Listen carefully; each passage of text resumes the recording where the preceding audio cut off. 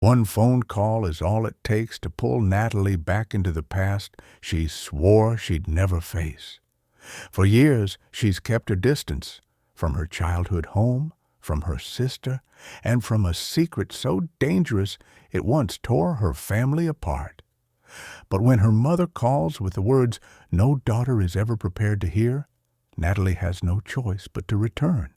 Her father is dying. At his hospital bedside, memories blur into regret as Natalie, her sister Victoria, and their mother gather like they used to, pretending they are still the perfect family. But as her father whispers his final words, Natalie knows the truth is about to surface. You mustn't blame your mother. It was never her fault. Victoria dismisses it as confusion, medication, a dying man's ramblings. But Natalie knows better.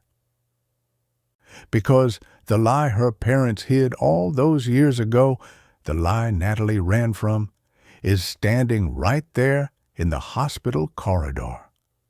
And if she speaks the truth now, it could shatter everything her family has left. Some secrets are buried to protect the ones we love. Others are buried because the truth is too dangerous to survive. Welcome to The Truth I Ran From, a gripping psychological thriller about family loyalty, long-buried betrayals, and the devastating cost of finally telling the truth. Prologue. How did it feel to be the one hiding all of her family's secrets? Secrets that she'd kept for such a long time that they become part of her, like threads. The lies she'd had to tell were woven so tightly that she didn't even know how to begin to unpick them. Turning the plastic leaves of the photograph album, watching faces change from page to page, behind each smile, a story to be told. Where would she begin? How far back would she have to go? To that day, more than 20 years ago, hovering halfway down the stairs, stomach clenched, face pressed against the polished spindles of the banister, straining to overhear a whispered conversation. We can't tell them. It would crush them. Or a few years later, on the end of a familiar couch, tears choking her throat. He's lying to you. Or 6 months after that, on a cold doorstep, anger burning her cheeks. She won't believe you. She was the only one who knew where the loose threads of these secrets began. Before her mother's confession. Before Marcus. Before their family had torn apart like seams split under stress. For over half of her life, she'd kept their confidences, hidden their mistakes, suffered their blame. Now, a stranger was going to unravel them all. 1. Victoria. Wrapping a Mother's Day gift should have been a pleasant experience, but Victoria's mood had darkened with each fold of paper, twist of ribbon, and pick at the elusive edge of tape. Damn it! The sharp nylon thread snapped as she attempted to tie the bow on the top of the box. This was the third go, and if they weren't expected for lunch with her parents by midday, she'd throw the whole thing out of the window and buy a bouquet instead. Initially, she'd invited them here for lunch. Now that the kitchen refit was finished, a shameless distraction to keep her mind occupied when the twins left for their travels, she'd planned for the four of them to eat in here, around the long granite island, with the French doors opened onto the garden. But her dad had insisted, "You do enough for us. You're a mother too. I'll make lunch." Arguing that she didn't mind, had been met with a wave of his hand and a kiss on the cheek that had sealed the deal. His well-thumbed copy of Delia Smith's complete cookery course had been pulled down from the shelf, and he'd proclaimed he would create something special for dessert. His enthusiasm had made her smile. Maybe her recent concern that he wasn't quite himself was misplaced. It was almost 10:30 a.m., and she needed to get herself in the shower if they were going to make it on time. Ordinarily, she wouldn't have left the gift wrapping until now, but she'd only finished soldering the last piece to her mother's bracelet yesterday before Marcus had sprung impromptu dinner plans on her. For the briefest of moments, her heart had hoped for a Mother's Day surprise, that her boys had flown back from Thailand and she'd get to hold them close for the first time since they'd started their gap year adventure. But no, she'd been silly to think it. Even though Marcus enjoyed an extravagant gesture, it would have been a ridiculous expense. In the end, the dinner was with his colleague, Richard, Robert, and his new, much younger wife. Victoria had tried her best to be pleasant, but they'd had nothing in common except husbands who spent an awful lot of time at work.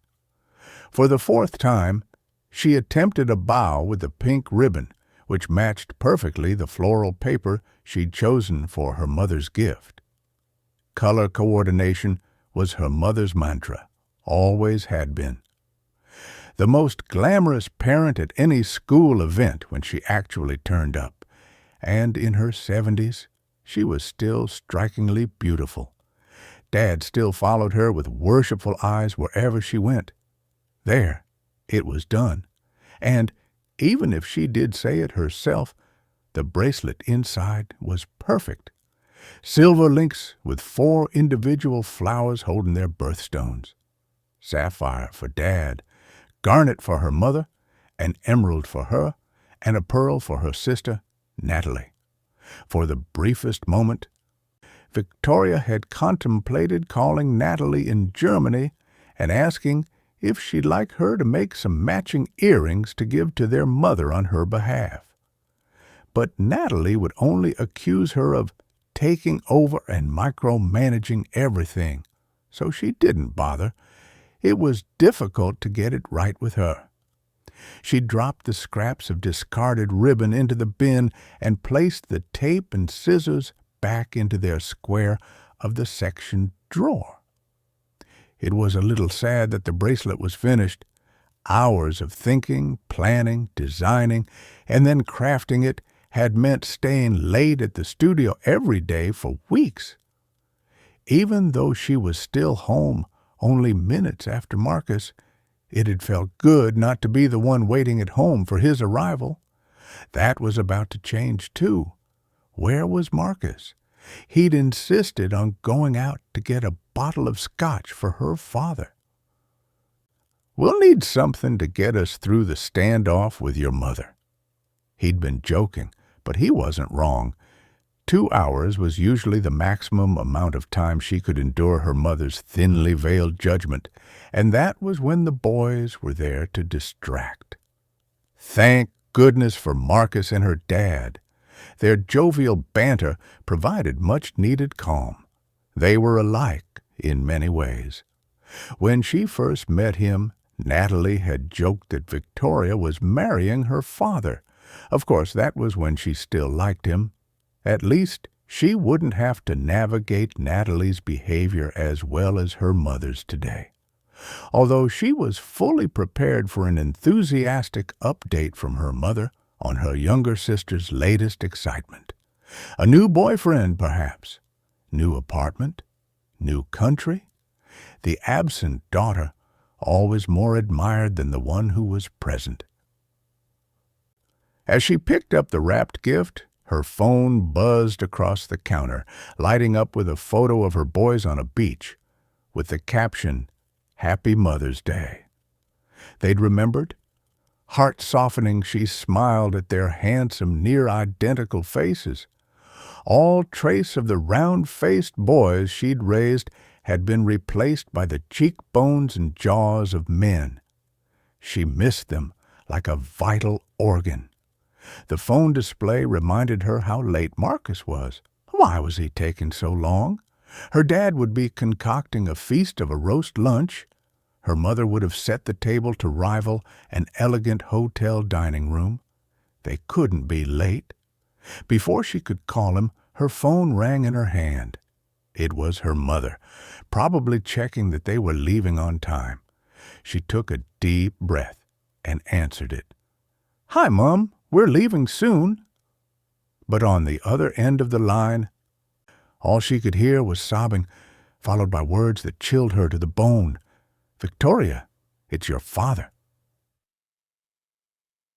2. Natalie. Natalie took another sip of her beer. This wasn't going well. It had been sunny for Munich in March, when they'd arrived at the bar and found an available metal table, but now the breeze was making her regret the decision to sit outside. She hadn't planned to finish with Carl today. There'd been a part of her, a pretty small part, admittedly, who'd thought they might try to continue their relationship once she moved to Italy next month, but she should have learned her lesson on that one. His face was pink with anger. "I can't believe you are telling me this now. You leave in a month? How can you relocate that quickly? Don't you have to get a work visa these days?" He was right. Brexit had made her movements a little more paperwork heavy, which is why she'd kept working for the same teaching agency for the last 5 years. She could move easily and without stress. She felt a little guilty, seeing the look on Carl's face, but she'd never promised anything. He was a nice guy, but the pressure he'd been putting on her to move in with him had been getting too much. It wasn't that she was opposed to it. His house near the Kunstpark was modern and airy and much nicer than her dark flat on the other side of town. But if she moved in, it would lead him to think that marriage and babies might be on the cards, and they weren't. Ever. She took another sip of her drink. She would miss the German beer. "I'm sorry, Carl. I kind of made the decision at the last minute. The job came up, and it looked interesting. They needed a quick response, and I decided to give it a go." That wasn't entirely true. The pull had begun a few weeks before. The old urge. She couldn't ignore it. Once she began to feel done, with a place, a job, a boyfriend, her feet would itch until she made the plan to leave. New beginnings. She loved them. She needed them. On the table next to theirs, 3 English tourists were running fingers down the list of beers on offer. At a guess, they were a mother and 2 daughters. Unlike her own family, they appeared to actually be enjoying one another's company. On the table in front of them, a bright yellow greetings card spelled out a possible reason for their holiday. Happy Mother's Day. Of course, it was Mother's Day in England. She'd even been teaching UK festivals in class yesterday, which gave her even less of an excuse for forgetting to call her mother this morning. That'd be another thing she'd be in trouble with Victoria for. She could imagine the terse text she'd get later. At the very least, you could remember to call. Carl was frowning into his glass. "Well, I guess it's over between us then, isn't it? My job is here, and you're going to be in Milan teaching your mother tongue to a group of obnoxious businessmen." He'd always been a little jealous of her spending her day with groups of largely male students. In the beginning, she'd found it sweet. Now, it was just irritating. "I guess it is over, but it's been fun, Carl. You're a really great guy." That seemed to do it. He threw the dregs of his beer down his throat and stood abruptly. The legs of his chair scraping sharply against the tiled floor, provoking the 3 English women to glance in their direction. "You're going to have to let someone in at some point, Natalie, or you're going to end up a very lonely woman." As he strode away, she smiled at the inquiring glance of the waitress to show that she was fine, but the heat flushing her cheeks said otherwise. His words had stung. She was lonely. Even in a relationship she felt solitary and alone. But she'd learned from bitter experience that there were worse things in the world than loneliness. There was a squeal from the table of English women, hugs, kisses, huge smiles. And then the woman she assumed was the mother laid her hand on the stomach of her blonde daughter. Clearly, she'd just been told some baby news. Natalie remembered the day that Victoria announced to their parents that she was having a baby. Their mother had congratulated her, but she hadn't been fooling anyone. After Victoria and Marcus had gone home, she'd poured herself a large glass of wine and expressed her utter incomprehension that Victoria would want to have a baby at 23. Doesn't she want a career first? A life? This family seemed very different. A trio of happiness. Sisters who liked each other, who chose to spend time with one another. An interesting concept. She reached down into her large brown tote bag, rummaging around the tissues and papers and lipstick for her phone. She should call her mother before she forgot. On the phone screen was a picture of her and Carl in happier times that she'd need to replace. Across the top, in bold white type. The date made her pause. The 15th? Surely that wasn't right. She swiped up to see her calendar, counted out the weeks on her fingers, realized with a sinking, sickening feeling that, yes, her period was definitely a week late. How had she missed that? Surely she must have made a mistake. She scrolled back and started to count again, was interrupted by the phone ringing in her hand.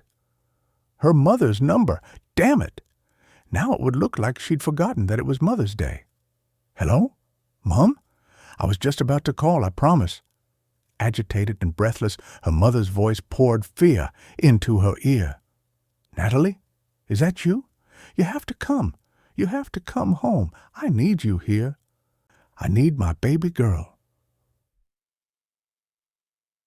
3. Victoria. Victoria tried to call Marcus 3 times from the car, but there was no response. The hospital was halfway between her house and her parents', so she made her way directly there, her mother's anguish still ringing in her ears. It's your dad. I think he's had a heart attack. By some miracle, she managed to find a space in the packed car park and hurried towards the emergency department, her breath ragged in her throat. How serious was this? Please let him be okay. Please let him be okay. Even from the other end of a long, echoing hospital corridor, it was easy to recognize her mother from behind, holding herself with confidence in indigo calf-length trousers. A floral shirt covered with orange blooms picked out by the matching ballet pumps on her feet. She was speaking to a woman who looked familiar, but before Victoria could place her, she walked away in the opposite direction. As the woman left, her mother turned, and her face was anything but put together. Oh, Victoria, thank goodness you're finally here. Without thinking, she reached out her arms to her mother. Lack of practice made it awkward, like hugging a rose bush. She was all elbows and fingertips. What happened? Where's Dad? It was strange to see her mother this unsure of herself, her trembling hands wrapped around a tissue that she dabbed at her lower lids. I don't know. I think they've taken him away somewhere. They need to assess him. They said that they'd call me when I can see him. But no one has come. Victoria led her mother over to a row of hard plastic chairs against the wall. What do you mean you don't know? Weren't you with him when it happened? Wasn't he at home? Surely both of them would have been at home. They'd been expecting Victoria and Marcus for lunch. Her mother lowered herself into a chair as if she was expecting it to bite her. Your dad was at home? I'd just popped out to get some flowers for the hallway. I'd forgotten to take my phone with me, and when I got back, they'd already gone. It was quicker than waiting for an ambulance. Her mother's face crumpled into tears. None of this made sense. Who was they? Who had taken her dad to hospital? It would be cruel to push her for additional details while she was in this state. Victoria could count on one hand the amount of time she'd witnessed her mother cry. Seeing her distraught struck cold fear through the core of her. This couldn't be happening. At 71, her dad was unbelievably healthy and active. He was supposed to be at home, wearing a comedy apron and basting the beef to within an inch of its life. She reached for her mother's arm. "It's okay, Mum. It's going to be okay. Dad won't let this get the better of him." Was she telling her mother or herself? In her entire life, her dad had been sick less than a handful of times. He was always the busy one, always ready to help, always there. Nothing worked without his calm and considered perspective. The very idea of him incapacitated was untenable. Looking at her mum's expression, though, was shaking her belief in his invulnerability. "You didn't see the doctor's face, Victoria. I tried to speak to someone when I got here, and he practically shouted at me that we needed to let them do their job." She could imagine how pushy her mother may have been, and also took with a hefty pinch of salt the probability that a doctor had shouted. But she could understand her desperation to know what was going on. "Just to ensure that I'm clear, they actually said the words heart attack?" Was her deep sigh of annoyance directed at the doctors or at Victoria? Probably both. They used lots of words, but it is definitely his heart. He was having pains, and then it got worse, and so she trailed off again, stifling sobs into her tissue. Impatient with her fear about her dad, it was difficult not to get cross with her. Victoria urgently needed to find out what was going on. Counting to 5, she took a deep breath and forced her voice to be calm. "I'm sorry, Mum, but I'm confused. You didn't bring Dad here, and you weren't with him when he saw the doctor. So who was? Who knows what the doctor said?" For the briefest moment, something unreadable flashed across her mother's eyes, too fast to be detected. Before Victoria could press her about it, it was lost to the wad of tissue she used to blow her nose, her words stifled beneath it. "One of our neighbors. She brought him in." One of the neighbors? Maybe that's why the woman in the hallway had looked familiar. "That was the woman you were talking to when I got here, and she drove Dad in." Seemingly annoyed with her, her mother sighed again. "Yes, that's what I've been trying to tell you. She brought him in. I got home, and there was a message left for me to come to the hospital. And then, when I got here, I had to speak to 100 different people to find out what was going on, and I just got shouted at. He's in there somewhere." She waved a hand in the direction of double doors along the back wall, "and no one will tell me what's happening or when I can see him. They won't even tell me that he's going to be okay. I don't know what's going on, Victoria, and I can't lose him. I can't lose Doug." Victoria shoved down the rising tide of panic that built with every word her mother spoke. Meanwhile, her mother was winding herself closer to hysteria, and Victoria needed to step in before she had both parents on a gurney. "It's okay, Mum. I'll find out. Just stay here, and I'll see if I can speak to someone." The waiting area was full of pale-faced people shifting in uncomfortable chairs, surrounded by the smell of industrial disinfectant and pain. At the reception desk, a short queue was being held up by a rather unpleasant man waving his arms and demanding something that was clearly not in the poor receptionist's power to give. While she waited, Victoria tried Marcus's phone again. This time he picked up. "Hi, I found a great bottle of scotch. Your dad will be very impressed. I'm on my way back." Fear and frustration made her fierce. "Where have you been? I've been calling and calling." "Sorry, I bumped into someone I know and we got talking. I lost track of time. It was busy in the supermarket and I must have had my phone on silent. I'm nearly home." Clearly, he hadn't listened to any of her voicemail messages. "I'm not at home. I'm at the hospital." "The hospital?" The surprise in his voice confirmed it. "Yes, it's my dad. He's had a heart attack." Though she still wasn't 100% sure that's what had happened, she wanted Marcus to be aware of the gravity of the situation. "Oh, no, Vic. I'll come straight there. Is he going to be okay?" "We don't know." As she said the words, her voice broke. Her lovely dad, the man who'd walked her to school every day, making up stories that included all her friends and the kind lady at the shop and any cat or dog they passed on the way, who'd cleaned her grazed knees and dressed them with a sticking plaster and a kiss, who'd attended every school play or recorder recital or class assembly she'd ever been in. He'd been there for everything. What would she do without him? Marcus's breathing changed. He must have picked up the pace. "I'm on my way, Vic. I'll be there as soon as I can." She let her shoulders drop, relieved he was coming. "Okay, great. Drive safely." There was a pause on the other end of the phone. "Have you called Natalie? Will she come home?" She didn't have the strength for this right now. "She's in Germany, Marcus. She's hardly going to be here in the next hour. Don't panic." His voice hardened. "I'm not panicked, Vic.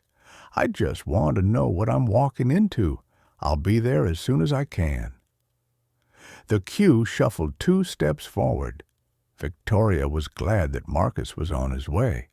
Less happy, however, that his mind had immediately jumped to Natalie. 4. Victoria. When Victoria got to the front of the queue, the frazzled receptionist couldn't give her any further information than she'd had from her mother. She was kind and promised that someone would come out to speak to them as soon as they could. On her way back to her mother, she glanced at the double doors which must lead to the treatment rooms. What was going on back there? Was he fighting for his life? Her mother was jabbing at her phone screen, sending a text, but she looked up as soon as Victoria got close. "Anything?" Taking the seat next to her was made difficult by the teenage boy man-spreading on the other side. If anything, the waiting room had got busier. "Sorry, no, but Marcus will be here shortly." He wondered if we should call Natalie. That wasn't quite what he'd said, and her mother would undoubtedly know that. That she let it pass without comment was further proof of how worried she must be. "She's coming home.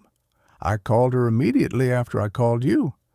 She's on her way to the airport now to try to get a standby flight. I hope she'll be okay, traveling all that way when she's upset." Victoria closed her eyes. She'd just told Marcus that Natalie wouldn't be here.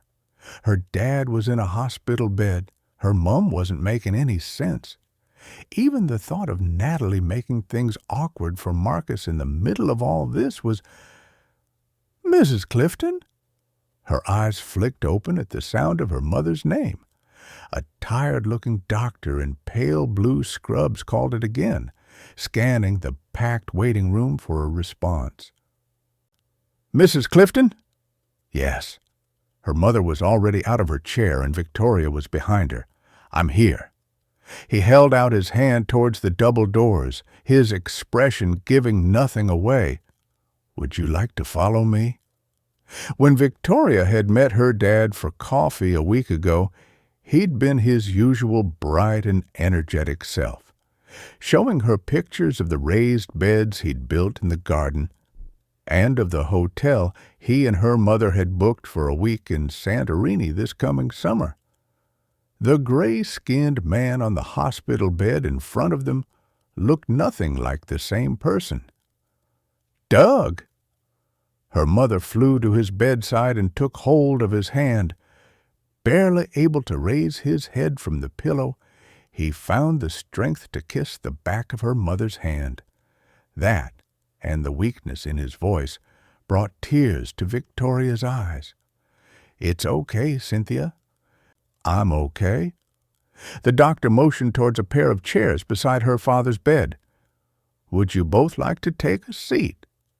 His clipped and professional tone, and his lack of eye contact, made it clear to Victoria that everything was not okay. Fear clawed at her throat.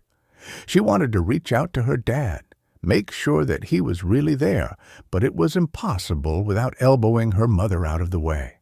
Instead, she focused on the doctor. "How is he? Will he be all right?" It felt very awkward to be sitting down while the doctor remained standing. He frowned at the clipboard in front of him, lifted the top page to scan the one beneath. "We've run some tests, and they've revealed a blockage that likely caused the attack. It's possible that your father will need surgery." Combined with the oppressive heat in this room, his words made Victoria's head swim. "Surgery?" Her mother's voice was panicked into a volley of questions. "What kind of surgery? Is it dangerous? Does he have to have it? When will it be?" "Cynthia, calm down. It's okay." Her dad's tone was measured, trying to be reassuring. He was always like this with her mother, the oil to her fire, the voice of reason.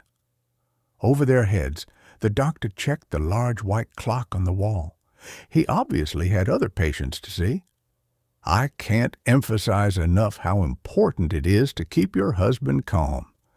I've already explained to him that he'll be seen by a specialist as soon as possible in the morning, and a decision will be made about his suitability for surgery." Her father was looking at her mother. "There you go. It'll all be sorted by tomorrow." Even in his fragile state, his first thought was to ensure that she wasn't worrying about him. This time, even he couldn't do that. Her mother started to cry. "Oh, Doug, I was terrified when I saw that message." Dropping her head, she trailed off into tears. Now she was the one kissing his hand, then pressing it close to her cheek. As she cried, the doctor shifted from one foot to the other, looking decidedly uncomfortable. "Like I said, we really need to keep Mr. Clifton calm. I have an orderly waiting to take him to the ward where he can get some sleep. You'll be able to come back in the morning." In the morning? They had to go already? Her mother looked as unhappy as Victoria felt, and a little more determined. "I'm not leaving him." The doctor shrugged. "I'm afraid you're going to have to leave when the orderly gets here." "Excuse me." Her mother looked as if she might throw something at the doctor's retreating back. Victoria wanted to stay with her dad, too, but they needed to follow medical advice. "I'll bring you back first thing tomorrow, Mum. I promise." Her dad's smile was grateful. "There you go, Synth. I'm only going to sleep anyway, and this way you won't have to put up with my snoring. Come on, give me a kiss goodbye, and then you two can get off." From the end of the bed, Victoria waited as her mother placed a gentle hand on her father's cheek and whispered fiercely, "Don't you leave me, Douglas Clifton." Her stomach wrenched at the fear in her mother's voice and the love in her father's reply before he pressed his lips to her palm. "Never, Cynthia Clifton." When Victoria leaned over to kiss her father, His skin felt like tissue beneath her lips. He grasped her elbow, and his eyes searched hers. "What is it, Dad?" His voice low. She could barely hear him. "I need you to know. I need you to know that I've always done the best I can for you. I might have got some things wrong, but—" She wasn't about to let him tire himself out further by placating her. "Dad, you never got anything wrong, and you need to rest. You heard what the doctor said. Please don't upset yourself." He smiled weakly and whispered in her ear, "Look after your mother for me. None of this was her fault." 5. Natalie. Traveling alone with only hand luggage, Natalie managed to get a budget flight from Munich to Gatwick. There'd been no question in her mind that she should fly home immediately.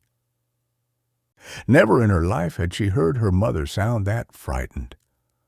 Worrying about her dad, and with the added anxiety of a late period to contend with, she just wanted to close her eyes and get back to the UK as quickly as possible.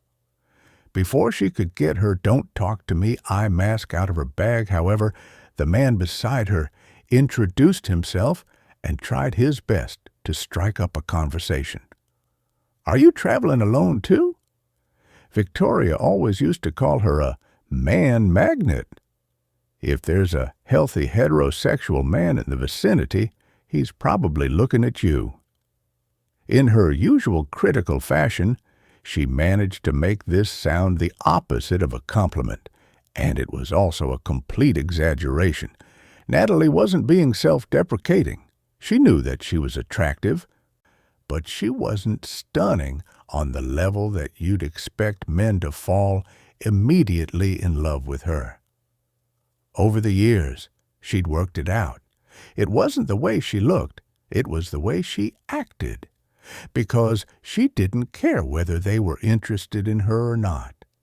She wasn't looking to settle down or have any kind of long-term relationship, and there was something about that which had worked like catnip to all the men she'd dated in the last 17 years since she'd left England.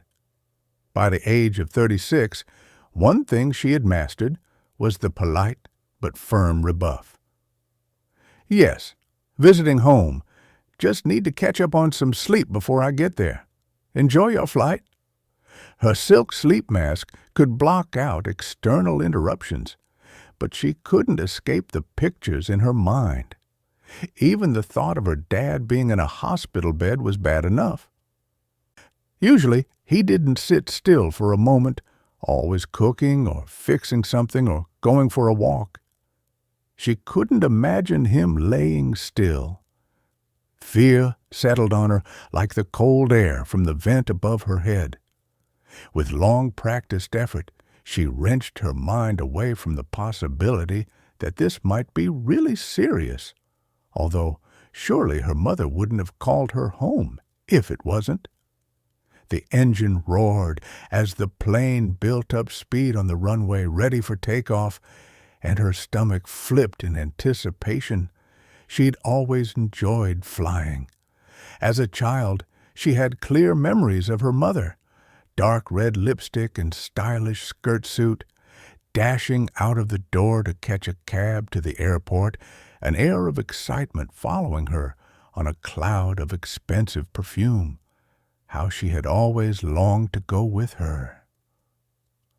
Her father liked to tell the story of the time she'd actually packed herself a bag and promised she'd sit still and be really quiet while her mother was in whatever meeting room she was destined for in Paris or Madrid or Milan. Her mother had scooped her up and squeezed her tight and promised she would have something pretty for her when she returned. Now they were in the air. She chanced a peek from under her eye mask to assess if the refreshment trolley was imminent. Nervous energy was making her nauseous, and she had a desperate urge for a Diet Coke and some crisps. Caffeine and carbs, the dual pillars of her sanity, Anticipating the time she'd have to spend with her sister also filled her with dread.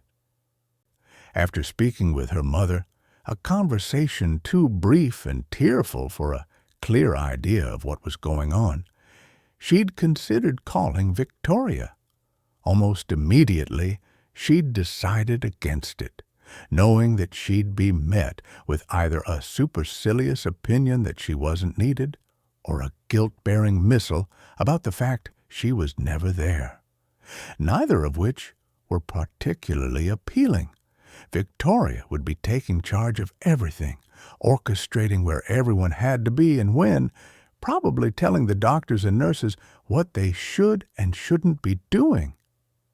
For the last 17 years, she'd managed to keep contact with her sister, fleeting and polite. Though Victoria wasn't the direct reason she'd left the country, their geographical distance had been a definite fringe benefit of living abroad. The cab she'd booked before leaving Munich was waiting for her at the arrivals gate, but they still wouldn't make it to the hospital in time for the visiting hours that Victoria had sent by text. She'd have to go straight to her parents' house, which meant that he'd probably be there, Marcus. As long as her infrequent trips home didn't coincide with some kind of family event, she'd managed to avoid him completely. It was surprisingly easy when he didn't want to see her either, but it was unlikely that Victoria wouldn't command his presence in these circumstances. Heaven forbid she did anything without him. She jumped at the taxi driver's voice. "Here you go, love." After he slowed to a halt, she thanked him and climbed out. At the end of her parents' garden path, she took a deep breath to steel herself. Being here made her stomach prickle. Even after all this time, she could remember what it was like to come tumbling down this path with a bag on her back on her return from school, or, years later, stumbling down it, carrying her shoes after a night out. For the second time, she jumped.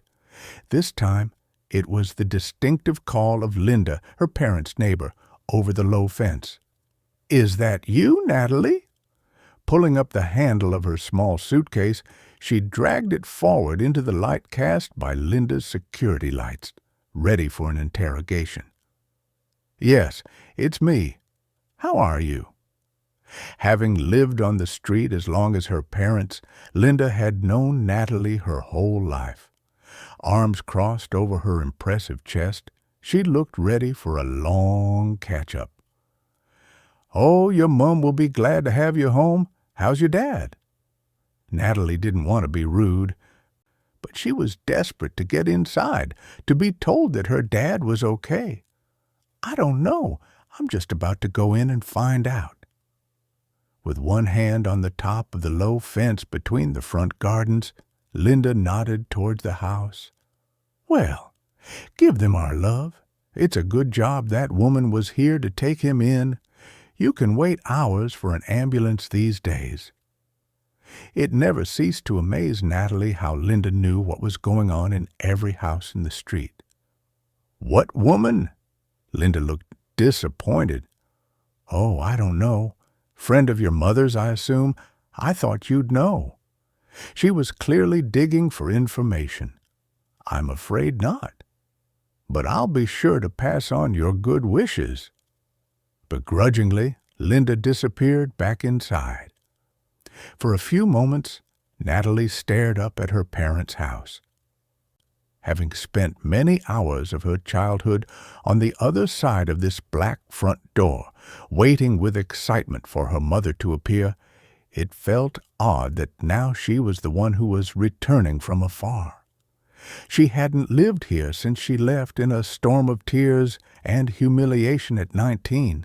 But wherever you live in the world, the house you grew up in would always be home.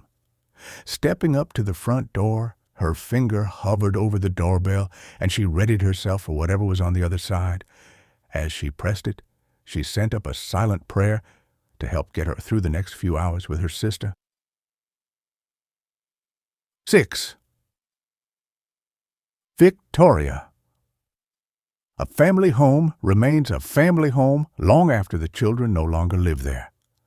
Her parents' front garden was in darkness when Victoria pulled up outside the same three-bedroomed house that she'd left as a young bride over 20 years ago, and from the passenger seat window, her father's beloved lawn spread out in welcome like a dark green carpet. Beside the low wrought iron gate, the branches of the cherry blossom tree were still bare, no sign yet of the pink blossom which Victoria and Natalie had loved as children, using its blooms to make jars of faintly scented perfume. If she squinted her eyes, she could still see her dad standing at the door with a cup of coffee in his hand, trying to persuade them that 3 buckets of blossom were more than enough. Marcus was already there and waiting for them. He helped her mother from the back seat, and they followed her up the immaculate path to the black front door, which opened onto a quiet hallway. There were no pets waiting to be fed. Though they'd begged for a puppy or a kitten when they were young, her mother had been adamant that pets were just another tie, and their father had shrugged his shoulders in acceptance. Inside, the house couldn't look more different to how it had been throughout Victoria's childhood. Carpet had been replaced with oak flooring, patterned wallpaper, with smoothly plastered walls painted in neutral silk tones. Everything had its place. Gone were the pile of shoes and coats that she and Natalie would drop there as soon as they returned from school. On a mahogany hook, the only clothing was her father's navy winter jacket, his walking shoes beneath it on the matching shoe rack. Victoria helped her mother out of her cream wool coat and hung it beside her father's, resisting the urge to reach out and touch it, knowing she would find a bag of peppermints in its pocket, wishing he was here to offer her one. "You get settled in the sitting room, Mum. I'll put the kettle on." Marcus circumvented her in the direction of the kitchen straight ahead. "I can do that. You sit with your mum." All she'd done for the last 2 hours was sit. Now she actually wanted to have something to do, rather than just stare at one another, waiting for the golden child to arrive.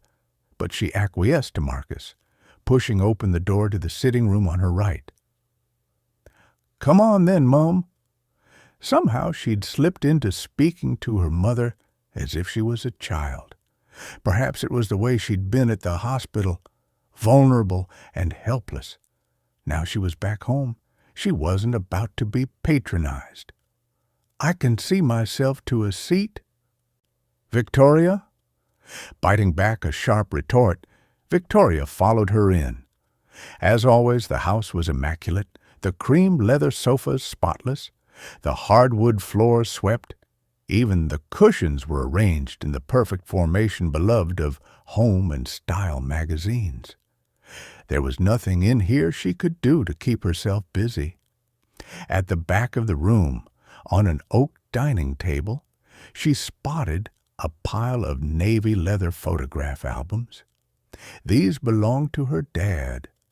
When they were young, he would take pictures of her and her sister on the most ordinary days. Natalie eating the food art he made to entice her to eat something that wasn't beige. Victoria self-consciously dressed up for her first school disco, the two of them belly down on the living room carpet playing Monopoly. Stepping closer to the table, she could see that one of the albums was open to a page of a childhood holiday to the Isle of Wight. Their past selves looked up at her with toothy smiles and firmly held hands. "How come you got all the photograph albums out?" She felt a twinge as she realized that they wouldn't have such precious relics for the boys.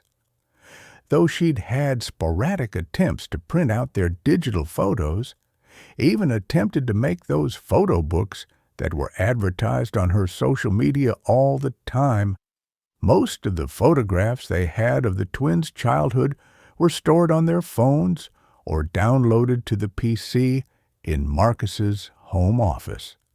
There was something nice about these leather-bound tomes mapping out their journey from baby to adult. Oh, no reason. Your dad just likes to look at them sometimes. Her mother was many things, but a good liar wasn't one of them. On the way home in the car, she'd tried to get her to explain what her dad had meant by his parting words, and she'd waved it away by saying that he was just confused. Now, it was the photograph albums. Never had Victoria seen her father thumbing through them for no reason. What might have prompted it today? It seemed a strange coincidence. What did Dad mean about none of this being your fault? What was he talking about? Closing her eyes as she leaned back in her armchair, her mother rubbed at her temples as if she were in pain. I don't know. Maybe because I was out when it happened. Again, there seemed to be more to this, unless fear was making Victoria paranoid. Marcus came over to stand behind her. With his strong arm around her shoulder, he pointed at a picture of Victoria and Natalie in matching dresses, standing in the back garden. Victoria looked straight at the camera, serious-faced, while Natalie looked up at her, the adoration in her expression clear to see. You didn't always hate each other, then? She glanced over at her mother to see if she'd heard him, then kept her voice low. We don't hate each other. We're just very different. He raised an eyebrow, then reached out to flip through the plastic-covered pages. With a faint slap of each page, she and Natalie got older before her eyes. He stopped at one of them in their late teens. Nice hair. His sarcasm was well placed. Their permed locks were a sight to behold. She looked closer at the picture. Natalie could only have been about 12 in this photo, but already she had a face that made people look at her twice. Whenever Victoria told people that she had a younger sister, they'd tell her how lucky she was. A sister is a best friend for life. Sometimes they'd ask to see a photograph, and she could tell by the way their eyes widened how surprised they were that she had such an attractive sister. It was something she'd told Marcus the first time he'd come home to visit her family, and he'd assured her that, in his eyes, she was the one who was most beautiful. Now he kissed her cheek and turned to her mother. The kettle's on. Would you like tea, Cynthia? Her mum was staring into the middle distance. Victoria left the photographs and joined her on the sofa. Marcus is asking if you want tea or coffee, Mum. She shook her head as if coming around from sleep. Oh, tea. Decaffeinated, please. Marcus returned to the kitchen, and Victoria tried, as she had on the journey back here, to keep her voice positive. He's in the right place, Mum. As if pulled upwards from above, she straightened beside her. No, he's not. His right place is here, Victoria, with me. It had been a struggle to get her to leave the hospital. In the end, it was only the text from Natalie to say she'd landed that had persuaded her mother to leave the plastic chair outside the ward where the hospital had found him a bed. How ironic that she was worried about leaving him now, when she'd never thought twice about leaving any of them for days on end when it was for work. Victoria could still remember how she'd felt every time her mother had left for a business trip, the tightening in her stomach as she watched her fly around the house, looking for her purse or keys or bag. Her dad would stop what he was doing and help her to find them. Then would come the worst part, when her mum left. Once she was gone, Dad would put on a DVD or invent a game or take them to the park and they'd all be fine. It was the leaving that she'd hated. Every time she'd been determined not to show how upset she was. Natalie always cried, and then her mother would promise to do something really fun when she got back. Sometimes they did, but often she would have a million things to do, and then, before they knew it, she would be away again. Marcus had only just brought in the steaming mugs of tea when the doorbell rang. The look of relief on her mother's face was a picture. That'll be Natalie. Out the corner of her eye, Victoria saw Marcus stiffen in readiness. Though she echoed the sentiment, it irritated her. Why was he still reacting like this? Why couldn't they all just move on? I'll let her in. When she opened the door, there she was, a black leather jacket and long denim skirt, Converse trainers and short red nails, full red lips and big brown eyes. Beside her quirky style and beauty, Victoria had always been frumpy and plain. There'd been a good reason she'd never wanted to bring boyfriends home to meet her family. "You're here. Thanks for coming." She could tell by the look on Natalie's face that she'd already said something wrong. No change there, then. Her sister was always overly sensitive, conversation between them often a tiptoe through a field of landmines. Without so much as a hello, Natalie dragged her well-traveled suitcase into the hall. "How's Dad?" That was safer territory. "He's weak, but in good spirits." "They're hopeful that they can get him into surgery tomorrow." They, the generic word for the medical teams and specialists and doctors and nurses. Natalie didn't ask for specifics. "And Mom?" "She's in the sitting room." As soon as the hallway door was open, their mom was out of her seat with her arms open to welcome Natalie. "My baby is home?" Even now, as a woman in her 40s, this reaction for her sister rankled. The special treatment that Natalie got from their mother. Of course, she'd changed her job to be around for a large chunk of Natalie's childhood, missing for most of Victoria's. Time to make herself busy, to give her an excuse to step away and leave them to it. "Can I get you anything to drink, Nat?" She'd meant a tea or coffee, but Natalie had other ideas. "Have you got a decent red wine?" Before she could reply, her mother called out to Marcus, who must have returned to the kitchen when Victoria left to answer the door. "Marcus, can you find a bottle of red wine in the pantry cupboard? You know where the glasses are." Reluctantly, her mother released Natalie and allowed her to sit.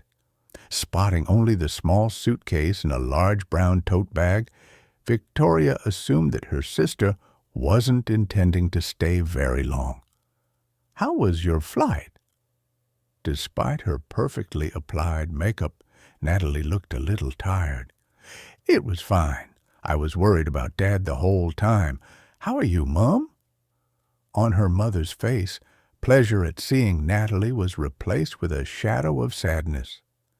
"It was awful, Natalie. Your dad looks tiny in that hospital bed. I'm scared that—" She started to cry, and immediately Natalie reached out and pulled her close. They had always been like that, able to hug one another, sit tightly together, a physical connection that Victoria couldn't ever remember having. Marcus stepped into the sitting room with the bottle of wine and 2 glasses, his face an unreadable page. "Hello, Natalie." Victoria couldn't bear the awkwardness between the two of them. Natalie's polite smile did little to soften the hardness in her eyes. "Marcus, how are you?" Marcus slid an arm around Victoria's shoulders. "We're great, aren't we, Vic? Boys are off seeing the world, and we're about to take a second honeymoon." This was news to her. She'd suggested a holiday to see the twins, and he'd mumbled something about having a lot of work on. Natalie glanced at Victoria. That's nice. Actually, on second thoughts, I'd better not have a glass of wine. I had a glass on the plane. Was she purposefully being difficult? Either her mother couldn't detect the awkwardness between Natalie and Marcus, or she chose not to. Then I won't have one either. How have you been, my darling? Take my mind off of worrying about Doug and tell me about your latest adventure. How's the lovely Carl? Their parents had been out to Germany a couple of months ago and had accidentally met Natalie's latest boyfriend. According to their father, they'd been having lunch when Carl had just happened to walk past. At the time, Victoria had guessed that there was no "happen to" about it. Natalie would have been none too happy at his appearance, having avoided introducing a boyfriend to anyone in the family since that awful Ross. And he was the reason she'd left England in the first place. Natalie shrugged. Carl is no more, I'm afraid. Victoria almost laughed. Of course he wasn't. It had been at least a year since they got together. He was lucky that he'd lasted as long as he did. She couldn't stop herself from asking, "When are you moving?" The surprised look on both Natalie and their mother's face was almost identical. They had always looked alike. Then Natalie laughed. "In a month's time, I'm going to Italy." Surely most mothers' response would be to ask why the relationship had gone south. But Cynthia merely reached out and squeezed her daughter's arm. "Italy! How wonderful! I can't wait to visit you there. Your dad will love the—" She tailed off as she realized what she'd said, and her face crumpled. Marcus stepped forward. "Shall I pour you a glass of wine after all, Cynthia?" "I've already opened the Merlot." But Natalie beat him to the bottle he'd left on the table, the expression on her face pure malice as she spoke. "It's fine. I've got it. If you two need to get home, I can look after Mom." Anger stiffened Victoria's jaw. It was always like this. Natalie had to make everything a battle. She was the one flitting around the world, having a great life with no responsibilities, while Marcus had actually been like a son to their parents. But now she was home. None of that would matter. Natalie and their mother would close ranks against the both of them. Without her dad there to keep the peace, how long before the cracks began to show? She snatched up her bag. "We'll go then. I'll see you both in the morning." 7. Natalie. "Thanks for coming." That's what Victoria had greeted her with, as if she was a distant relative or friend of the family. 5 minutes in her company, and already Natalie wanted to throw something at the wall. Once Victoria and Bloody Marcus had left last night, she'd been able to relax and talk to her mother. She'd explained what had happened with her dad, the heart attack while she was out, the decision to drive him straight to the hospital, and when she'd said that it was a neighbor who'd driven him there, Natalie hadn't thought to question it. It wasn't until she was lying awake in bed last night that she remembered that Linda next door hadn't recognized the woman. Surely if she'd been a neighbor, Linda would have known her. This morning, when her mother had felt too shaky to drive and suggested they get an Uber to see her dad, Victoria had insisted on driving all the way from her house, actually going past the hospital, in order to collect them. It was irritating how much she infantilized their parents. 2 months ago, they'd traveled to Germany to visit her.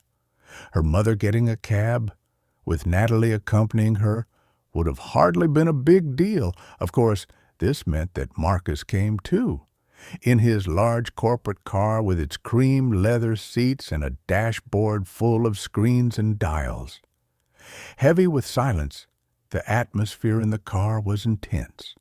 All the way there, their minds were on Doug and what news they'd be walking into.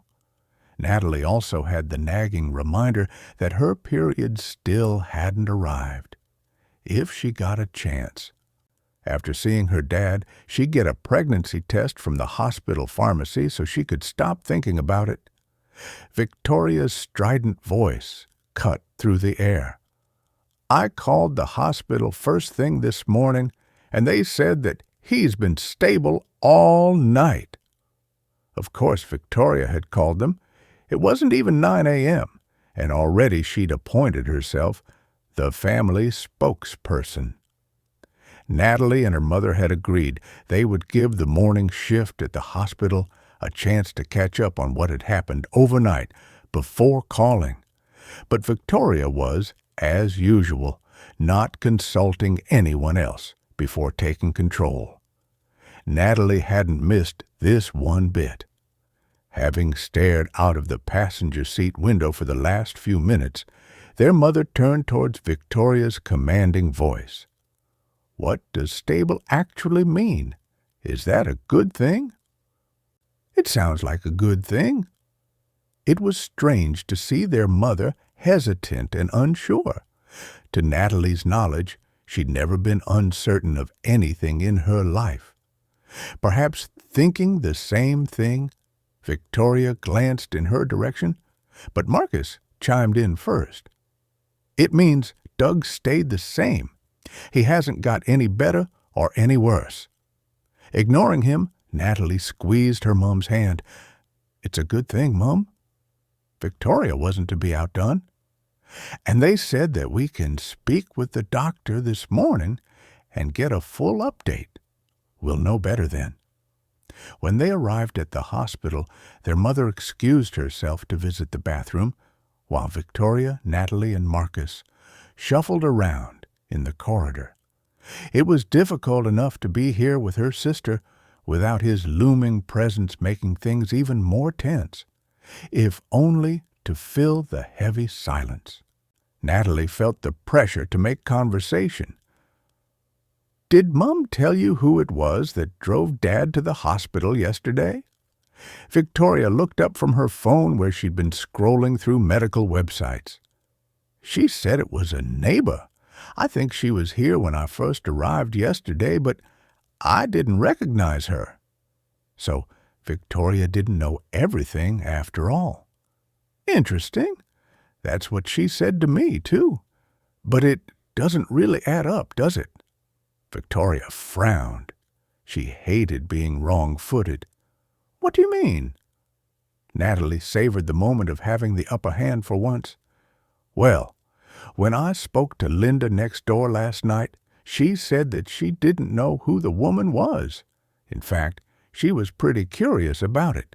Surely, if she was a neighbor, Linda would be the first person to know.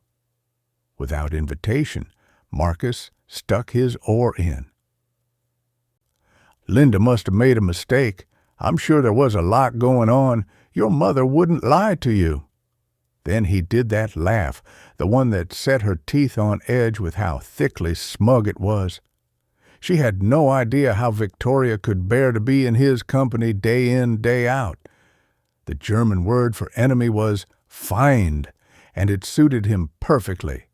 If it hadn't have been for him, she would have still been here to look out for her dad.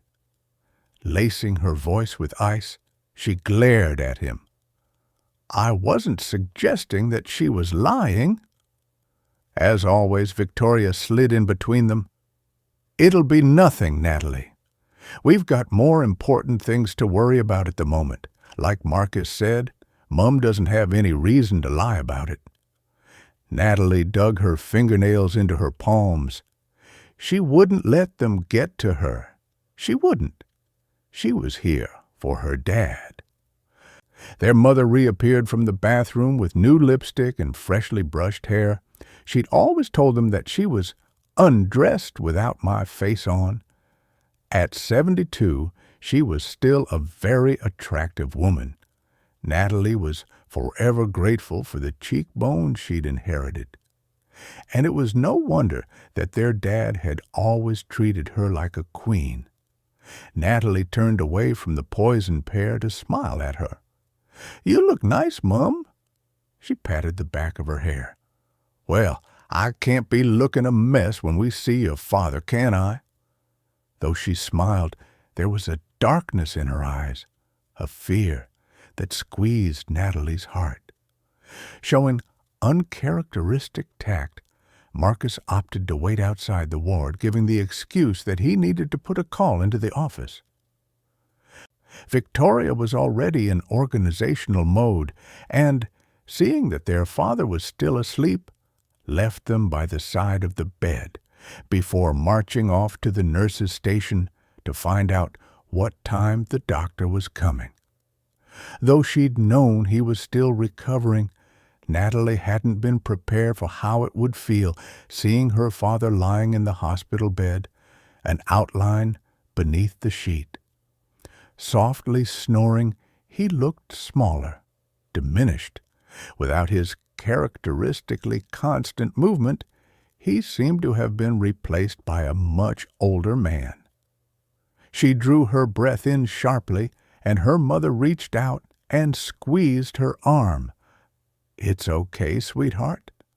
Natalie shuffled up the left side of the bed and put her hand on her father's where it rested on his stomach. "Hey, Dad, it's me. I've flown over to see you." Her mother moved to the other side of the bed and took his left hand.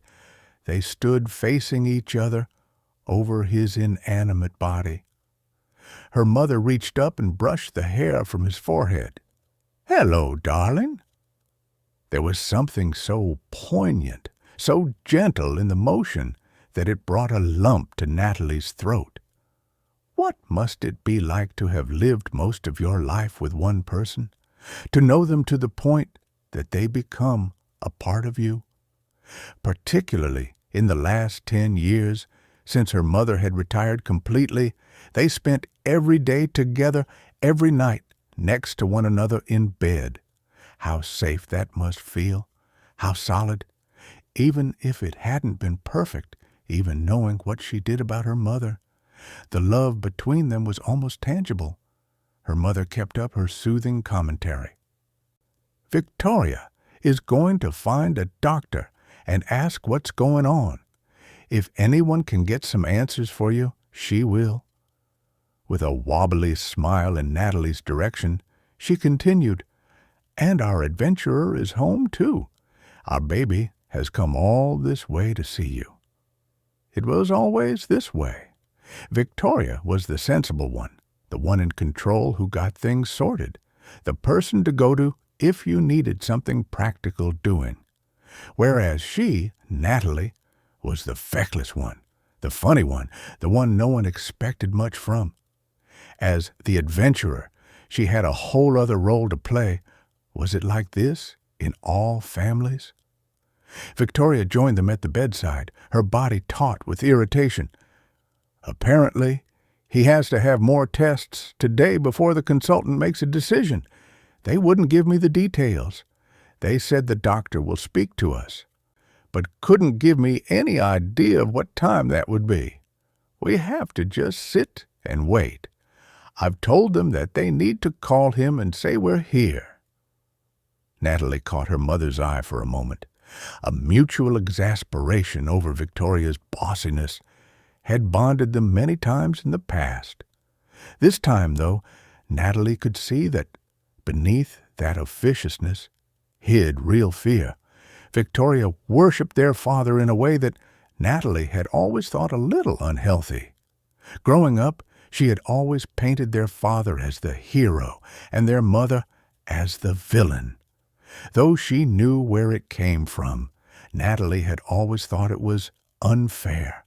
She'd tried to make it up to her mother when Victoria was particularly mean. If her mother arrived home from work and Victoria refused to hug her, Natalie would give her an extra long squeeze. The stern tone to Victoria's voice must have wormed its way into their father's consciousness, and his eyes fluttered open. As one, the three of them leaned in towards him, but Natalie was the first to speak. "Hi, Dad. It's me." "Allison?" Who was he talking about? Her mum leaned in closer. "No, Doug. It's Natalie. Our Natalie has come home to see you." His voice was little more than a croak. What happened with Allison? Natalie glanced at Victoria, but she looked just as confused. "He wasn't like this yesterday. He was talking normally." Her mum tried again. "We've got both our girls here, Doug. Isn't that nice? You need to wake up properly and say hello." But he still looked confused, and his skin was clammy and pale. Natalie reached for his hand, which lay limply by his side. "How are you feeling, Dad?" He turned his face towards her. "Be good to your sister. Family is important." It wasn't the first time he'd spoken to them like this. After every childhood squabble, this mantra about family had been repeated. But there was something in his tone now that made her fearful. Instinctively, she turned to Victoria. "Does he seem—" Victoria's mouth was set in a determined line. "I'm going to find that doctor." In 5 minutes, she was back, marching a doctor towards the bed. Despite the prestige of his white coat, the doctor's fresh face made Natalie question whether he was capable of looking after their father, who, by then, had fallen asleep again. He picked up the chart from the end of the bed, then smiled at them. His professional kindness made Natalie more anxious than she'd been before.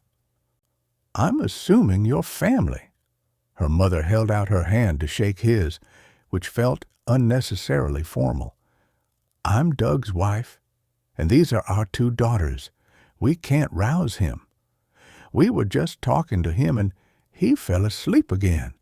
And when he was awake, he sounded terribly confused." Natalie reached instinctively for her mother's hand. It trembled in hers. The doctor scanned their faces before directing his words at their mother. "I'm sure it was explained to you last night that your husband will be very tired after his attack and the effects of the emergency medication he was given. We have scheduled urgent tests this morning. We need to accurately assess the extent of the damage before deciding the best way forward." She saw her mother, pale beneath her face powder, but Victoria was the one to ask the difficult question. "And what are you expecting the damage to be, and the treatment? Will he definitely need surgery or just more medication?" The doctor wasn't about to get pulled into a definitive answer, despite Victoria having her scary eyes on him. "It is likely that surgery will be necessary. The consultant has ordered these tests. We'll be able to tell you more after that." Her mother's grip on Natalie's hand tightened, needing Natalie to ask the question on her behalf. "But he's going to be okay?" He didn't meet her eye as he hooked her father's chart back onto the end of his bed.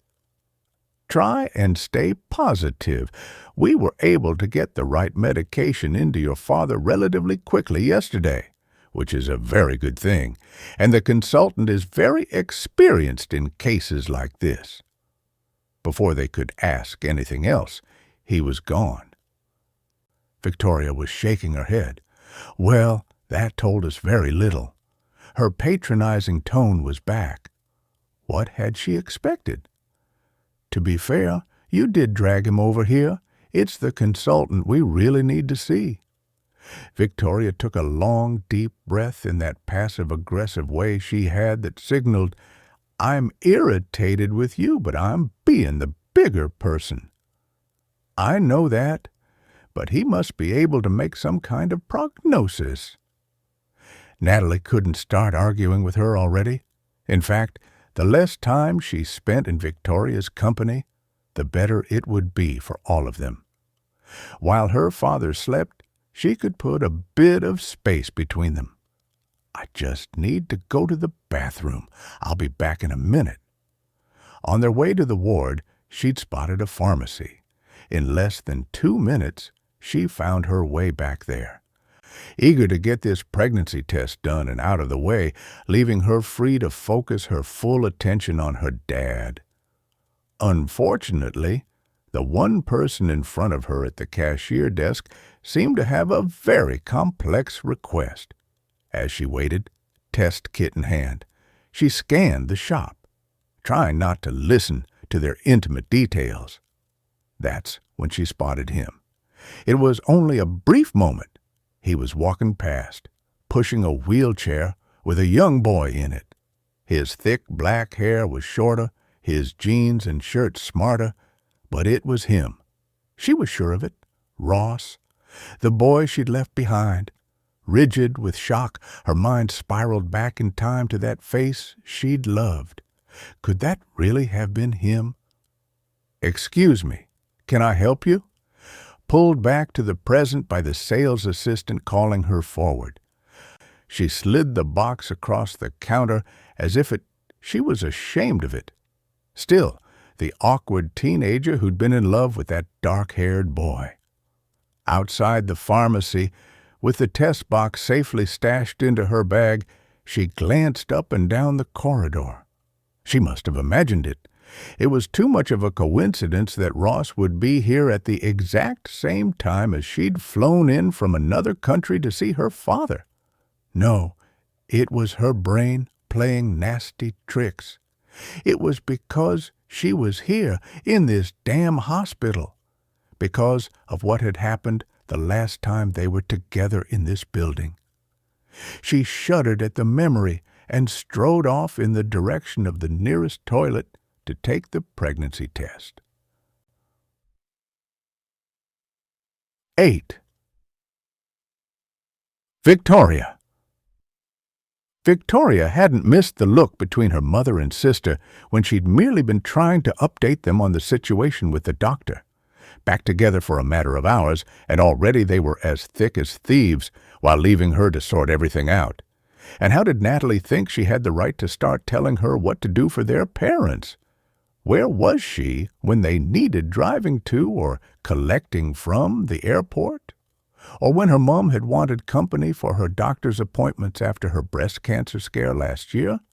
Or when her dad needed help to do his Christmas shopping?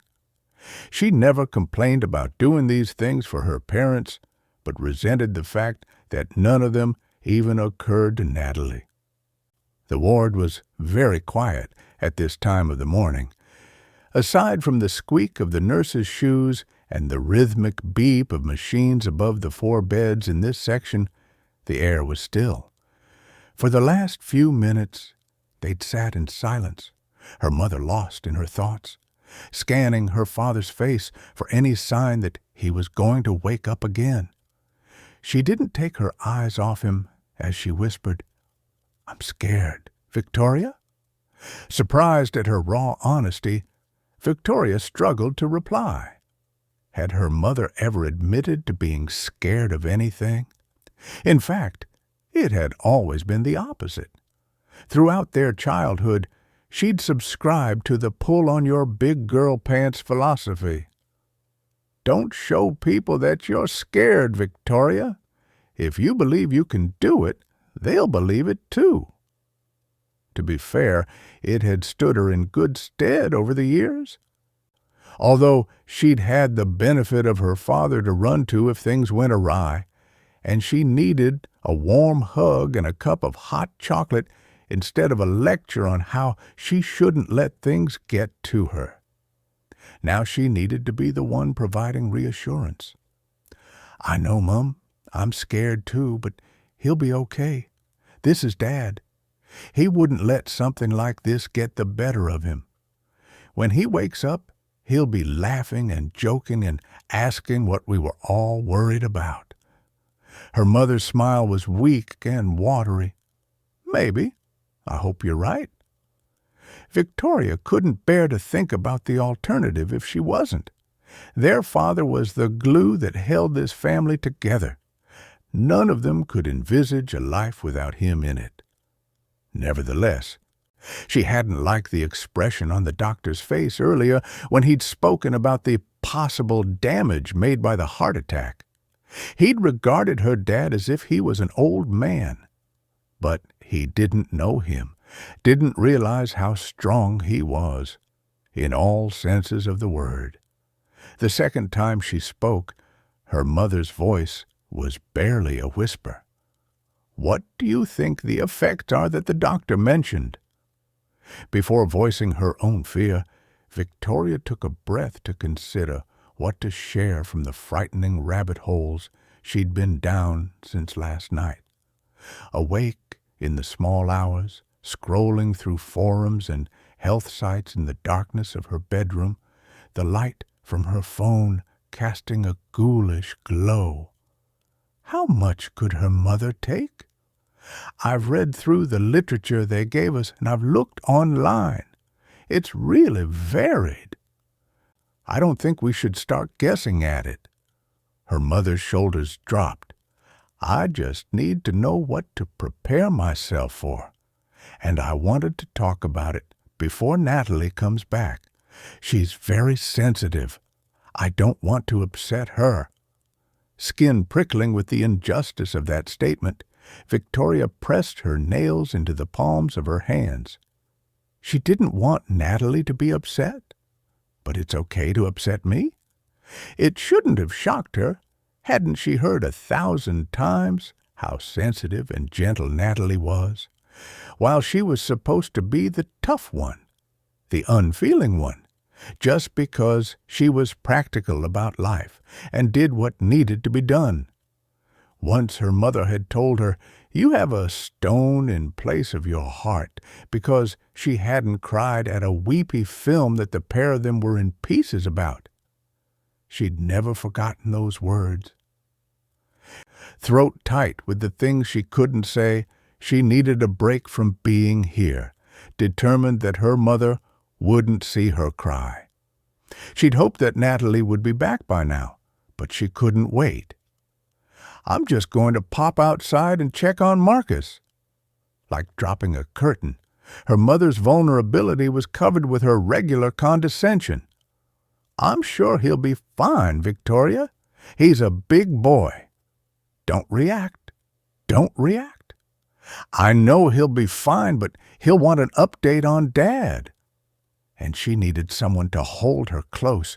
It wasn't easy being the brave one.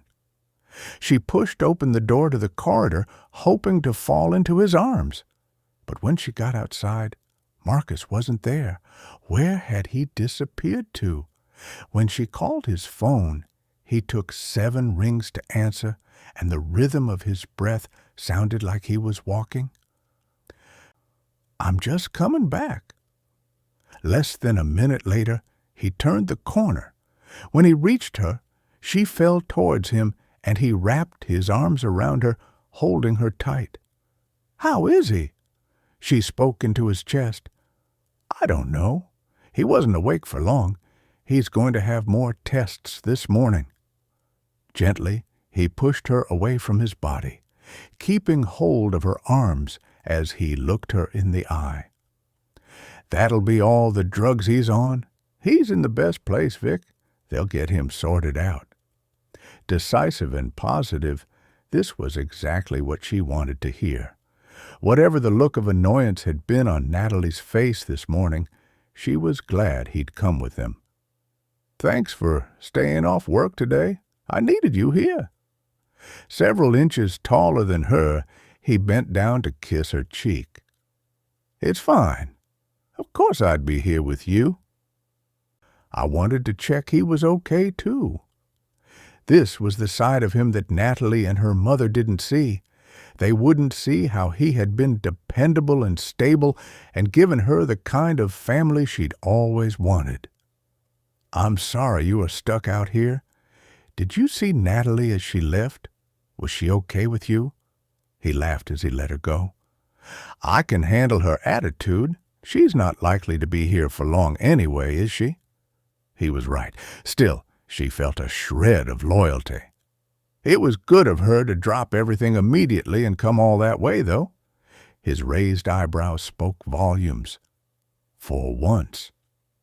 She recalled her dad's words. Be good to your sister. We need to sort this out, Marcus. She's family. We need to make things right with her. Unperturbed, he held up his hands. None of this has come from me, and it hasn't come from you either. She's the one who made things difficult, remember? That was one place she wasn't going to let her mind wander back to. She couldn't bear it. It was a long time ago. They were younger then.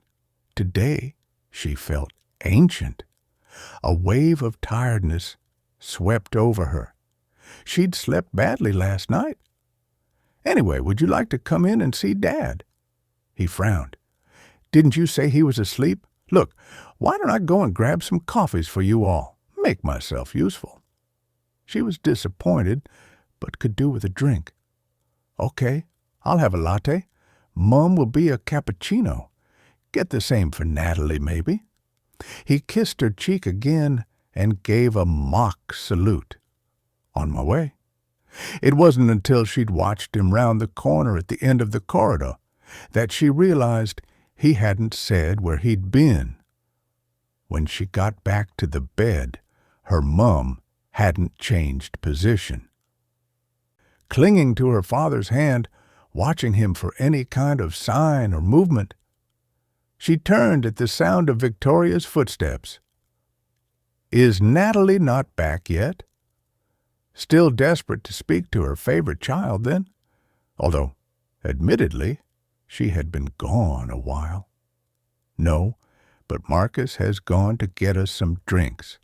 Her mother nodded, accepting, as always, that she and Marcus were the ones to get things sorted out, just not the ones to thank for it. Let's pull these curtains and give your dad some privacy. With some force, she yanked the thick blue pleated curtain around the bed. Curtly, she nodded at the matching curtain on the other side for Victoria to do the same. As she slid it around the metal rail, it brought to mind another curtain, another time, when she'd peeped out at the audience at her school show, excited to see her parents there. But instead, she'd seen only her father, an empty seat beside him where her mother should have been.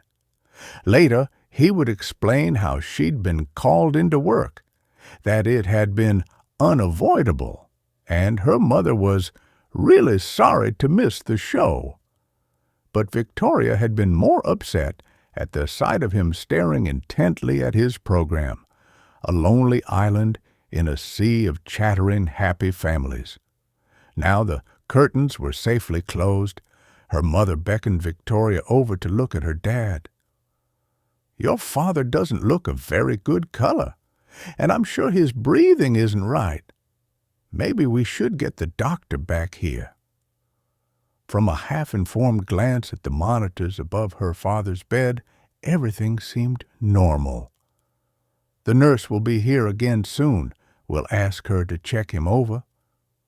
It was strange seeing her mother this attentive.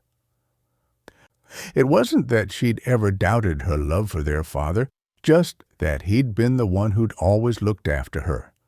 He was the gardener, and she was an exotic orchid. Every time she returned from a trip away, he would prepare her current favorite meal and wait on her hand and foot. Whatever craft or game the three of them had been creating or playing that week in her mother's absence would be tidied away, so that her mother didn't have to walk into a messy house. It was as if they were expecting a royal visit from a cold and distant queen. From her pinched expression, she could see how deeply worried her mother was becoming. He was speaking better last night than he was today, too. He didn't sound at all like himself before. He wasn't making any sense. Victoria recalled her father's whispers. Who do you think Allison is? I've never heard him use that name before." Her mother's face froze. "What do you mean?" Why was she being weird about this? "Allison, the name Dad called Natalie, is that someone you know?"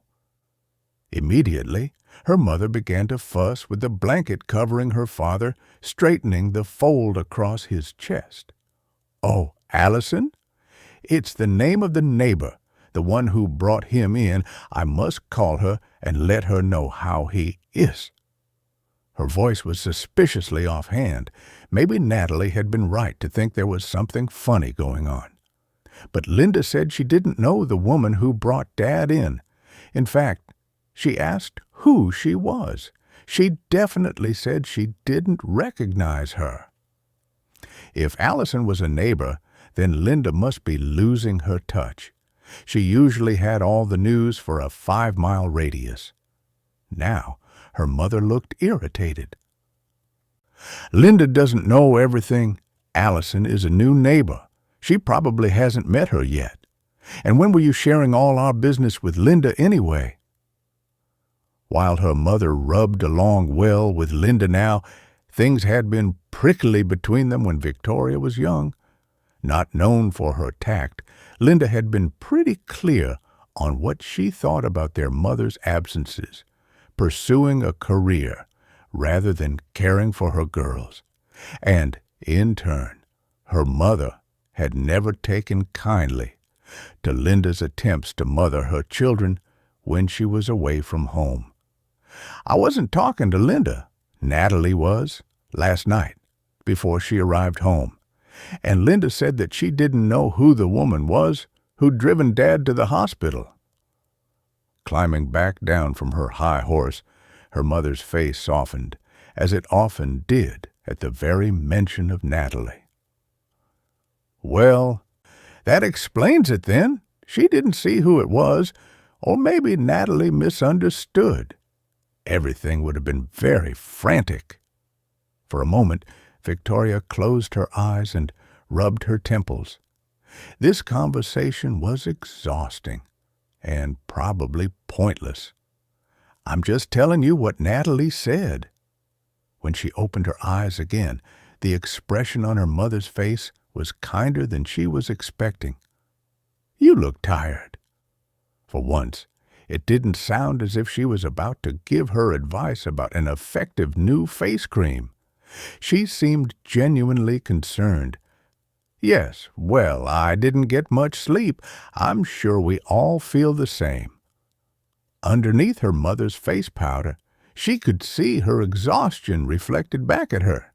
For the first time, she realized that her mother was getting older, always strong in spirit and purpose. Victoria hadn't noticed that her mother was thinner, the lines around her eyes deeper. In the harsh strip lights of the ward, she seemed frail and vulnerable. Yes, I didn't sleep well either. It had been a long time since the two of them had spent this much time together without her dad as a buffer. They didn't do shopping trips and Prosecco lunches like her friends did with their mothers. They tried once a 60th birthday afternoon tea at a local hotel. But once they'd covered the twins' latest exploits and her father's plans for the garden, the conversation had been as dry as the leftover sandwiches. "Marcus should be back with the coffee soon.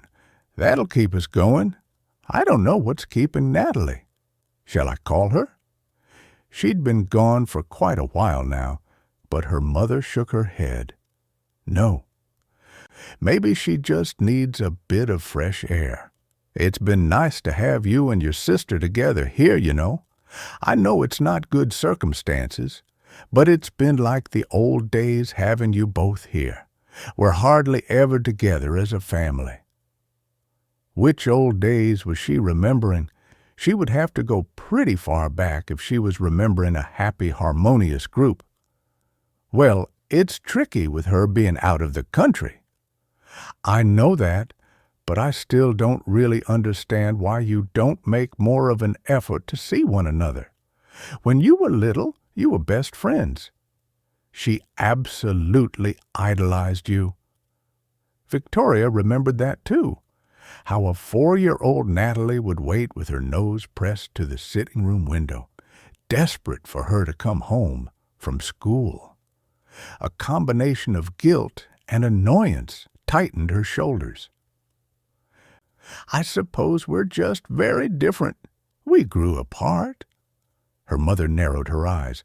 "No, it's not that. It was more sudden than that. And it has something to do with Marcus, doesn't it? Why is Natalie being awkward around him?" For her part, Victoria had never mentioned to her parents what had happened all that time ago. Clearly Natalie hadn't either, and now was not the time. "I don't know, Mum. I think she just doesn't like him." Those eyes were piercing when she wanted to get to the bottom of something. "No, I always knew she didn't think much of him, but it seems like more than that. The way she behaved around him at the house yesterday, it's like she hates him. What did he do?" Of course, her mother's first thought would be to blame Marcus. She had half a mind to tell her exactly what her precious baby daughter had done. "I don't know, Mum. You'll have to ask her." Thankfully, she conceded and leaned back in her chair. "Whatever has or hasn't happened, I think it's a shame that the two of you can't find a way to be friends. You only have one sister in this world, Victoria.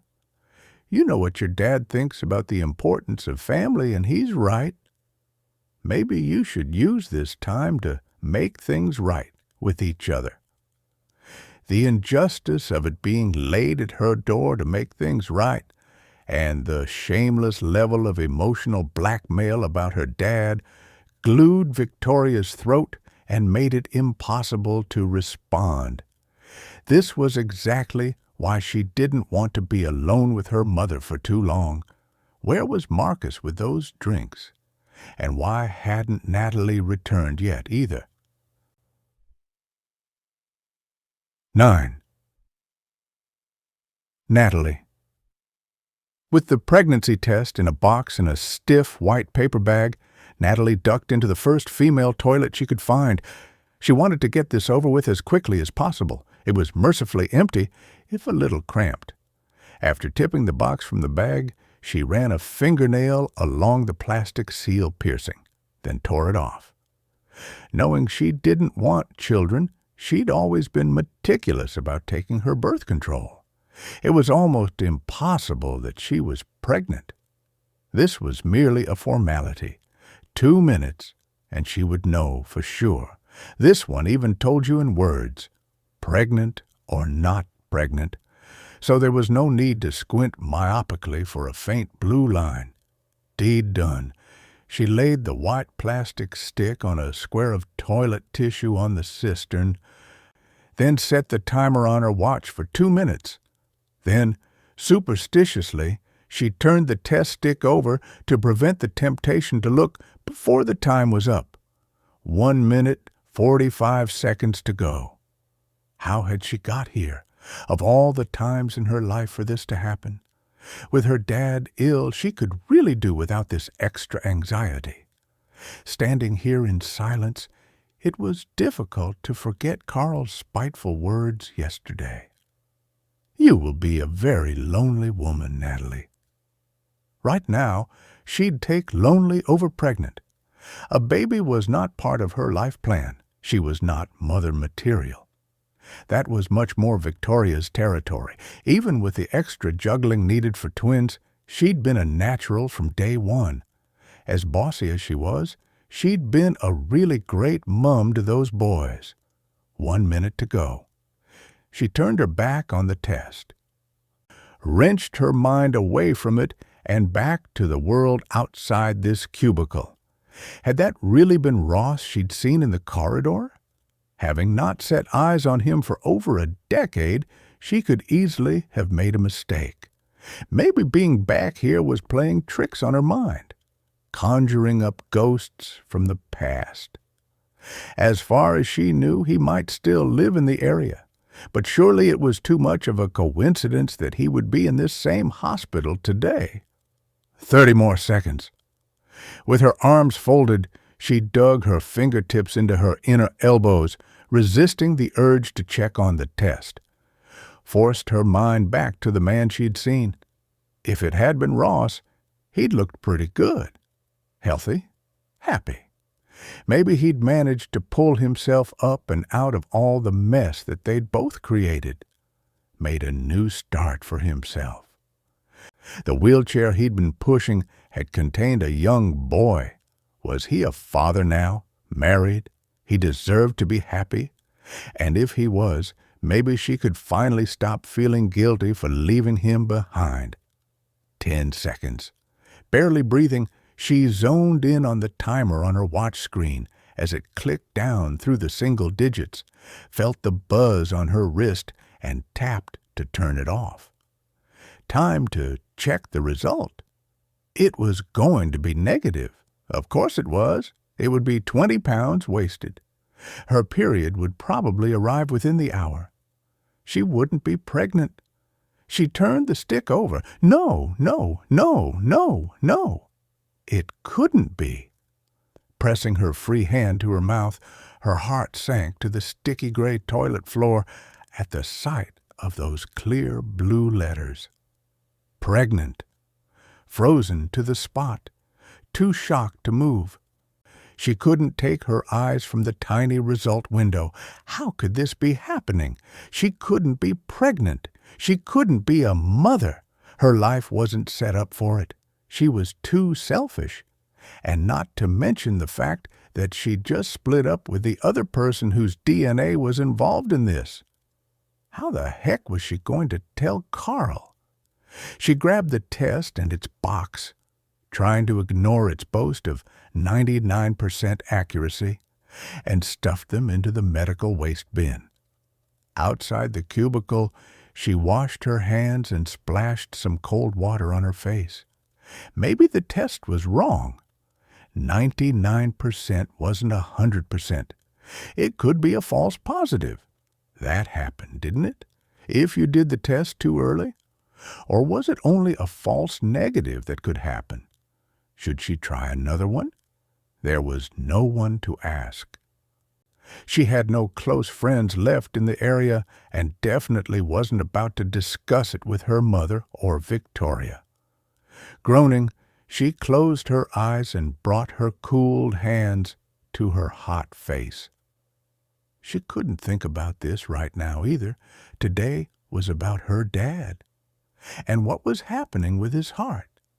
She needed to get back to the ward. Once she knew for sure that he was going to be okay, she'd do another pregnancy test and deal with the results then. Peering closer at the mirror at her pale, damp face, she tried out a smile. Tried again. It would have to do. Halfway back to the ward, she turned a sharp corner and almost tumbled on top of a young boy in a wheelchair. Tripping sideways to avoid making physical contact, she threw out an arm to avoid crashing into the opposite wall. A familiar voice reached her ears before she realized who was pushing the chair. "Sorry, we weren't looking where—" "Natalie?" It was him. She watched Ross's once familiar face change from apology to surprise before it settled on unpleasant shock. Having seen him earlier, she was more prepared. "Hi, yes, it's me." Even in his late 30s, he'd kept the boyish good look she'd fallen in love with, and her stomach fluttered with an old attraction that had never died. Though his hair was shorter, the way he ran a hand through it was so familiar that she almost gasped. Because this main corridor was busy with hobbling patients and hurrying medical staff, Ross reversed the wheelchair he'd nearly cracked into her shins closer to the wall before turning towards her. "What are you doing here? I thought you lived abroad now." Installed in the chair, a young boy with his leg in plaster looked up at her. Preferring his expression to the one Ross was giving her, she tried out the same smile she'd just performed in the bathroom mirror for his benefit. "I do. I'm working in Germany. I'm just here visiting my dad. I don't need to ask why you're here." The boy returned her smile. Dark hair, red cheeks, and freckles. He was the image of a younger Ross. Something shifted in her chest at the sight of him. Over the years, she'd thought often of this meeting and what she'd say, but she'd never pictured Ross with a son. People from your past were supposed to stay frozen in time. Ross should still be that chaotic, crazy 20-year-old she'd left behind, not the father of a fully formed boy. Ross tilted the wheelchair backward and winked at his son. "Yes, Bobby decided to have an argument with the trampoline. Unfortunately, the trampoline won." He righted him and dropped his smile as he returned his focus to Natalie. "I'm sorry to hear that Doug's in here. Is he okay?" Having dated for 3 years, from when Natalie was only 16, Ross had been around her family a great deal. At home, she'd frequently tumbled downstairs late in the morning to see Ross already inside the house, chatting to her dad about the football or pretending to be interested in whatever paint samples her mother was trying on the wall that week. Of course, that was before his parents' divorce and the beginning of the downward spiral. She glanced down at his son before she replied, not sure how much medical detail was appropriate for a child's ears. "He's had a heart attack. We're waiting for additional tests. He's pretty sleepy at the moment." The guarded expression on Ross's face was replaced with sympathy. "I'm very sorry. That must have been terrifying for you all." He'd always been kind, even when everything had got crazy between them. The soft look he gave her now made her want to fall into his arms and sob. However long it had been, however deeply it was buried, you never forgot your first love, or, in her case, your only love. Bobby was getting frustrated with the weight. He reached up from the wheelchair and tugged at Ross's arm. "Dad, the chocolate?" Ross reached into his pocket and brought out some change to give his son. "Sorry, Bobby. Look, there's a machine over there. Why don't you get the chocolate yourself? You can try out your wheeling skills again. Just don't knock into anyone."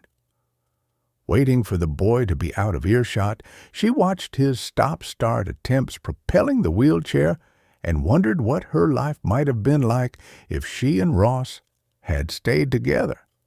Still unsettled by that test result, she couldn't help but wonder whether they might have shared a child like Bobby. The surge of regret surprised her. "Your son looks just like you." "Yeah, poor kid." Without the wheelchair in front of him, Ross didn't seem to know what to do with his arms. He folded them across his body, tucked his hands into his armpits, and started to rock from heel to toe.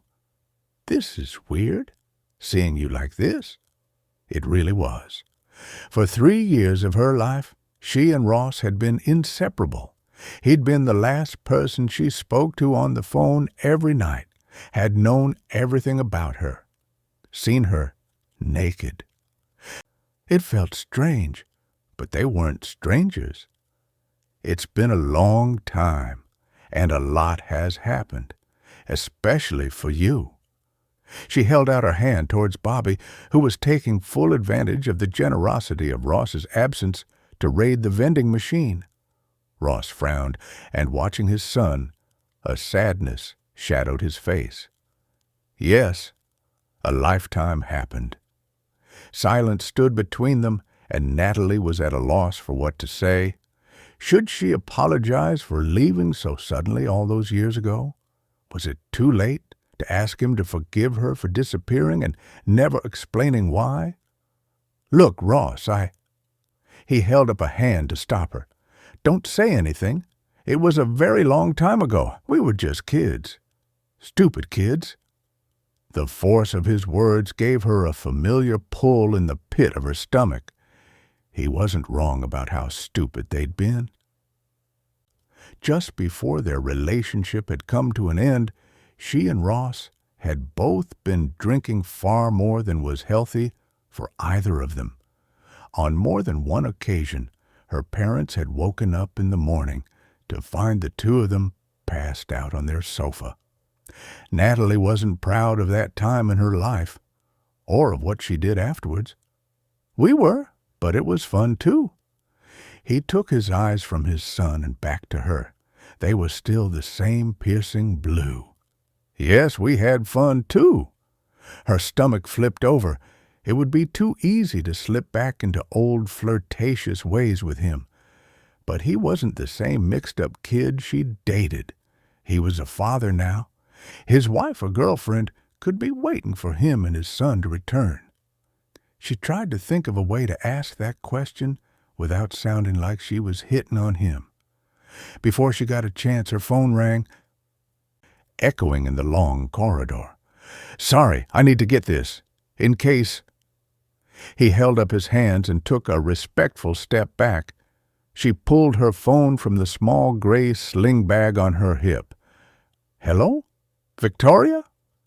Breath come in short, anxious bursts. Victoria's voice was low but insistent. "You have to come back. Something has happened with Dad. We think he's had another heart attack." 10. Victoria.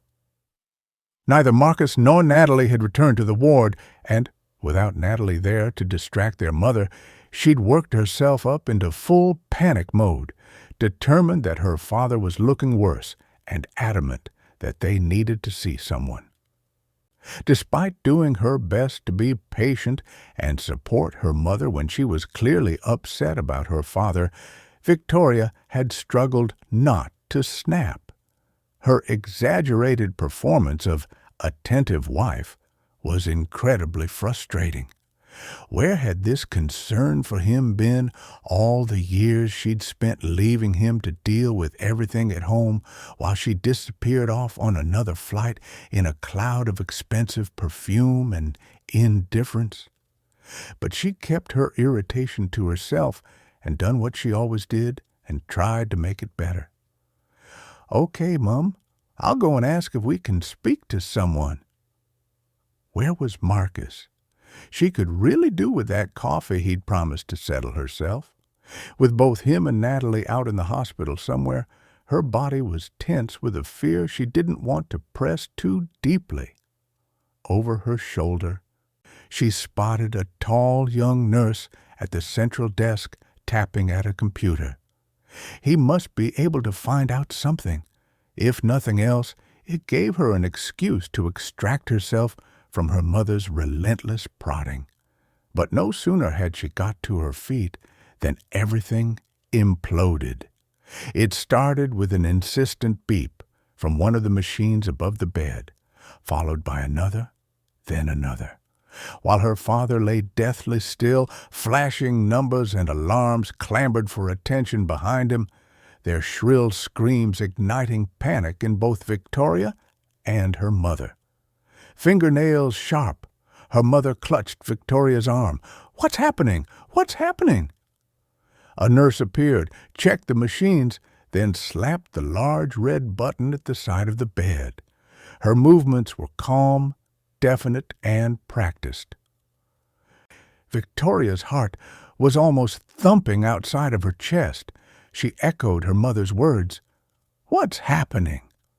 More bodies, doctors, nurses, appeared around the bed. Somehow, Victoria and her mother were moved away, and a curtain was pulled around her father, cutting them off from him, the metallic sweep of the rail sharp and terrifying. One of the new nurses pointed towards the exit. "If you can wait outside, we just need to—" "No!" Her mother's voice was loud and hoarse.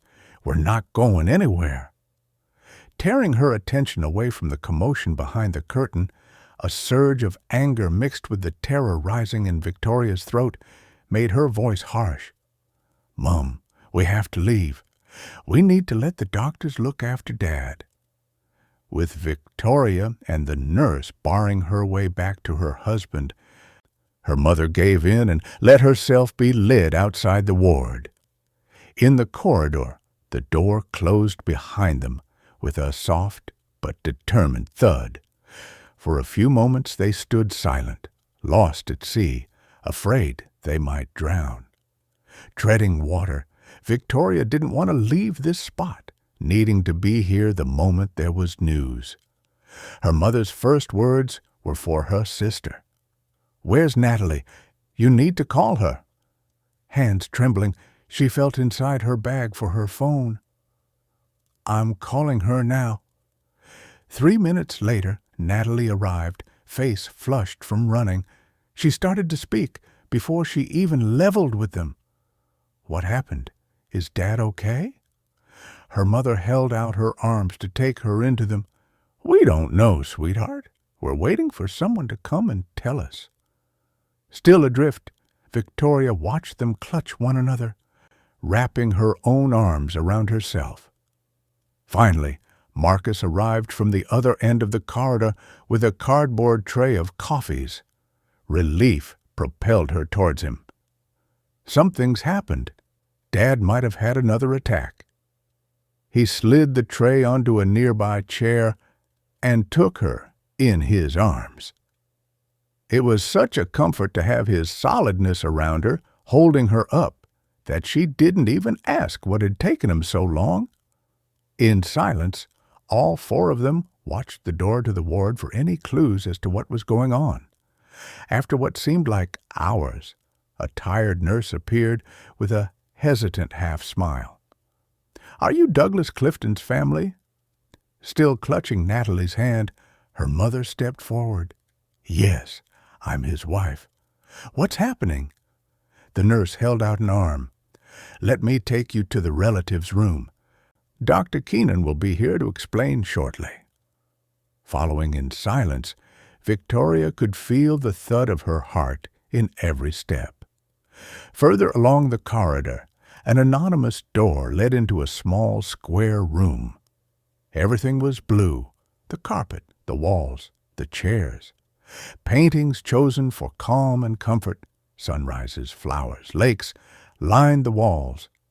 The air was warm and stuffy, Victoria's throat was dry and tight, and it wasn't until she sat down that she realized how wobbly her legs were. Natalie's eyes were watery when she looked at Victoria. "What do you think he's going to tell us?" Her mother looked up too, their faces expectant that she would know what was going on. It was impossible not to dread the worst possible news, but she wasn't going to give the idea any power by saying it aloud. "Maybe he'll need the surgery straight away." Marcus joined her in her positivity. "They can do amazing things with heart surgery these days, and he's here already. They will be able to get onto it immediately." Irritation grated at her when neither of them acknowledged that he'd spoken or even looked in his direction. When Natalie wasn't around, her mother was perfectly fine with Marcus. Now she was here. She'd clearly realigned herself. The door clicked open, and the doctor nodded a grim hello before getting straight down to business. "Hello? I'm Dr. Keenan. I'm afraid Mr. Clifton has had another heart attack. This one was pretty severe, and it has caused him to go into cardiogenic shock." He paused to give them time to process his words, but Victoria wanted to know it all right now. "What does that mean? Can you treat it? Will he be okay?" "It means that his heart can't currently pump enough blood to meet his body's needs. We have transferred your father to intensive care, and he will be hooked up to a heart pump to ensure that the blood is getting around his body until he is strong enough for us to perform the surgery to resolve the infarction." "In what?" "Infarction. Blockage." Her mother's voice wobbled when she spoke. "And then he'll recover? He'll be okay?" Dr. Keenan took a deep breath before he replied. Victoria wanted to grab him by the shoulders and shake the information out of him. cardiogenic shock is quite rare, and I'm afraid it is a life-threatening condition.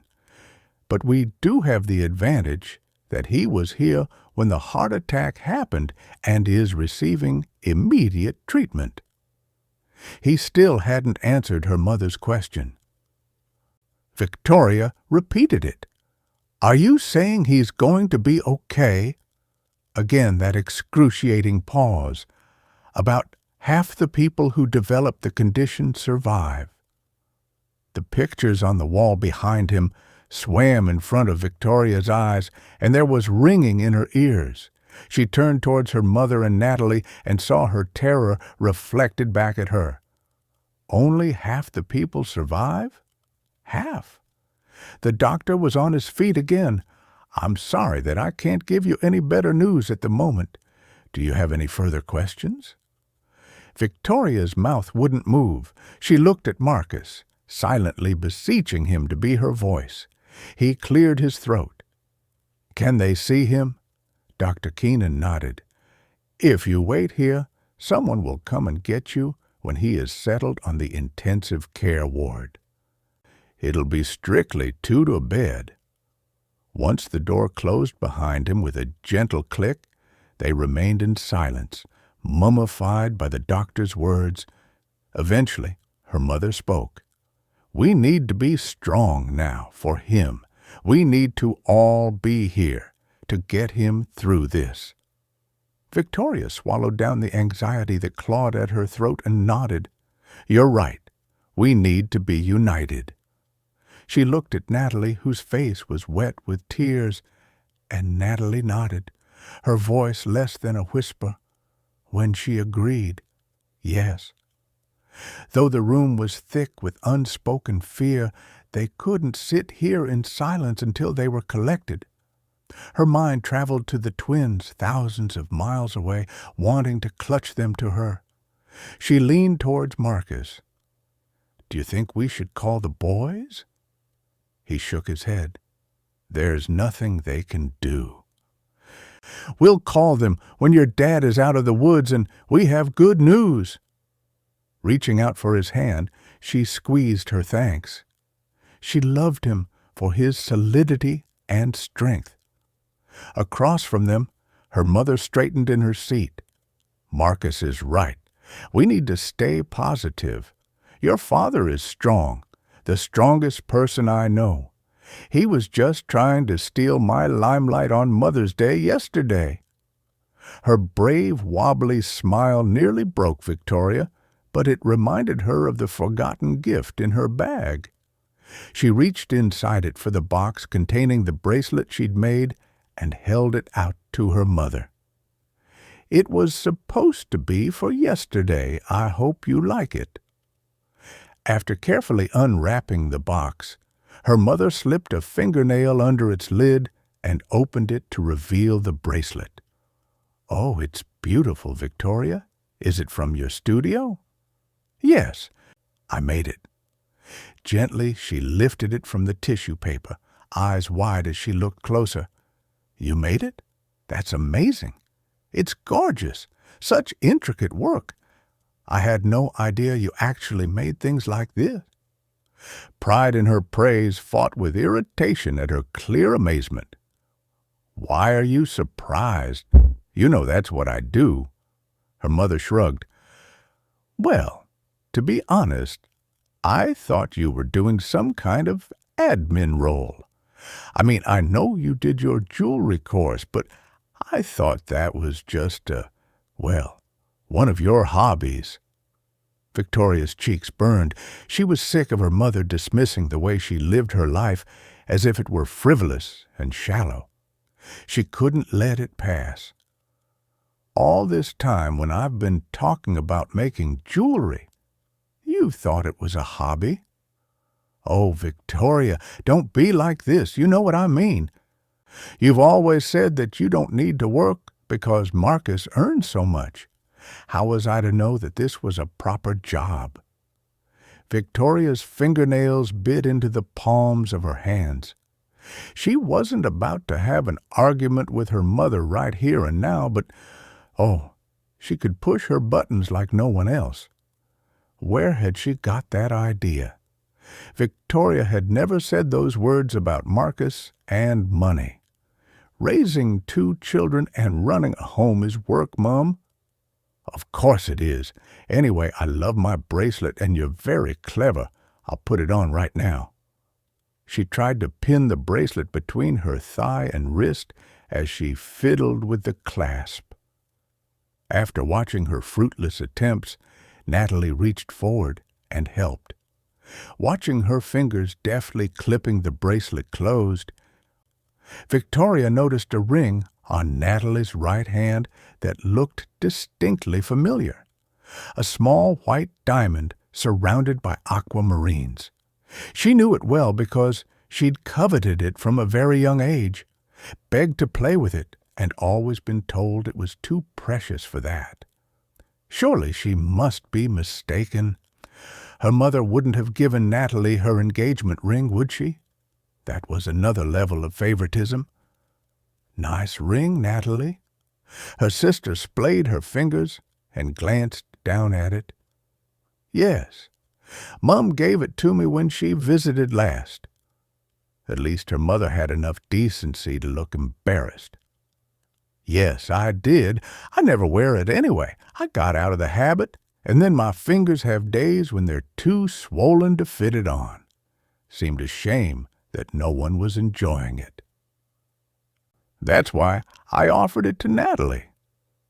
Victoria swallowed over the hard lump in her throat. I see. Her mother shrugged. It's not a big deal. Her words hung in the air between them. Victoria tried not to let them land on her, tried not to let them hurt. But it was more than she could manage.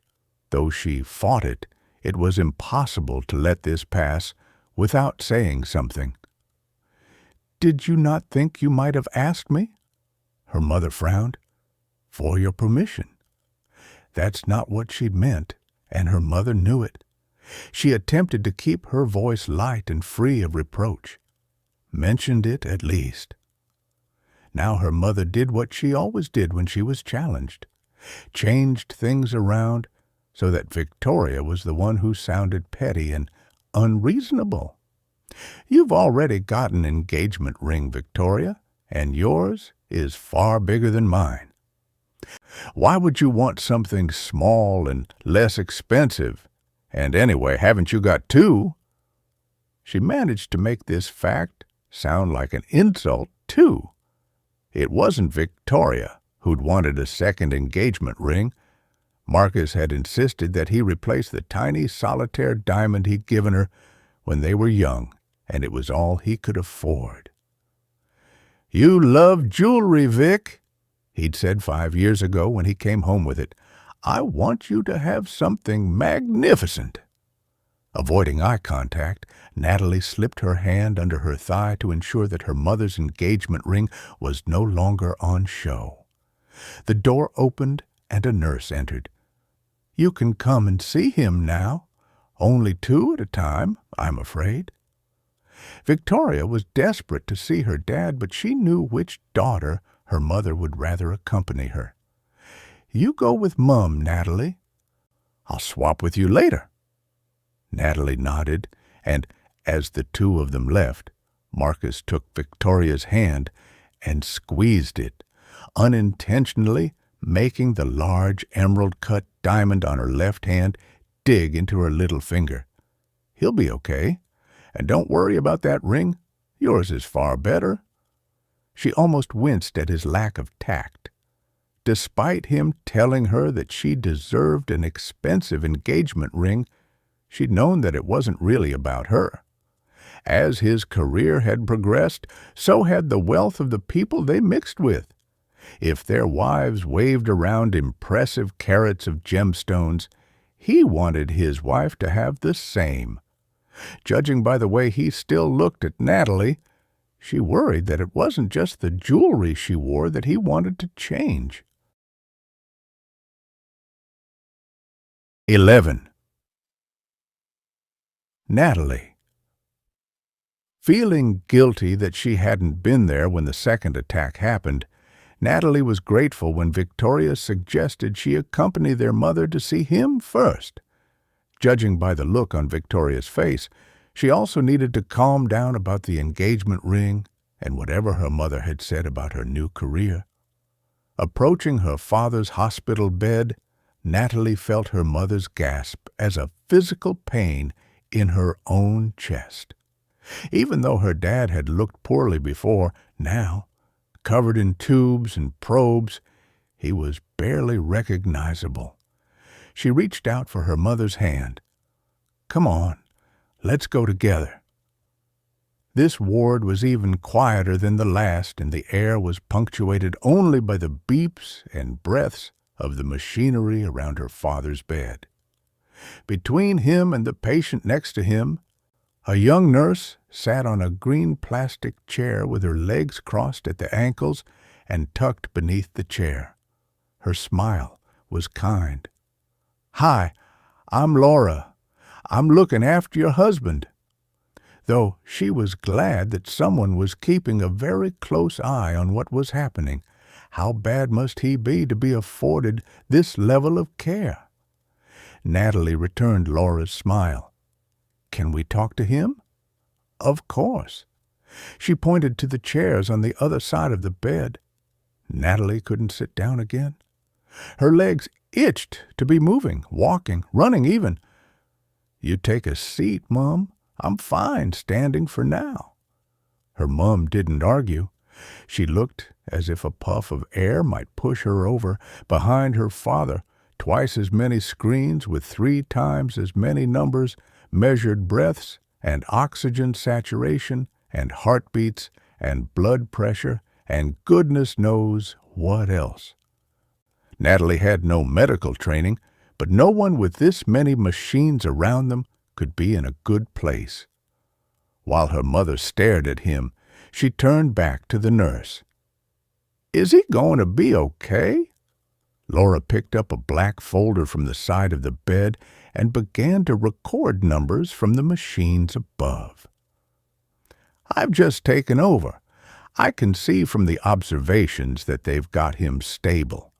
I think the doctor will be over to update you shortly." She slipped the folder back into its holder and turned to do the same thing for the person in the other bed. She must be there for both of them. In order to talk quietly, Natalie took the seat next to her mother, watching in silence as she stroked her dad's hand. "He looks a better color than before, doesn't he?" They were both clutching at reasons to be positive. "He does." And the nurse said, "He's been stable. Hopefully the doctor will have good news for us." She couldn't bear to think of what he could say if it wasn't good news. That was too frightening to face. Her mum didn't take her eyes from him. "I think I've upset your sister." "She'll be fine, Mum. I think we're all just at the end of our rope." She overreacted. Natalie could see both sides. Yes, over the years her mother had been pretty scathing about Victoria being a housewife, and she could imagine how hurtful that might be. But at the same time, Victoria liked to play the super wife and mother card in a way that was so clearly a dig at their mother that it wasn't surprising she got this treatment. With her dad and a potential pregnancy to think about, Natalie was too exhausted to care about either of their points of view. Pulling at the tissue in her lap, her mum looked agitated. "I meant what I said about us pulling together, but sometimes she makes it hard." Natalie reached over and placed her free hand over her mother's. "I know, but I think she's scared. We all are. And you know how she is about Dad." It really wasn't an understatement that Victoria worshipped their father. As far as she was concerned, he could do no wrong. If he did do something she didn't agree with, she held their mother responsible. A fact that wasn't lost on their mother. "I know. I'm the ogre." The weight of sadness in her voice prompted Natalie to reach for her hand again. "Don't sweat it. You're still not as bad as me." That made her mother smile.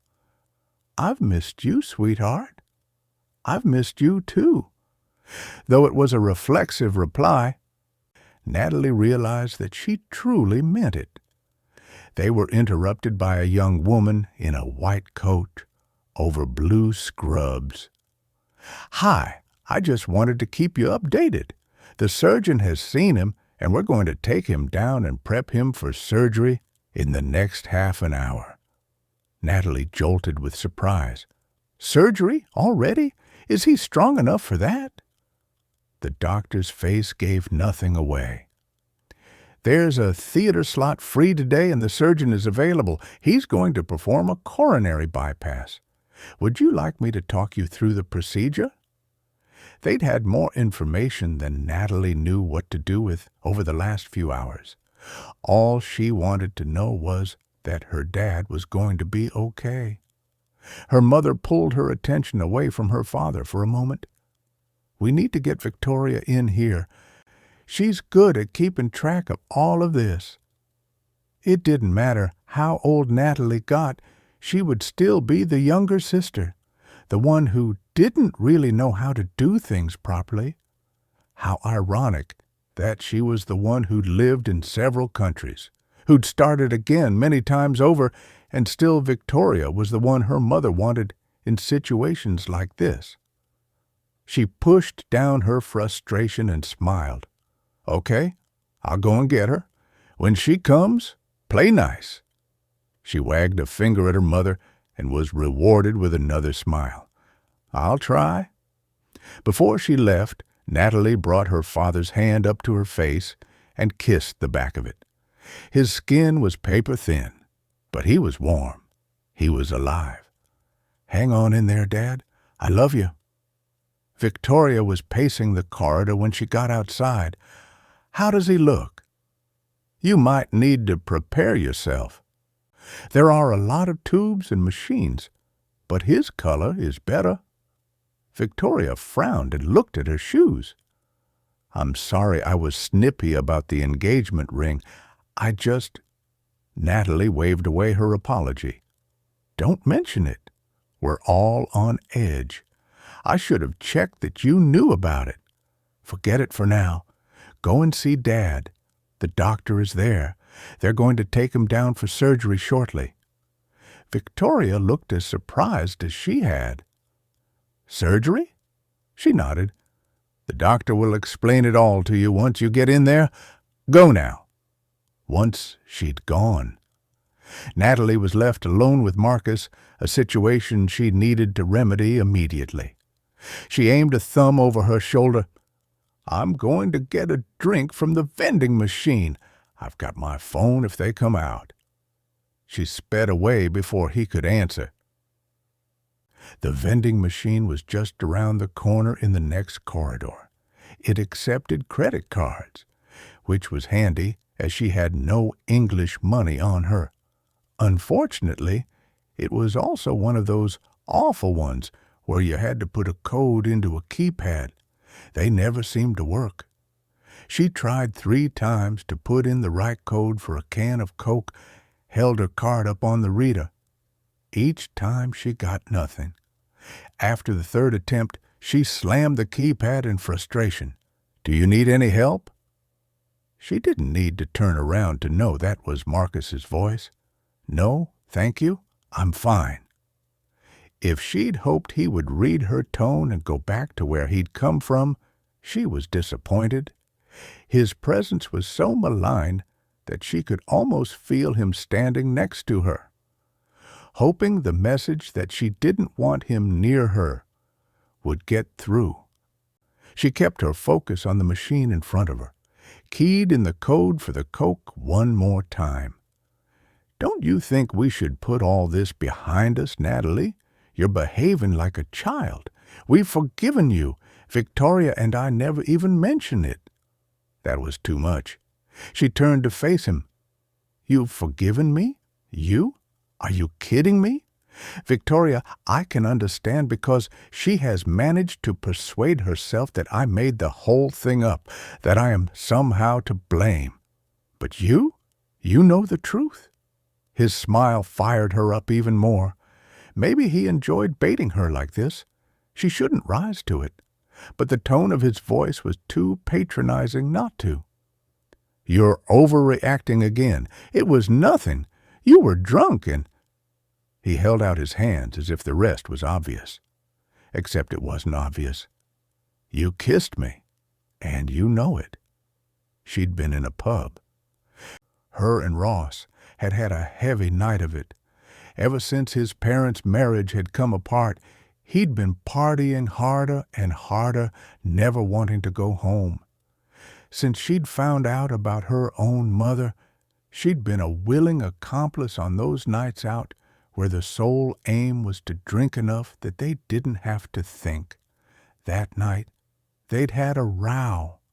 She could barely remember what it had been about now, and he'd left. It was only then that she'd realized that she didn't have enough money for a cab home. She'd called Victoria. Victoria had sent Marcus. When he found her at the back of the bar, tucked into a corner, nursing the last inch of a vodka and Coke, he had a pint in his hand. He slipped in beside her. "If I have to be dragged out in the middle of the night, I might as well have a drink before we go home." Even then, she hadn't had a lot of time for him. Ever since he'd been on the scene, she'd seen less and less of her sister, and he was patronizing and superior. But she bit back the desire to tell him that it was only 10:30 p.m., which wasn't the middle of the night unless you were old and boring, because he was doing her a favor by picking her up. Why didn't Victoria come? As he took a long, slow swallow of his beer, the way he looked at her gave her the creeps. She was already in her pajamas. I offered to pick you up instead. He'd joined her on the bench seat and was sitting closer than she was comfortable with, even in her inebriated state. She could smell the sharpness of his cologne, see the whiteness of his teeth. Marcus was a good-looking man. Anyone would admit that. But there was something about him that Natalie had never trusted. He was too charming, too smooth, too accommodating, too good to be true. When Victoria had first met him, his affable charm had made Natalie laugh that her sister was dating their dad. Now she knew him better, she would never have said that. Where their dad was open and honest, Marcus's outward kindness and consideration always seemed to have an agenda. That night, she just wanted to move out of his reach, stop talking to him. "I really need to get home. I'm tired." She tried to talk properly, but her words were slurred. She really had had too much tonight. Ross's anger at her may have been justified. She could barely remember what she'd said, but Marcus just laughed at her. "There's no rush. Let me finish my drink. Now you've dragged me all the way out here. I deserve something for my trouble." "Do you want another?" One more drink, and she might just crash out on the table right here. "No, thanks." Leaning back on the bench, Marcus stretched his arm behind her. What happened tonight? Why did Ross leave? She wasn't about to take relationship advice from him. "I don't know." He tilted his head towards her. "He's crazy if he does anything to lose you. You're way out of his league." She hoped he was just complimenting her as a way to make her feel better. "Thanks." Now he leaned in closer. It was hot in the bar, and noisy. All around them, bodies were packed in like cattle. Everything was beginning to feel too much. And that's when he leaned in further, pressed himself against her, and kissed her. Not that you'd guess that from looking at him now. Standing there with his arms crossed like a school teacher reprimanding a delinquent pupil, he'd perfected the look of innocence. I think your memory of that night is somewhat cloudy. But it doesn't matter. It's all in the past, Natalie. You don't need to be dragging it up again. Can't we just agree to disagree and move on? Doug is really unwell. Victoria is worried about him and about your mum. We need to pull together as a family." Finally, the can of Coke clattered into the tray below, and she bent to collect it, heart hammering in her chest. Hard and cold in her hand, she was tempted to throw it at his head. "You will never be part of my family after what you did to— Is everything okay?" They both jumped at Victoria's voice as she rounded the corner of the corridor. "They've come to take Dad down for surgery. We were looking for you both." Natalie held up her can like a trophy and walked back the way Victoria had just come. "Everything's fine. I'll take Mum outside for some fresh air." She didn't look back. Even the sight of Marcus made an anger grow in her that she couldn't control. If it had been only what had happened that night, maybe she could have forgiven him. As it was, she didn't want to be in his presence for more than a minute, and if he baited her like that again, maybe she'd tell Victoria everything. 12.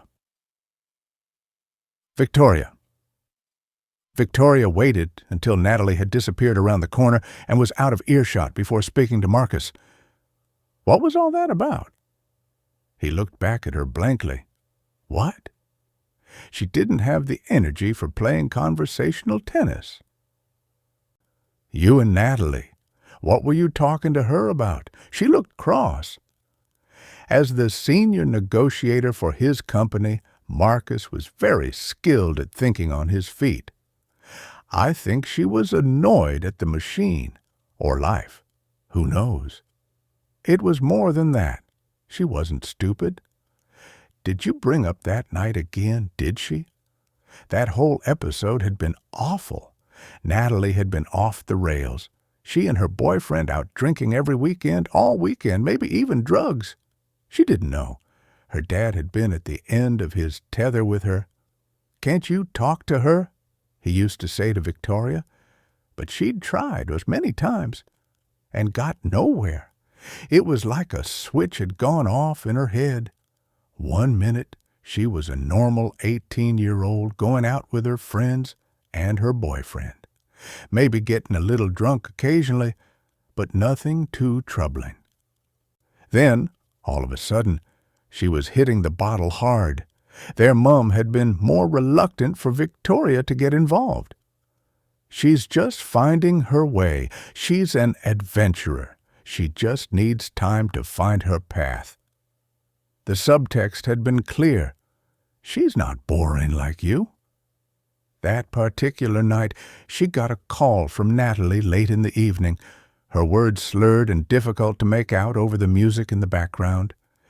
She'd managed to ascertain where she was, the Queen's Arms, a dive of a pub on the other side of the railway station, and that she was alone, with no money, and wanted Victoria to come and get her. Of course, she wouldn't leave her sister stranded, but she was already in bed and exhausted.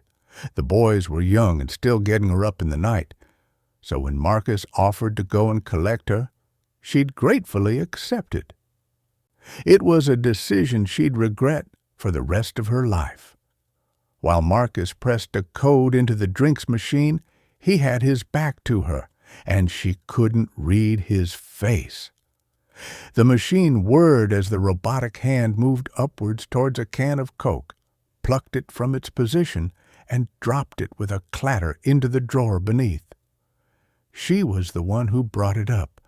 I told her to let it go, that it's all in the past. Do you want anything from the machine?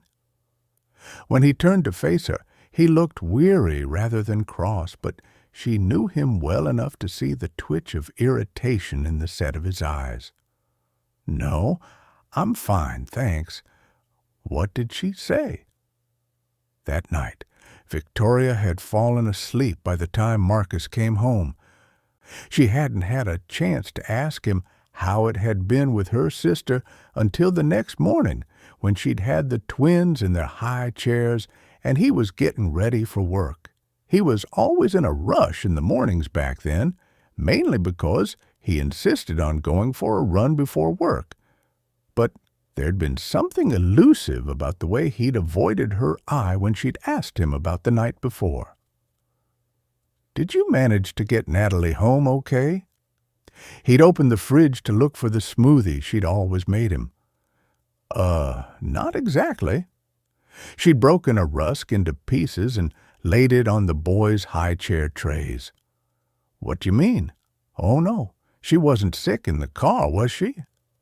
Marcus had loved that car, a company Lexus, which, she could tell, made him feel like he'd arrived. He'd shaken his head, then disappeared behind the fridge door.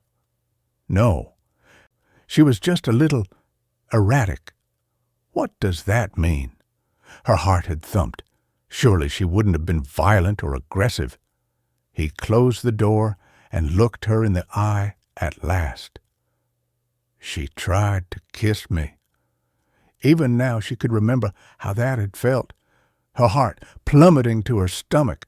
To begin with, it had been total disbelief. "Are you sure?" He'd reached out then, rubbed her arm. She was still in her pajamas, exhausted after getting up with both boys in the night.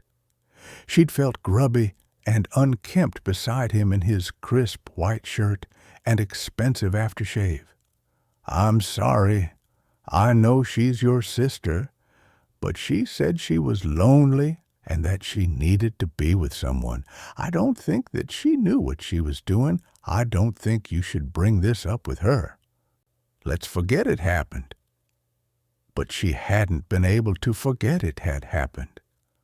Long after he'd gone to work, and the boys had given up fighting her and gone down for a much-needed nap, she'd replayed the possible scene in her head over and over, thinking about how it might have happened.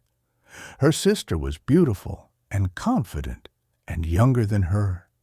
She'd never even seemed that keen on Marcus, thought he was boring and, like their mother, that Victoria was crazy for settling down young. What had possessed her to do something like this? She hadn't had to wait long to find out. Later that morning, Natalie had turned up on her doorstep, hysterical, accusing Marcus of all sorts. Merely asking how drunk she'd been the night before had made her lash out, calling Victoria a victim shamer and saying that her being drunk had nothing to do with what he'd done. Righteous anger made her convincing, and Victoria had actually begun to believe her. But then she'd started throwing in other things that made no sense, talking about their mother and everyone being the same, and that she wanted to run away. She was clearly having some kind of episode. She'd tried to reach out to her. "You need help, Natalie. This has all gotten out of control. You can't behave like this." Natalie had reeled back as if Victoria had punched her. "You don't believe me?" She'd tried to stay calm. "He's my husband, the father of my children. He's not some random guy in a bar. Why would he do this? Why would he take that risk?" That's the conclusion she'd come to. Not only could she not imagine Marcus cheating on her, but if he did, why would he approach her sister? He'd know that she'd find out. It would have been madness. Of course, she wouldn't have expected her sister to make a move on Marcus either. But for that possibility, at least, there was some explanation. She was drunk. She was upset after an argument with her boyfriend. She made a mistake. The boys had woken from their nap then. Their wails always pulled painfully at her insides, and she couldn't let them cry for a moment longer than necessary. Once she'd got them both up and made her way back downstairs, Natalie had gone. She refused to speak about that night ever again, and a year later, she'd moved abroad for the first time, And yet, still, this was haunting them. Once this is all over with, Dad, I think we need to sit down with Natalie and sort this out. For his sake. If he's recovering from major surgery, we can't be arguing about things that happened years ago. Marcus bristled. It's not me you need to be talking to about this. She's the one who makes it difficult every time she comes home. I've done nothing, Victoria. She didn't want to start something with him. I know, She's my sister. I feel like I need to do something. He shrugged. Do whatever you think best. If I'm making it awkward by being here, I can always go back home for a few hours. Come back and get you later. That might actually make things easier. That's a good idea. Too late, she realized by the look on his face that he hadn't actually meant that. His voice became clipped and cool. Oh, okay then. I'll go. Call me when you need me. His kiss was cold and brief, and instinctively, she opened her mouth to call him back. But nothing came out. Though she felt guilty for thinking it, it really would be easier not to have him here while they waited for news of her father's operation. Back at the entrance to intensive care, Natalie was standing alone, face illuminated by the phone screen in her hand. Her long, dark hair fell in front of her face, and from this distance she could have been a teenager again. When she looked up, she thrust her phone into her pocket as if she was hiding its contents. Mum has just gone to the bathroom. I told her I'd wait for you both here. Then we can go and find somewhere to sit until we get a call. She wouldn't even mention about Marcus going home. Good idea. I'm not sure that she knows which way is up at the moment. Dad told me on the first night that I had to keep an eye on her and said I had to look after her. She's always his first priority, even when he just had a heart attack. Natalie smiled. He really loves her. She wasn't wrong, but Victoria couldn't help but feel the age-old irritation that she didn't deserve that love. He never used to complain about her going away, did he? He just accepted it. Even when we had plans and then she got called in to work, he just managed everything. Natalie nodded. I think he just accepted that was who she was. He didn't try to change her into someone else. It's pretty cool, really. Of course Natalie would think it was cool. She hadn't missed out as much as Victoria. When Natalie was about 11, their mother had suddenly announced that she was changing her job. She was around a lot more after that. Too late for it to make much of a difference for Victoria, though. At 16, she was out of the house more than she was in. While we were alone, I asked Mum who she thought this Allison was that Dad was asking about. She said that was the name of the neighbor who brought Dad in. Natalie frowned. That's a bit strange. In the rush of the last couple of days, she hadn't told Natalie what else their father had told her. And Dad also said something about it not being Mum's fault. Natalie's frown deepened. What isn't her fault? Victoria tried to remember exactly what he'd said. I'm not sure. He just said that we had to look after Mum for him and told me that none of this was her fault. That's what he said. None of this. Do you have any clue what that might mean? If she hadn't been staring her directly in the face, she might have missed the tiny change in Natalie's expression. The merest flicker of comprehension. Gone before it came. No, I don't know. They both turned at the click of their mother's shoes on the plastic floor of the corridor, fresh lipstick and powder reinstating her familiar confidence. Good. You're both here now. Shall we find somewhere to wait? As if they were both still young girls, they followed their mother back into the middle of the hospital. Matching her stride, Victoria realized that neither of them had asked where Marcus was. She wouldn't offer the information. It would be interesting to see how long it took before they realized. She glanced sideways at her sister, who wasn't even trying to keep up with them. Had she imagined that look on Natalie's face just now? Or had she given away the fact that she wasn't as confused as Victoria about their father's words? What did she know about their mother? What was it that wasn't her fault? 13. Natalie. Natalie slowed her steps long enough to allow Victoria to level with her mother, leaving her able to trail behind. Victoria's question about their father's words had blindsided her for a moment, taken her back to a conversation from nearly 20 years ago. Natalie had lied to Victoria before. She was pretty sure she knew exactly what her father had been referring to when he said, "None of this is your mother's fault." She hadn't long turned 18 when she overheard the conversation between her parents. It was late in the evening. Victoria was married to Marcus by then, leaving just the three of them at home. Ross had been forced to go for dinner with his mom and her new boyfriend, and aboard Natalie had taken herself to bed early to watch some TV.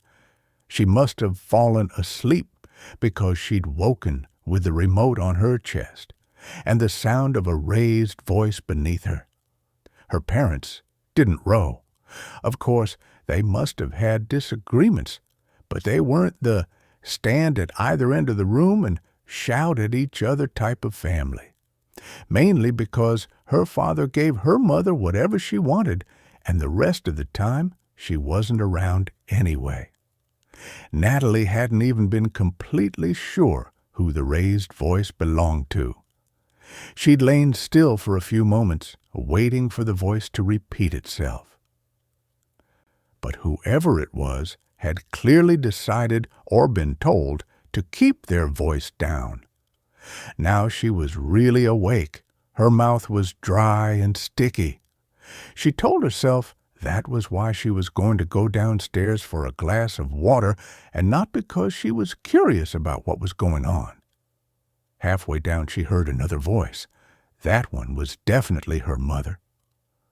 "I know this is hard for you, Doug, but we agreed." There was a pause before her father replied, "I don't know, Cynth. It doesn't feel right.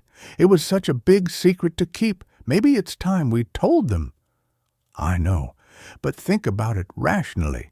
There's no purpose in the girls knowing about this, especially now. It's just going to hurt them, and nothing is going to change, is it?"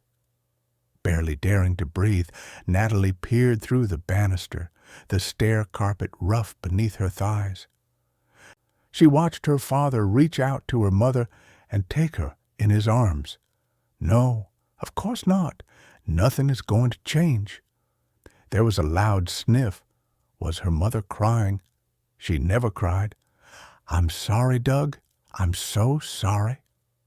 His next words were muffled as he pressed his cheek to hers and spoke softly into her hair. What was this about? What had her mother done that she couldn't tell them about? When he raised his head and took her mother's face in his palms, she could hear him again. "You're right. We have to think about the girls. It would absolutely crush them." She nodded. "We're going to be okay, though, aren't we? You and me? Our marriage?" "Of course we're going to be okay. Come on, let's go up to bed." Quickly, Natalie scuttled back to her room, sick to her stomach. What was going on? But she wasn't as quiet as she'd thought she'd been. Moments later, there was a soft knock on the door, followed by her mother's voice. "Natalie, are you awake?" In the dark of her bedroom, she screwed her eyes tightly shut, desperately trying to control her breathing to force herself back to sleep. Terrified what her mother might be about to tell her, determined not to accept the awful possibility of whatever her father believed would crush her.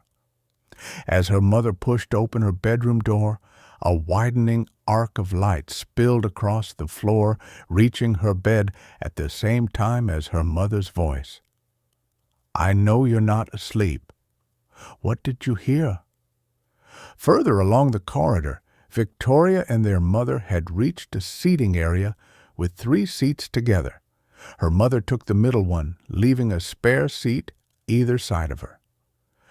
Natalie realized someone was missing. Where was Marcus? "Is Marcus coming?" Victoria took the seat to their mother's left. "He had to pop home for something." Though she was in no way unhappy that he'd gone, it was rather cruel for him to just abandon Victoria while their father was in surgery. "Had to. Don't you want him here?" Victoria's lips formed a thin, straight line. "He'll be here if I need him. I'm fine." She didn't look fine. They might have spent little time alone in the last few years, but as her younger sister, Natalie had always been able to tell when Victoria was annoyed or irritated. She didn't blame her this time. The least Marcus could do was be here for her. But just as she began to feel a little sympathy towards her, Victoria was back in charge. "Have you both had something to eat today? We could go to the canteen if you need something." Despite the makeup that she'd reapplied, her mother looked pinched with worry, as if she was just about holding herself together. "I'm fine. I'm not hungry." Unable to read the signals, Victoria wouldn't take no for an answer. "It's been a while since breakfast. Why don't you have a break and go and get something to eat?" On her lap, her mother formed her hands into manicured fists. "I don't need anything. I can't eat when I feel like this, and I don't want to leave your father. What if they come to tell me he's out of the operating theater and I'm not here?" Again, she pushed.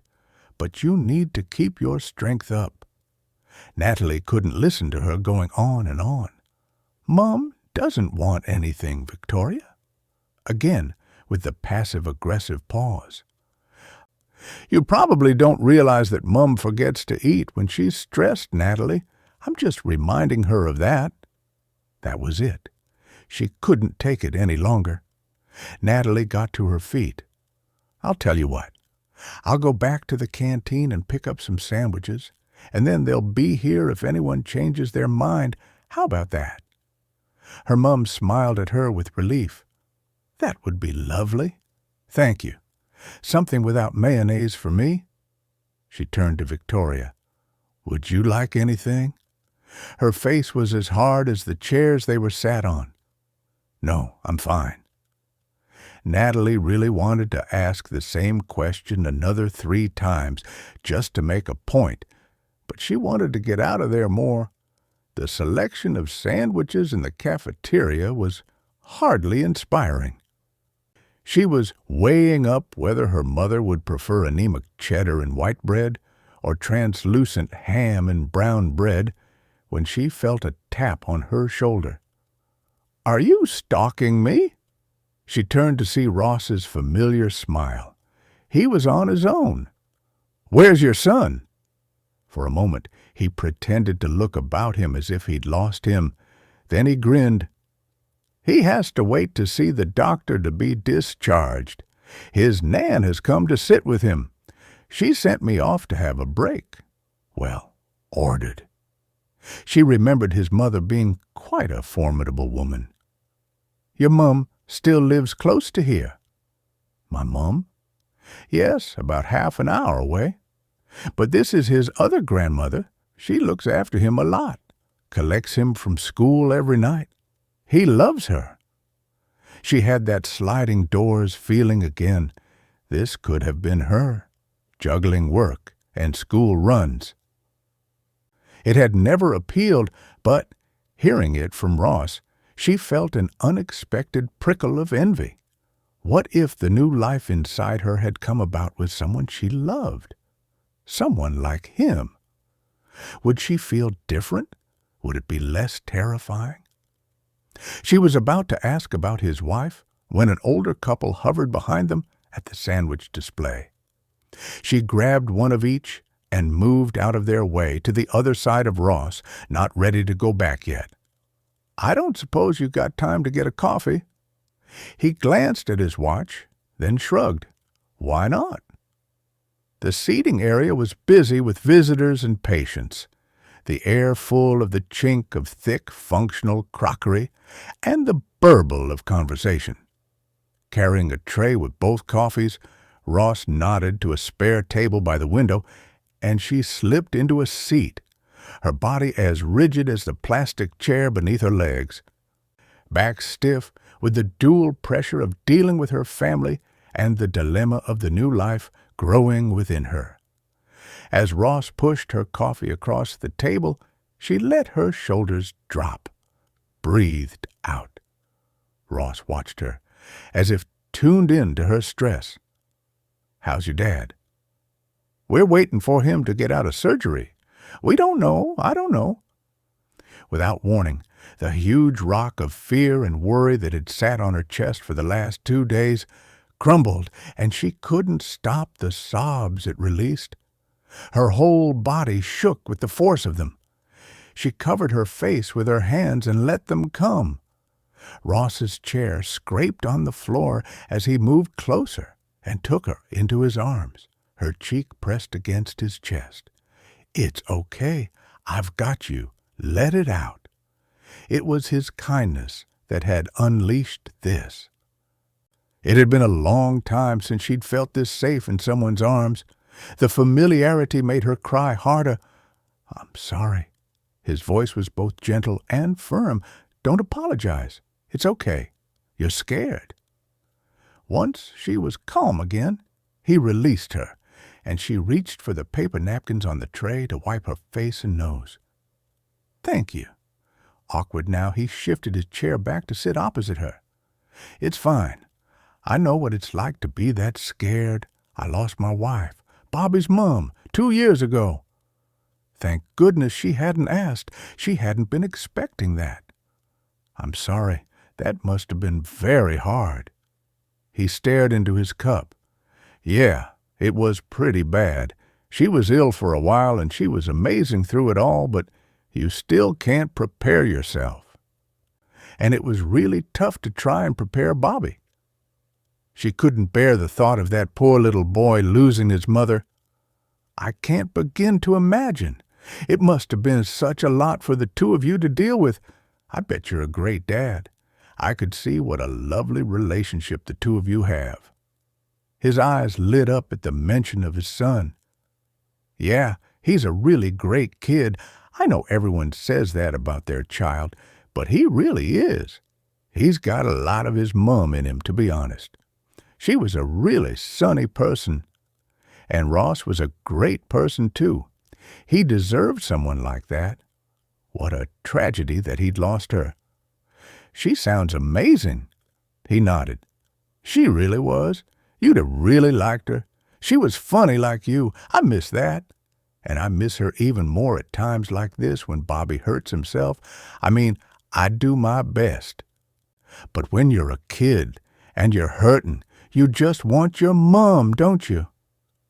Looking at him now, she could see the boy that he'd been when she was first with him. Obviously, he hadn't been as young as his son, but even at 19, no boy was as grown up as he thinks he is. Strange to think that they'd been around the same age as Victoria's boys were now, and she still thought of the twins as children. Ross played with the sachet of sugar on his saucer, flicking it with his finger. "What about you? Have you got anybody?" Mentioning that she'd just broken up with someone would give that relationship more weight than it deserved. "No, there's never really been anyone long-term. I've realized that I'm just not the settling down type." It was true, but the words made her think of the results of that pregnancy test and the decision she was going to have to make. Ross stopped fidgeting with the sugar and looked at her.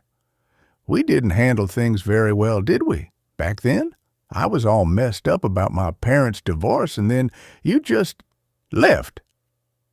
Not handling things well was a pretty big understatement. They'd always enjoyed partying, but somewhere along the line, it had got out of control. They were drinking heavily, staying out all night. After she'd learned of her mother's secret, it had turned her world on its head. Seeing how effectively Ross was using alcohol to blot out his feelings, she'd followed suit. I had to go. I needed to get out for a while. I did invite you to come. The opportunity to go to Spain had come just when she needed it. A friend from college was out there waitressing and had invited her to come out to stay. She'd bought a cheap ticket flying at some unsociable hour of the morning and left. He shook his head. Only because you knew I couldn't. I'd just started my apprenticeship. He was right. In truth, she hadn't wanted him to come. After that conversation with her mother, and then everything that happened with Marcus, she'd wanted to be by herself, to breathe. I needed to get away. There was stuff going on that I didn't tell you. She wasn't going to reveal her mother's secret, but she did tell him, briefly, what had happened with Marcus, and his mouth fell open. That's terrible. What a piece of work. Why didn't you tell me at the time? Trying to remember how she'd felt during that time was a mental kaleidoscope. Fragments of memories kept moving around. I don't know. I think, well, when Victoria didn't believe me, I felt so awful that I was worried maybe you wouldn't believe me either. Being able to talk openly about this after all these years was a relief for her, but Ross looked incredulous. And Victoria never spoke to you about it again? Never thought to check that she hadn't got it wrong? The years in which she'd carried the blame for that night stretched so far back that, at times, she'd even doubted herself. His implicit disbelief made her realize how much she'd been wronged. Victoria doesn't make mistakes, don't you remember? He leaned back in his chair, shaking his head. I wish you'd felt able to tell me. It makes more sense now. I understand why you wanted a break. But why did you stay away? Should she tell him? It was pointless not to. I did come back. He frowned, confused. What? Needing to focus on something other than his deep blue eyes, she picked up a thin wooden stirrer and started to break it into pieces. I came back after a couple of weeks. It was a Friday. I knew you'd be at the Red Lion, and I thought it'd be fun to surprise you. Turned out, I was the one to get the surprise because you were wrapped around some girl. The pain of his betrayal had been weakened by the years, but she could still remember how much it had hurt back then. Excited to see him, she'd pushed her way through the Friday night crush to the corner they'd made their own. Except now, he was sitting in his usual place with another girl on his lap, his lips on hers, his hand on her thigh.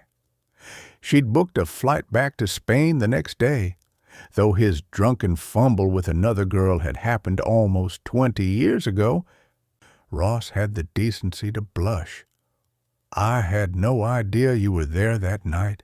I was angry with you for leaving, and I was drunk. Not that that's an excuse, but this is crazy. We were kids. What did we know? He was right. They'd been very young. But she'd carried that betrayal, coming as it had on top of the others, for a very long time. Bringing it to the surface now made it difficult to look him in the eye. I really should get back. They'll be waiting for their sandwiches. She was standing before she got to her last word, and he pushed his chair away to join her. Of course, I need to get back anyway. He reached into his back pocket and pulled out a small white business card, which he held out to her. "That's my number. Can you let me know that your dad's okay? And maybe we could meet up for a drink sometime?" A non-alcoholic one? With all that had passed, his smile hadn't changed. She returned it. "Thanks, I'd like that." With a sandwich in each hand, she made her way back to Victoria and her mother. It had felt good to tell Ross about what had happened. Even better to have someone who finally believed her. There was only one more piece of the puzzle that she hadn't told him, and what good would that do after all this time? 14. Victoria. The hospital corridor was as quiet as a museum. Other than an older gentleman reading his newspaper, Victoria and her mother were alone. At reading all the different posters and notices on the opposite wall, Victoria was doing her best not to imagine her father on the operating table to her right. Her mother sat straight-backed in her chair, hands in her lap, running a finger across the bracelet Victoria had made. Suddenly, she looked up. "I almost forgot to tell you. Linda did have some interesting news this week. I was going to tell you yesterday when you came for lunch. Michelle is back." That was a surprise. My, Michelle? Michelle Fields had been Victoria's best friend since she was 12. They'd practically grown up together. School, college, first boyfriends, first heartbreaks. They'd even got married within about 3 months of one another. Then, when Michelle's own marriage had come to an end, she'd decided to use her nursing training to get a job in Australia and, to Victoria's knowledge, had never come back. Her mother nodded. "Yes, she's staying at her mum's, according to Linda. She's got a little girl now, too. I thought she might have got in touch with you." Victoria might have thought that, too, except that they'd lost touch years ago. Maybe Michelle felt awkward. "We haven't spoken in a long time." Her mother frowned. "Why?" That was harder to explain even to herself. "I don't know. Life, I suppose. I was busy with the boys and it just slipped." Her mother's pursed lips were keeping back, she knew, her opinion that looking after 2 children was not a full-time job. "Well, maybe I can get her number from Linda for you?" "Yes, thanks. It would be really great to meet up with Michelle again." Growing up, she'd spent so much time at their house that they'd often joked that they were more like sisters than Victoria and Natalie. Her mother held up her wrist. "I do really love this bracelet, you know." "I didn't mean to make you think I didn't believe you were a good jeweler." Victoria's face warmed at the memory of her reaction earlier. "It's okay. I'm sorry if I was overly sensitive." It was something Marcus had told her in the past, that she took things the wrong way or overacted to situations. She could hear his voice in her head right now. "You take everything so personally, Victoria." Her mum looked up at her. "Tell me about your job at the studio." She was grateful for a topic of conversation to prevent them from sitting here in silence. "Since my internship finished, I've mainly been following Lucia's designs for the pieces we produce for the shop, but I've started to design some of my own things, bracelets in particular. Lucia is great, really supportive." She didn't add that. Other than the wives of the couples they knew through Marcus's job, she was the first proper friend she'd made in years. Her mother looked genuinely pleased. "That's fantastic, darling. Why have you never talked to me about this before?" She broke her gaze to look back at the posters on the wall. "I don't know. It's fairly recent." But she did know, because it would have meant that her mom had one. From the time the boys went to school, she'd been pressing Victoria to get a job. At one point, she'd even gone as far as to offer child care. Victoria had popped in for a coffee with her parents after dropping the twins at school, and her mother had asked her what her plans were for the day. She'd been horrified to learn that she was going to the supermarket and then home to make a start on a huge pile of ironing. That sounds deathly boring. If you wanted to get a job, if you're worried about the child care, Dad and I can help collect them from school for you. She'd almost laughed at the idea of Cynthia on the school run. I think Dad has probably done his fair share of school pickups in his time. It had hung in the air between them.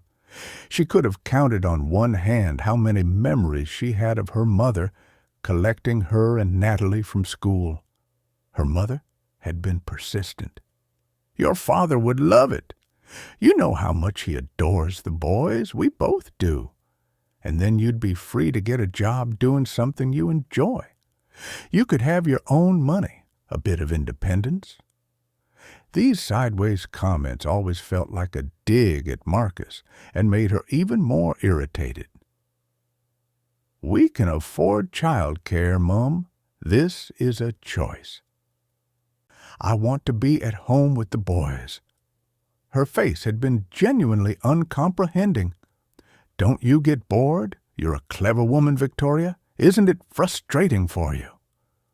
She was the mother of twin 4-year-old boys. It was relentless and exhausting, and of course there were days when she was bored or frustrated and wondered how long it would be before she could have a little part of the day that was just for her. But for her, leaving them to carve out a career hadn't been worth the trade. No, I want to be with them. I want to make sure that I'm always here whenever they need me. That's my job. Her mother's face made it obvious that staying home with children didn't qualify as a career, but she didn't bring it up again. Even so, the judgment had been heavy for years, as had the repeated references to how well Natalie was doing in her career.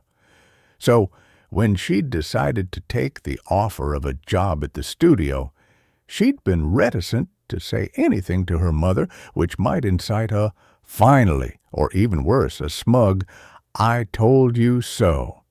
Instead, though, her mother looked genuinely pleased for her, which made it worse that she'd have to burst her bubble. It doesn't really matter anyway. The studio is closing. Lucia is moving back to Spain to be closer to her parents. They need her. Oh, darling, that's such a shame, especially as you say she's been supportive. When is it closing? It was a real shame. She'd felt a crashing disappointment when Lucia had told her gently about her plans. In a month. If I wanted to move to Spain, she said there would always be a job for me, but obviously that's not an option. Over a glass of Rioja at a bar near the studio, Lucia had painted a picture of her parents' village in southern Spain. With the romanticism of the expat, she described warm nights and even warmer people. It had been tempting. Her mother's mouth was open. You should go. Victoria could have predicted that response. How could I? My home is here. My family is here. Her mother turned in her seat to face her head on. There was a lecture coming. Victoria, this is it. This is your chance. It could be your last chance. You have to do this. The boys are grown up. They have their own lives. And Marcus, well, why can't he move with you and support your career? You've done it for him all these years. Victoria sighed. She shouldn't have said anything. I stayed home for the children, Mum. Not because Marcus wanted me to. Her mother tilted her head. Really? There it was again, the implicit judgment that Marcus had kept her back somehow. Yes, he liked her being at home, but what was wrong with that? The heckles rose on the back of her neck. You've never understood it, have you? Never understood how I could possibly want to be a mom who was there for her children. I understood it when they were very little, but once they were at school, I mean, what did you do all day? I made sure that I was there. If they were sent home from school sick, or they had a school play or an event for the parents, I was always available, always. I don't understand how you prefer to be away all the time rather than at home with us. That was my job. I wasn't out partying or holidaying. I just don't understand why you would choose a job like that.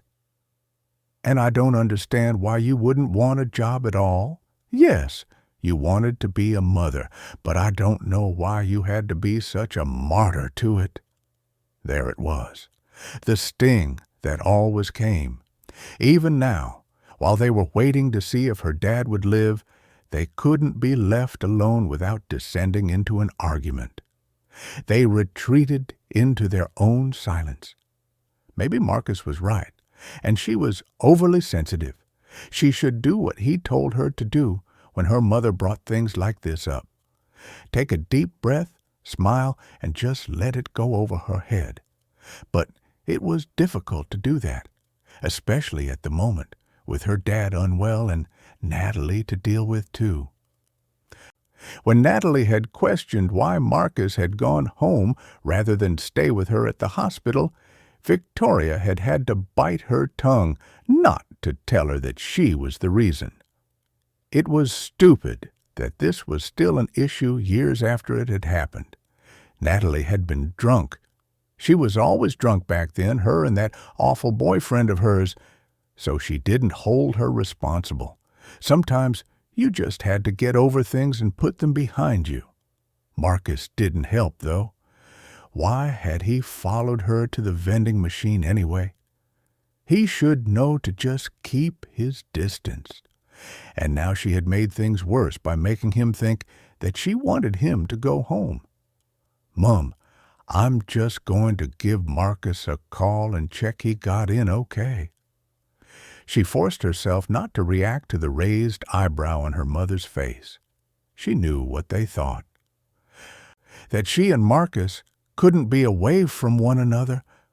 What was wrong with that? They were happiest when they were in each other's company. She had to walk to the other end of the corridor before she could pick up a signal. The phone rang 7 times on the other end before he picked up. "Hi, it's only me. Just checking you got home okay?" "Yes, fine, no traffic." She could tell he was hurt. "Look, I'm sorry that I didn't ask you to stay. It's just difficult." "I know. Any news on your father?" "No, nothing yet. They said the procedure would take at least 3 hours, but it's been closer to 4, so hopefully we should hear soon. If you wanted to come back, you could—" "Actually," he cut her off, "I have to pop out and do something. Just call me when you're ready to come home." "Do something? Where are you going?" His reply was suspiciously offhand. "Nothing important. Just need to collect some kit I loaned to one of the guys from the cycling club." Was he trying to make a point? And it's vital to do that now. Not vital, no, but I might as well while I'm on my own with a day off work. He was making a point. She didn't have the energy to play. "Okay, well, I'll call you later." When she turned back towards her mother's seat, Natalie was there, ripping open a plastic packet containing a sandwich before passing it to her mother.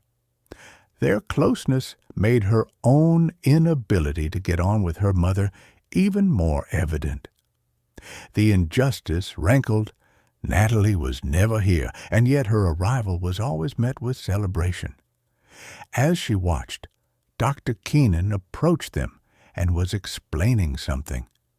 Picking up the pace, she tried to read his face and the expression on Natalie's, but she was too far to see.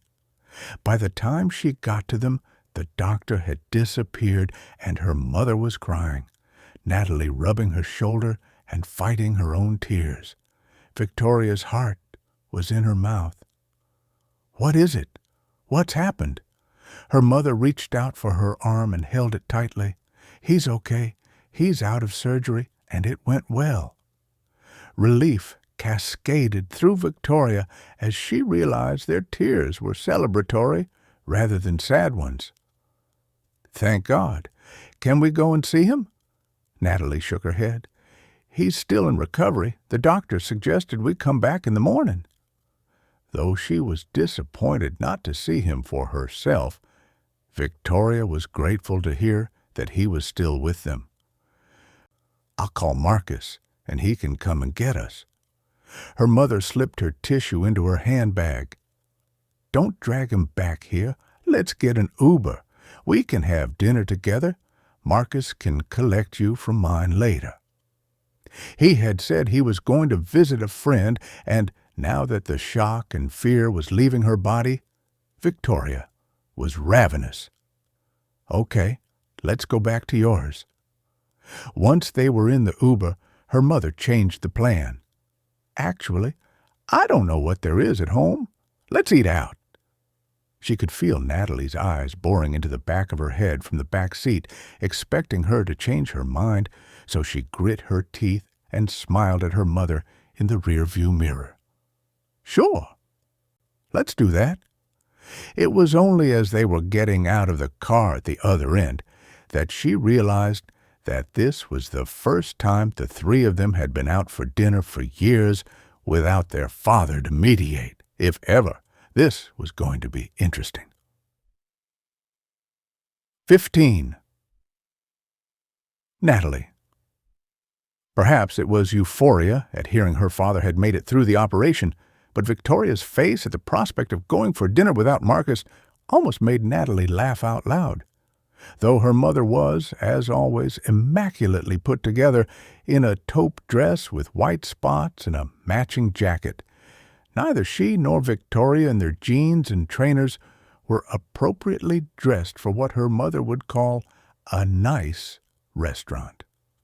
After a handful of suggestions and rejections, they decided on the new lounge restaurant on the high street. Victoria glanced at her watch. "That'll be a lot quicker, too, because you can pay on the app when you order at your table." Her mother's response was heavy with sarcasm. "Marvelous. You can get back to Marcus much faster." In an effort to prevent a reply, Natalie steered them through the door into the restaurant. There were a few tables free. "Where do you want to sit, Mum?" Her mother sighed. "I don't mind, as long as it's not near a window. I hate being stared at like I'm meat in a butcher's shop, and nowhere near a draft, or close to a table with a large group on it, because they'll be noisy." Natalie raised an eyebrow at Victoria and stage whispered, "She's so easy to please." Enjoying the reward of a rare sisterly smile, she followed her mother towards a table that fulfilled all the criteria. Once they were seated, her mother peered at the menu on the paper placemat. "Right. I think I need a glass of wine. What do we want, white or red?" Natalie was about to choose white when she remembered that she shouldn't be drinking alcohol until she knew what was happening with her other surprise.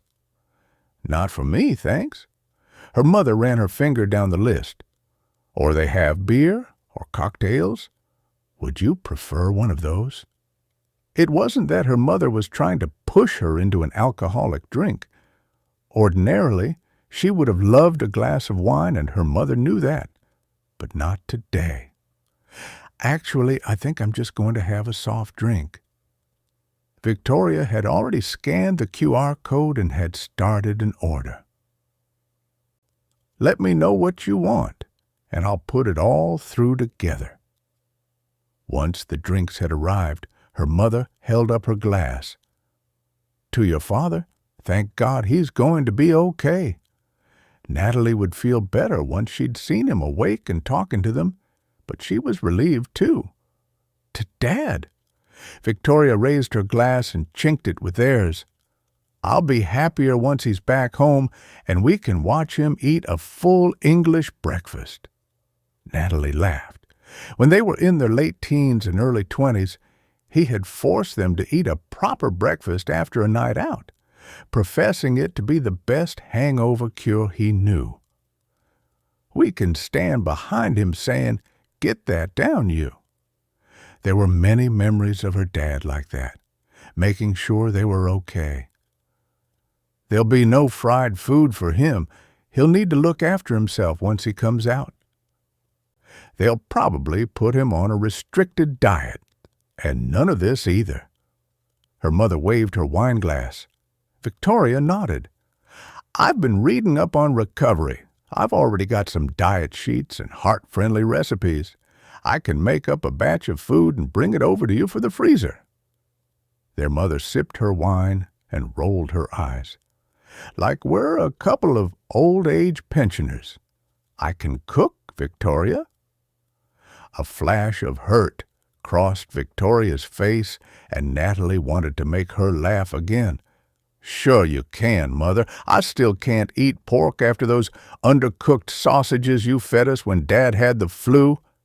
They put me in bed for the next 2 days." Her mother frowned. "I was under a lot of stress at the time." The memory had the desired effect of making Victoria smile. Natalie could still remember how cross she used to get when their mother would take it in her head to prepare their dinner, but that's Dad's job. A waitress appeared with their meals, and the conversation lulled. Over the clink of their cutlery, they couldn't help but overhear the laughter from the family of 4 at the table next to them. The dad and one of his 2 daughters were teasing the mother, and she was laughing hard, tears rolling down her face.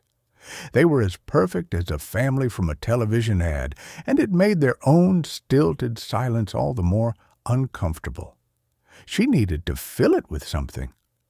Guess who I bumped into at the hospital? Ross. Victoria looked as if she'd just thrown her dinner in her face. "Ross? Your ex-boyfriend from years ago? How awful for you." It wasn't awful, actually. It was nice to see him. It had been nice to see him. Better than nice, actually. It was as if she'd missed him without realizing it. Victoria looked at her as if she was mad. Really? After all the trouble he caused? Her mother was far more interested. Why was he there? Had he done something to himself? It was kind of her mother to ask after Ross, given the way they'd both behaved back then. "He looks good. He has a son. That's why they were here. His son broke his leg on a trampoline." Well, well, I can't picture him as a father. Is he looking after himself?" "I think so. He looked healthy." "And what about the boy's mother? Are they together?" Natalie shook her head at her mother. "He's a widower. His wife died a couple of years ago." "Oh, now that is sad, especially if they have a young son." Victoria was appraising her, as if she was reading her mind. "Please tell me you're not thinking of starting something with him," her mother interjected before she had time to frame a suitable response. "Now, Victoria, she's only said hello to him for goodness sake." She turned to Natalie. "And what about Carl? Is it definitely over between the 2 of you?" "I liked him." She thought again of the secret in her body. Who knew what was going to happen next? "I don't know. I need to go back to Germany to pack up the apartment. I might see him then." "Is there any chance of you coming back here for a while? At least while your dad is recovering? I know he'd love to have you here, and so would I." Before she could answer, Victoria stood and excused herself. "I'm just going to the bathroom. I'll be back in a minute. And then I think I'll ask Marcus to come and get me. He can drop you both home." As soon as Victoria was out of earshot, her mother leaned forward. "It's not because of him, is it, Marcus? He's not why you won't stay." Natalie shifted in her seat. What did her mother know? "Why do you think that?" Her mother narrowed her eyes. "I'm not silly. I can see how you feel when he's around. I'm not keen on him either, but he's your sister's husband. We have to make the best of it. Try and ignore it when he acts superior. It is him, isn't it?" Cross at the flush she could feel creeping up her neck, Natalie forced on a smile and shook her head. "No, it's not him. More accurately, it was not just him. But, of course, her mother would think that his behavior could be swept under the carpet, because she wanted her own behavior long forgotten, too. In the end, Victoria hadn't been able to get Marcus on the phone, so they ordered 2 Ubers to take them in opposite directions. It was almost 10 o'clock by the time Natalie and her mother walked up the path home. Home. It was strange that she still felt like that about this house, even though she hadn't lived here for 17 years. Nowhere else had she stayed for long enough to think about it as more than a temporary base. Particularly after the events of the last 2 days, it was a comfort to be back here. Despite their differences now, she had many happy memories of being here with Victoria, with their dad, who made even the most boring activities, putting on your shoes, cleaning your teeth, tidying away your toys, into a game. However, Victoria liked to paint their mother's absence. They had had a happy childhood. Linda from next door must have been waiting at her front window to catch them, because she made Natalie jump by, calling out just as her mother put her key in the front door. "Cynthia, how's Doug?" Though she turned to speak, her mother pushed the door and rested her right foot on the step. "He's doing better. They've operated to put in some stents, and his heart is beating normally again." Linda's face lit up in delight at a subject she could add to. "My brother-in-law had stents put in last year. Best thing that ever happened to him, he says." It was nice to hear a positive outcome. Natalie was grateful. "Let's hope Dad feels the same." Linda came closer to the fence, eager to prolong their conversation. "It was a good job that your friend was here to take him into hospital that quickly, wasn't it, Cynthia? You can wait hours for an ambulance these days." Natalie looked from Linda to her mother and back again. "Do you mean Allison? She lives around here, doesn't she? Have you not seen her?" Linda's face clouded with confusion. "Where does she live?" Years in business had given her mother the skill to seamlessly manage people. "She's around the corner. Anyway, thanks for your kind wishes, Linda, but we need to get to bed so that we can be up bright and early to see him in the morning." Clearly still trying to work out where Allison might live, Linda took a step away from the fence, rubbing imaginary dust from her hands. "Of course. I just wanted to check he was okay. And to pass on that telephone number for your Victoria. I saw Jillian at the big Tesco, and she gave it to me." "Oh, that's great. Can you text it to me now, and I'll forward it to Victoria when I get in? Good night." Stepping immediately inside, she was too quick to see the disappointment on Linda's face that their conversation was over. Natalie recognized loneliness when she saw it and felt sorry for the woman. Not sorry enough to stay and talk, though. While her mother slipped her linen jacket from her shoulders and onto a hanger she'd left ready on the coat stand, Natalie bent to unlace her trainers. "What number is Linda giving you for Victoria?"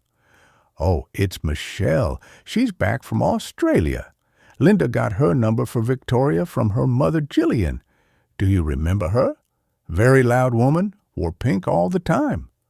All thoughts of why Linda hadn't recognized Allison flew from Natalie's mind. Michelle? Michelle Fields was back? Upside down, blood rushing to her head, Natalie shoved her finger into the back of her right shoe to ease it off. Is she staying? Is she back here for good? I think so. Well, Linda thinks so. I don't really know, to be honest. Her mother's phone pinged with a message as Natalie righted herself and nudged her shoes under the coat rack with her toe. Can you find out? Her mother was diving in her bag for her phone. Does it matter? It might matter a lot, but she wasn't about to explain why. I just wondered. Phone retrieved, her mother squinted at the screen. That's the text from Linda now, along with a detailed description of her brother-in-law's recovery plan. I'll just send Victoria the whole War and Peace. She can enjoy that before she gets to the actual telephone number. Even the thought of Victoria calling Michelle turned Natalie's stomach. Are you sure Victoria wants to see her again? Her mother laughed. Of course she does. They were best friends, and it's not like she has too many of those. Now, I'm going to make a decaf tea. Do you want one, or are you going straight up to bed? I'll go straight up. See you in the morning. As she made her way up the stairs to her childhood bedroom, a chill descended. What was Michelle doing back here? What might she tell Victoria? And should Natalie or Marcus try to get to her first? 16. Victoria. Victoria wasn't sure when she'd started making breakfast for Marcus every morning, but it must have started when the boys were young. In those days, she was up around 5 a.m. with the two of them, and once they were in their high chairs with baby cereal or a handful of strawberries, she'd make Marcus a smoothie and maybe toast a bagel as she heard him coming down the stairs for work. She wasn't sure why she was still doing it. He strode into the kitchen in navy suit trousers and a crisp white shirt, and scooped up the smoothie, took a large gulp. Thanks. He was dressed for the office. Are you going back into work today? He looked surprised at the question. You don't need me today, do you? It would have been nice for him to at least offer. No, we're fine. He nodded, then slipped his phone out of his pocket and swiped the screen with his thumb. I assume you've told Lucia that you won't be in? Lucia had been the one to tell her not to even think about coming into work this week. One of the many advantages of working for a woman who understood family.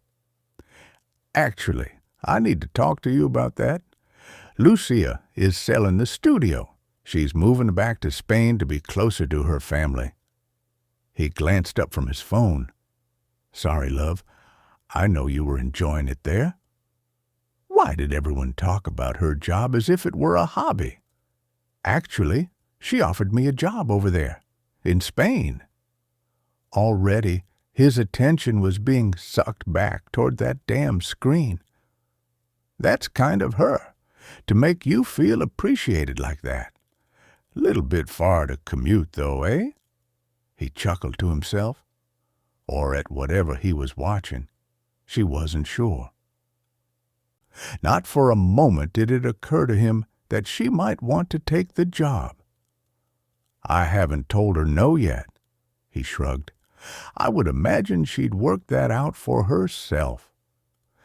Just for a few minutes, she wanted him to consider that she might do something impulsive, out of character, something purely for herself.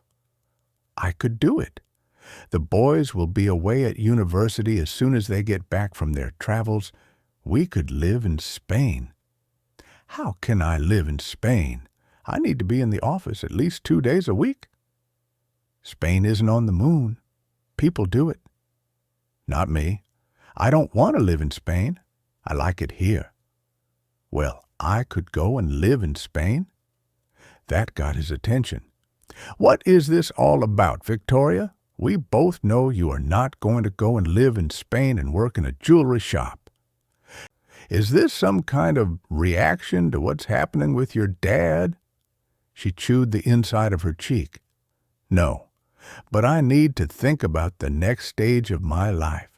Now the boys won't need me at home any longer. The boys hadn't needed her for quite some time, but Marcus looked at her as if she was already speaking Spanish. I need you at home.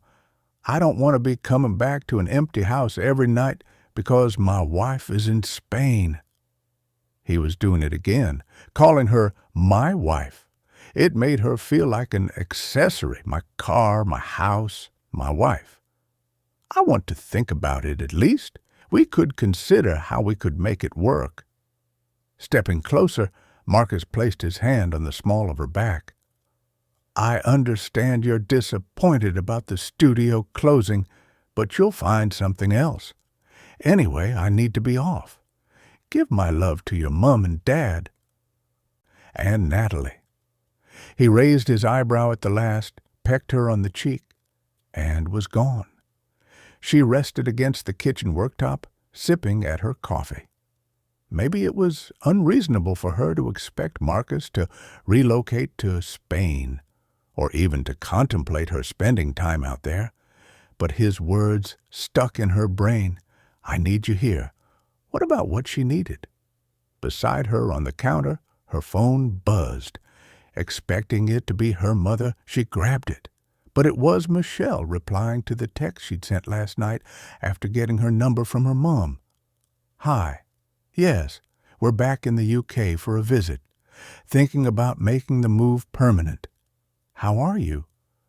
There was too much to say in one text message, and she could really do with hearing a friendly voice right now. Before she could change her mind, she sent a reply. Can I call you? There was a pause before the reply came back. Sure. As she pressed the call icon, her heart thumped in her chest. It was silly to be nervous about calling her childhood friend, but it had been a long time since they'd last spoken. Michelle picked up on the third ring. Hi, Victoria. Her voice was threaded with an Australian twang, but it was still unmistakably her. It was as if she'd been transported back 3 decades. How often during her teenage years had she sat on the phone to Michelle for hours at night, rehashing and analyzing the events of their days, before her dad called up the stairs to tell her to stop talking and go to bed. Hi, it's great to talk to you. I can't believe you're here. Yeah, we're staying with my mom. She said your dad is in hospital. Is he okay? She had that Aussie inflection, everything a question. We're not sure at the moment. I'll be going in at 9 when visiting starts. I'm meeting my mum there and Natalie. She's over from Germany. We'll hopefully know more then. I'm sorry to hear that. How is everyone else? Your mum? The boys? Marcus? As she was speaking, Victoria wandered out to the hall where she'd framed a large collage of photographs of friends and family. In the corner, Michelle's smile beamed down at her. They would have been around 18 or 19, the same age as her twins were now. The boys are traveling at the moment. They're in Vietnam, but they're planning on getting to Australia, believe it or not. Mum is fine, and Marcus is just Marcus. How about you? Do you have family? It was strange to be talking to her like this. Why had they lost touch all those years ago? I've got a daughter. Her name's Mary, short for Melody. She's here with me. Mary? That's unusual. It would be great to meet her. I mean, not at the moment, but once I know that my dad is okay, maybe you could come over. I know my mom and dad would love to see you, too." There was a pause at the other end of the line. "You said Natalie is over here? Is she staying with you?" That was a strange question. "No, she's staying at Mum's." "Why?" "No reason." "Yeah, okay. Once you know everything is okay with your dad, maybe we can grab a drink or something." "I'd like that." "Okay, well, let's speak soon." For a few moments, she stood in front of the wall of photographs and studied the photograph of her and Michelle. They were both holding some brightly colored cocktail, and Michelle had her arm around Victoria's shoulders, their cheeks pressed together as they smiled for whoever was taking the photograph. She hadn't had a friend like Michelle since she'd moved to Australia. They'd been really close, much closer than Victoria had ever felt to Natalie. It was strange that Michelle had asked after her. After what had happened between Marcus and Natalie, she'd had even less time for Victoria's sister than she'd had before. Her phone vibrated in her hand. This time it was her mother. "Victoria, it's me, Mum. The hospital have called. Your dad is awake. We can go in and see him now." 17. Natalie. When they jumped into a taxi to get to the hospital the next morning, Natalie had felt slightly guilty for not waiting for Victoria to come and get them as planned. But as soon as they got the call that her dad was awake and they could go in to see him, her mother had been desperate to get there and had insisted they could call Victoria on the way. Plus, as her mother rightly argued, the rules on the intensive care ward allowed only 2 of them by the bed at any one time, anyway.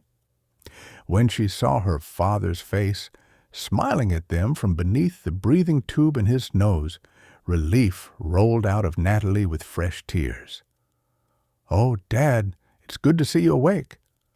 With more color in his cheeks and his bright blue eyes taking them both in, she could see he was back with them again.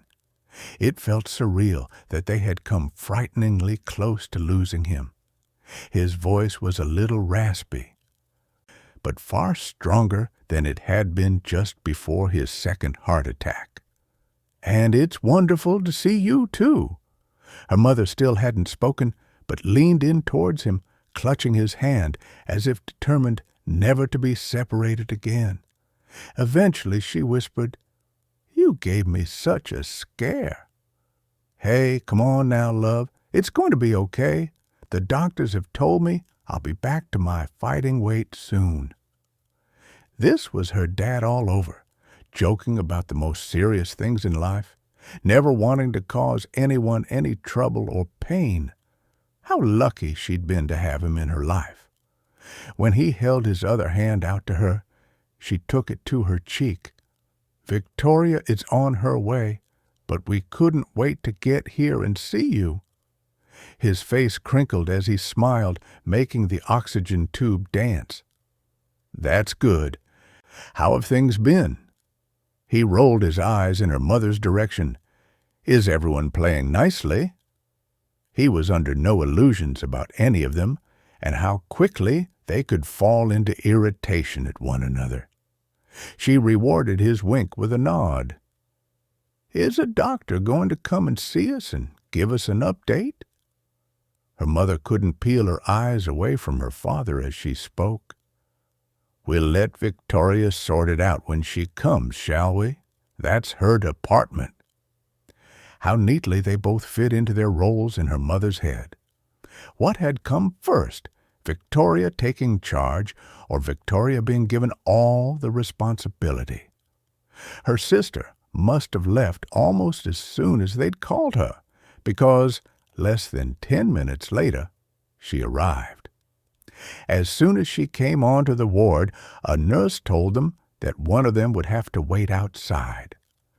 In the circumstances, Victoria tried to argue, couldn't they all 3 be around her father's bed for a short while? But the matron in charge of the ward was having none of it. I have to think about all of my patients, I'm afraid. Rules are there for a reason. Natalie picked up her bag from beneath her chair. It's okay. Now I've seen Dad, I'm happy to let him out of my sight. You can come and have some time together. In a move that startled both of them equally, Victoria threw her arms around her and squeezed her tight for about 2 seconds. Thank God he's okay. Natalie was still recovering from the unexpected display of affection as she pushed through the heavy wooden doors. Outside in the corridor, she leaned against the wall and closed her eyes. Quietly, softly, she wept, releasing the fear of losing her dad and the guilt of not being here. Of not being a good enough daughter. But he was going to be okay. She had time. She was here now. Mercifully, the corridor was empty at this time of the morning, and there was no witness to her grief. She wiped at her nose with the back of her hand, the pungent scent of disinfectant stinging the back of her throat. It was as if her senses had gone into overdrive. Now her father was on the road to recovery. She could no longer push away the need to make a decision about this pregnancy. How ironic that, with a new life inside her, she should feel utterly alone. She felt again the truth of Carl's prediction. You are going to end up a very lonely woman. She had to call him, now, before she lost her nerve. Germany was 1 hour ahead of the UK, but he worked from home, and she was pretty sure that he'd take her call. Heart beating hard, she listened to the dull bleat of the international dialing tone, willing him to pick up, yet still unsure how she was going to drop this bomb into his life. She couldn't just blurt it out, I'm pregnant. But she didn't want to drag the announcement out either. There was a click at the other end of the phone, and her heart leapt in her mouth, waiting to hear his voice. But it wasn't Carl at the other end of the phone. It was a woman, a sexy-voiced German woman. Ja? Natalie's throat dried up, killing the greeting she'd prepared. Instead of repeating her question, the woman gave a throaty laugh, and then there was the sound of a tussle at the other end. Carl's voice, his own deep laugh, making it clear they were wrestling for the phone, probably from bed. Frozen in place, Natalie heard him gain control and speak, obviously with no idea it was her on the other end. Guten Tag? Unable to bear the humiliation, she hung up. Hot, tense, and breathless, she had to get some air. She needed to get out of here. Pushing through the heavy metal doors to the path outside, the breeze was fresh and welcome after the stifling atmosphere of the hospital. Over the initial shock, she had to accept that she had no right to be angry with Carl.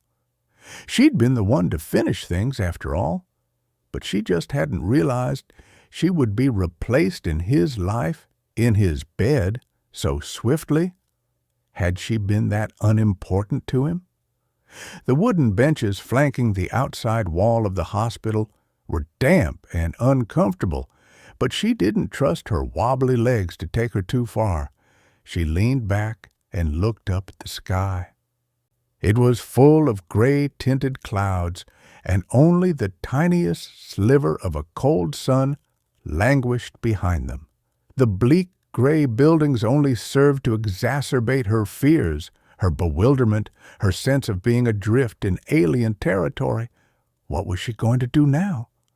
Her sister had been a natural mother. When Natalie was still living at home, Victoria would bring the boys to visit their mom and dad.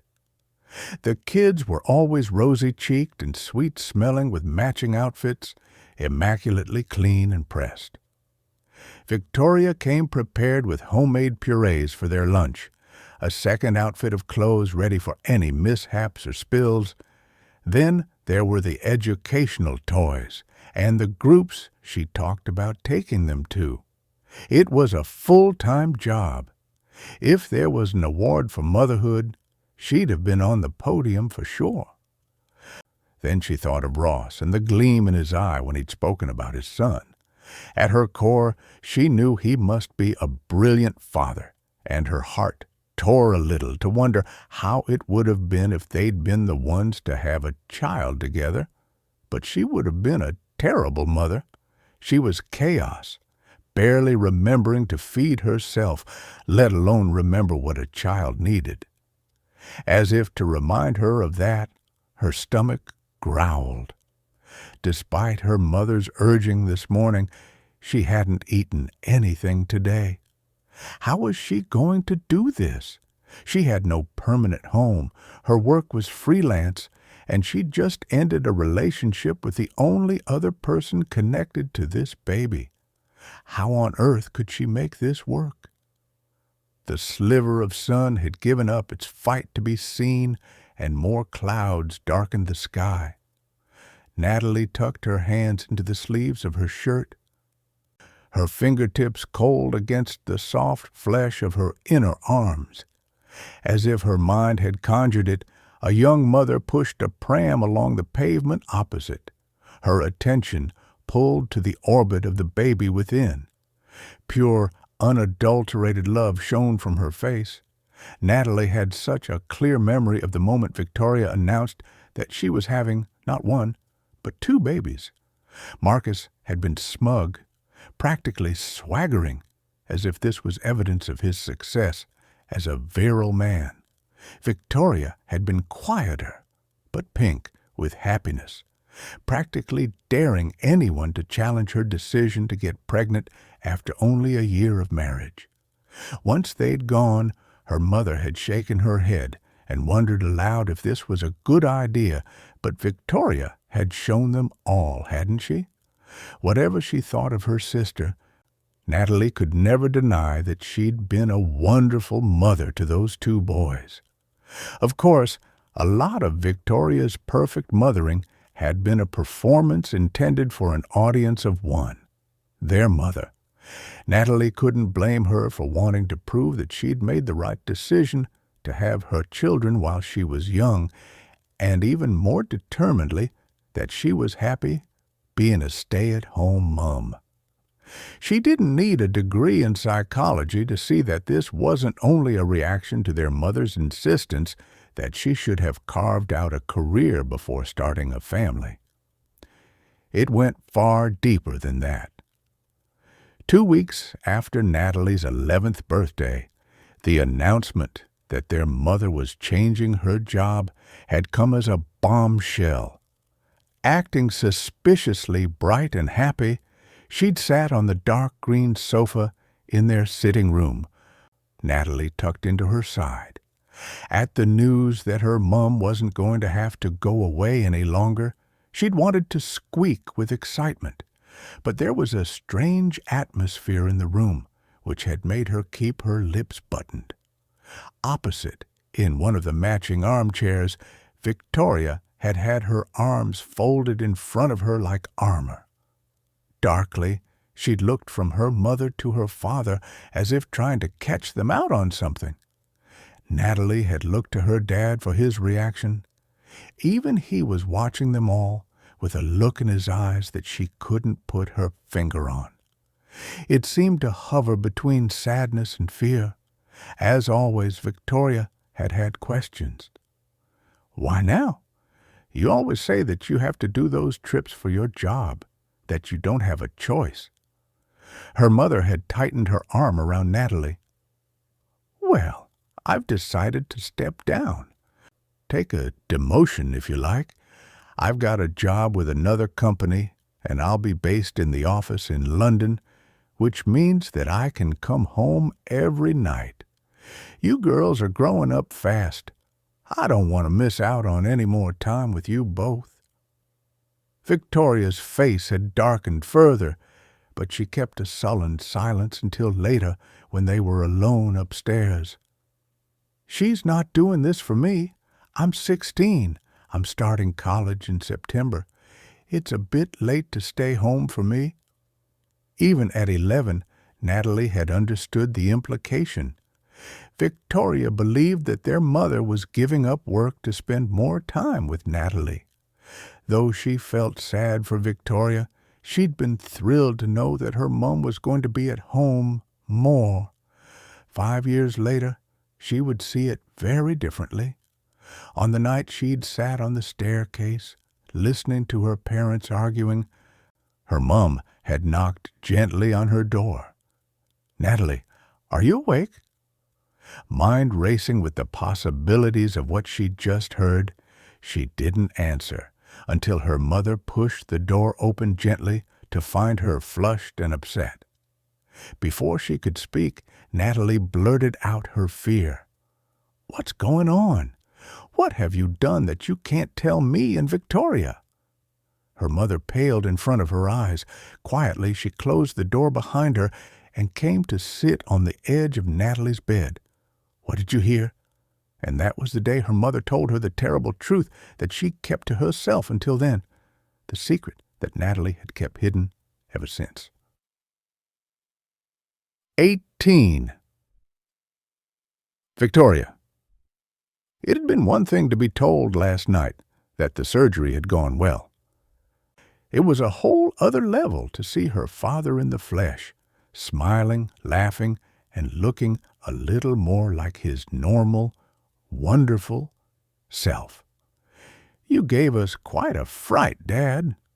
Propped up in bed, he looked older, but at least the amount of machines and tubes he'd been hooked up to had been reduced.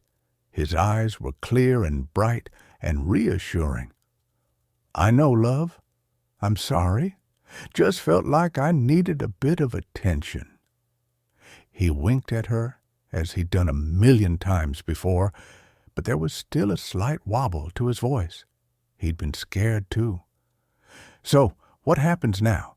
Do you have to have any further treatment, or do you just need to get stronger?" "Well, I think they're pumping me full of quite a few drugs." He lifted his arm and waved the tube it was attached to. "But I think the doctor's going to come round soon and give us an idea of how much longer I need to be in here." Her mother had hold of his other hand. "The sooner we can get you home, the better." It was strange to see them like this, a couple. Even as an adult, she never even thought of them that way. She'd always regarded them separately. Dad, who had been there and brought them up and been a safe space, and Mom, with her career and high ideals and, quite frankly, frustrating behavior. Seeing them like this as a pair made her reflect on how long their relationship had lasted. Her dad could take the credit for that, too. He was the steady one, the one who had always been there, who allowed her mother to come and go without a moment of complaint. Even stranger, it made her a little emotional. She kind of liked it. For the last couple of days, the last words her dad had spoken to her had been on her mind. None of this is her fault. But she couldn't ask him about that yet, or about the mysterious Allison. Right now, they needed to be happy that he was here and he was okay. "Is there anything you want, Dad? I can go to the shop and get you anything you need. Chocolate, lemon sherbets, cake?" His smile was like a warm sun after a day of rain. "I just want you to stay right here." When Natalie appeared at the end of the bed, Victoria's stomach dropped in disappointment. Not because she was here, but because she wasn't ready to leave their dad yet. But when she started to get up, Natalie raised her hand. "It's okay. There's been a changeover of staff, and the new nurse on duty said that it's quiet on the ward at the moment. She said we can all stay with Dad as long as we're very low-key." As Natalie pulled another chair across to her father's bed, her mother's phone started to ring, and she snatched up her bag to quieten it. "That's not very low-key, Mother." She glanced at her father for him to join in her joke, but he just stared at her mother, who frowned at her phone as she canceled the call. "Everything okay, Synth?" A million words seemed to pass between their eyes, but her mother nodded.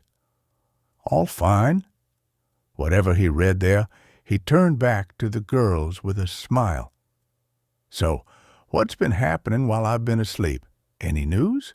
How are the boys doing on their travels?" Victoria took his lead. "They're fine. Not that I'm getting any news, but there's plenty of pictures on their Instagram I'll show you." While she scrolled on her phone to find them, her mother took up the conversation. "Speaking of travels, do you remember Victoria's friend Michelle, the one who moved to Australia? Well, she's back, and she has a family now, a daughter." Victoria could practically feel Natalie stiffen beside her, but she glanced up at her father. "Yes, I'm going to meet up with her. I'm really looking forward to it." Natalie's voice was suspiciously offhand. "I'm surprised you want to see her." Now she did turn to face her. "Why, she was my best friend." "Yes, but didn't she just leave and then never speak to you again? I can remember you writing letters and not getting anything back from her. It had been hurtful at the time. When Michelle left, it was on a sea of promises that they would never lose touch. But life gets in the way, sometimes, especially when you have a young family. It was different then. It wasn't as easy to keep in touch with people. There was no Facebook or Instagram. Speaking of which," she leaned forward and turned her screen toward her father. "That's the latest reel the boys have put on their feed." She enjoyed the delight in her father's face as he scrolled through her boys' photographs of them, enjoying late-night barbecues and nightclubs and trips to the beach. Not for a moment did she want to cut their trip short, but she wished they could be here to hug her father and bring him joy. Hovering behind their father's shoulder, Natalie smiled at the photos, too. "I can't believe how grown up they are, and how handsome. They are such a credit to you, Vic." Her praise unlocked something in Victoria. When the boys had been tiny, Natalie had been such a lovely auntie, cuddling and singing to them both. Her distance had been a loss for the boys. "Thank you. When they come home, you must—" She stopped mid-sentence when a nurse appeared by the bed. "Cynthia, there's a woman outside who has asked to come in and see Doug. I've explained that there's already 3 of you by the bed, but she's quite agitated. Would you be able to go and speak to her?" Victoria was surprised to see her mother get straight to her feet. "Stay with your father. I won't be long." No one spoke as she fought her way out of the curtain around the bed, and Victoria listened to her heels clack away down the corridor. Natalie looked up from the phone with a raised eyebrow. "What do you think that's all about?" Her father's eyes were anxious, but he smoothed his face into a concerted effort of a reassuring smile. "Don't worry about that. Tell me more about this trip the boys have been on." Victoria knew that jolly voice of old. It was the same one he'd used every time she and her mother had argued each other into a corner and needed encouraging back. Something wasn't right here. "I will in a minute. I'm going to see who this is and what's going on. Stay with Dad, Natalie." The ward exit was only about 20 steps from her father's bed. In the middle of the heavy wooden door, a small portrait window looked out onto the corridor. Through its frame, Victoria had a good view of her mother and the woman she'd said had brought her dad to the hospital, Allison. Now she could see her more clearly. She was a lot younger than she'd realized. There was something familiar in the way she held herself, and Victoria was struck again by the thought that she'd met her before.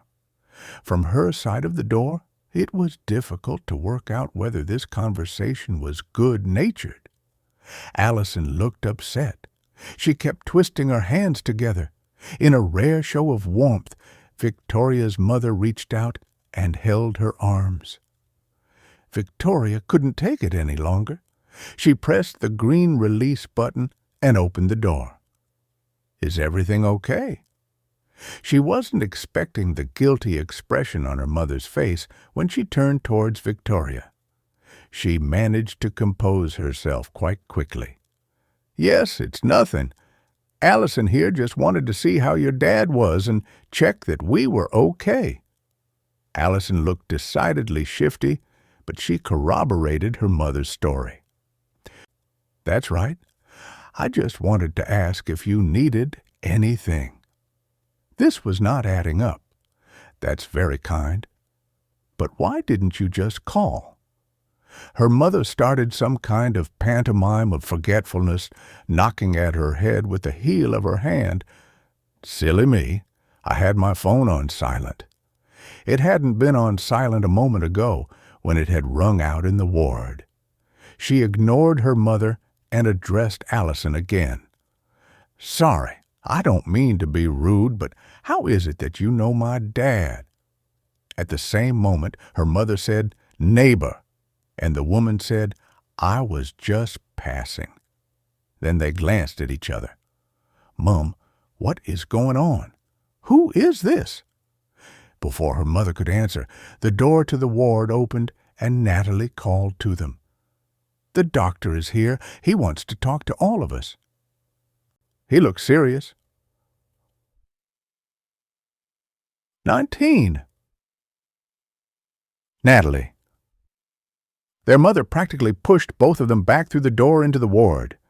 Natalie barely had time to ask what had been going on with this mysterious woman. Her mother had ignored her, and Victoria shook her head.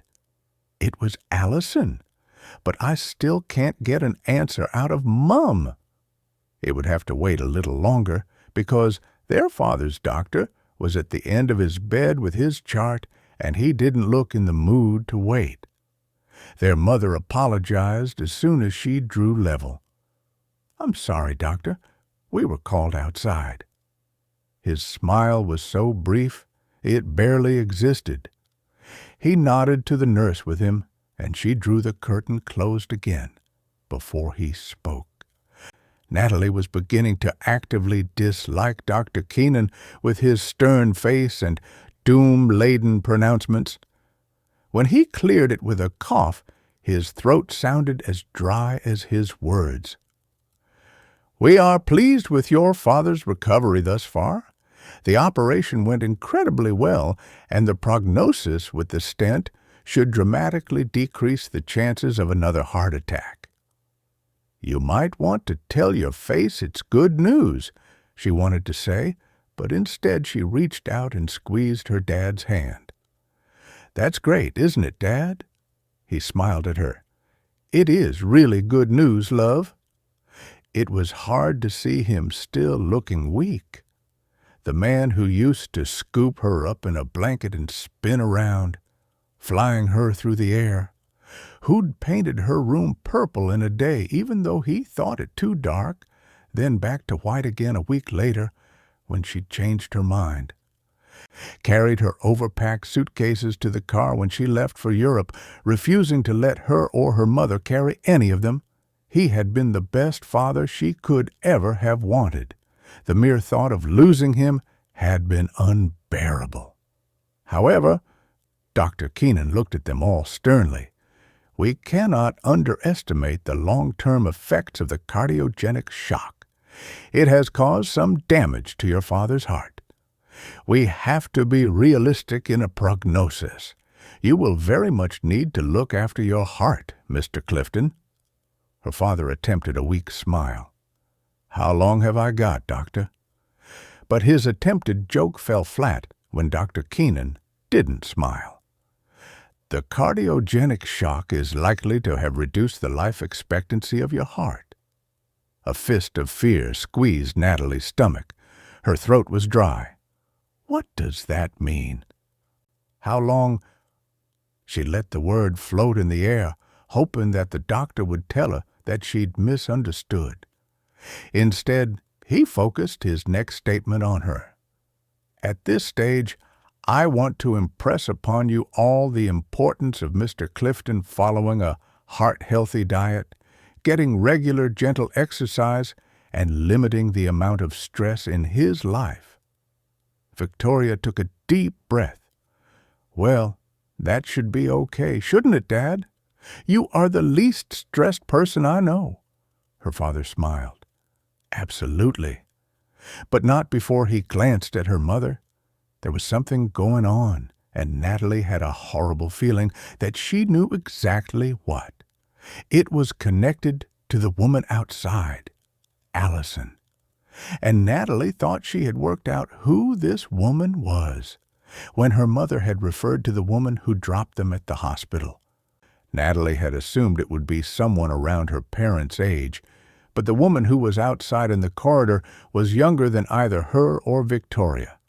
And whatever her mother had said about her being a neighbor wasn't true.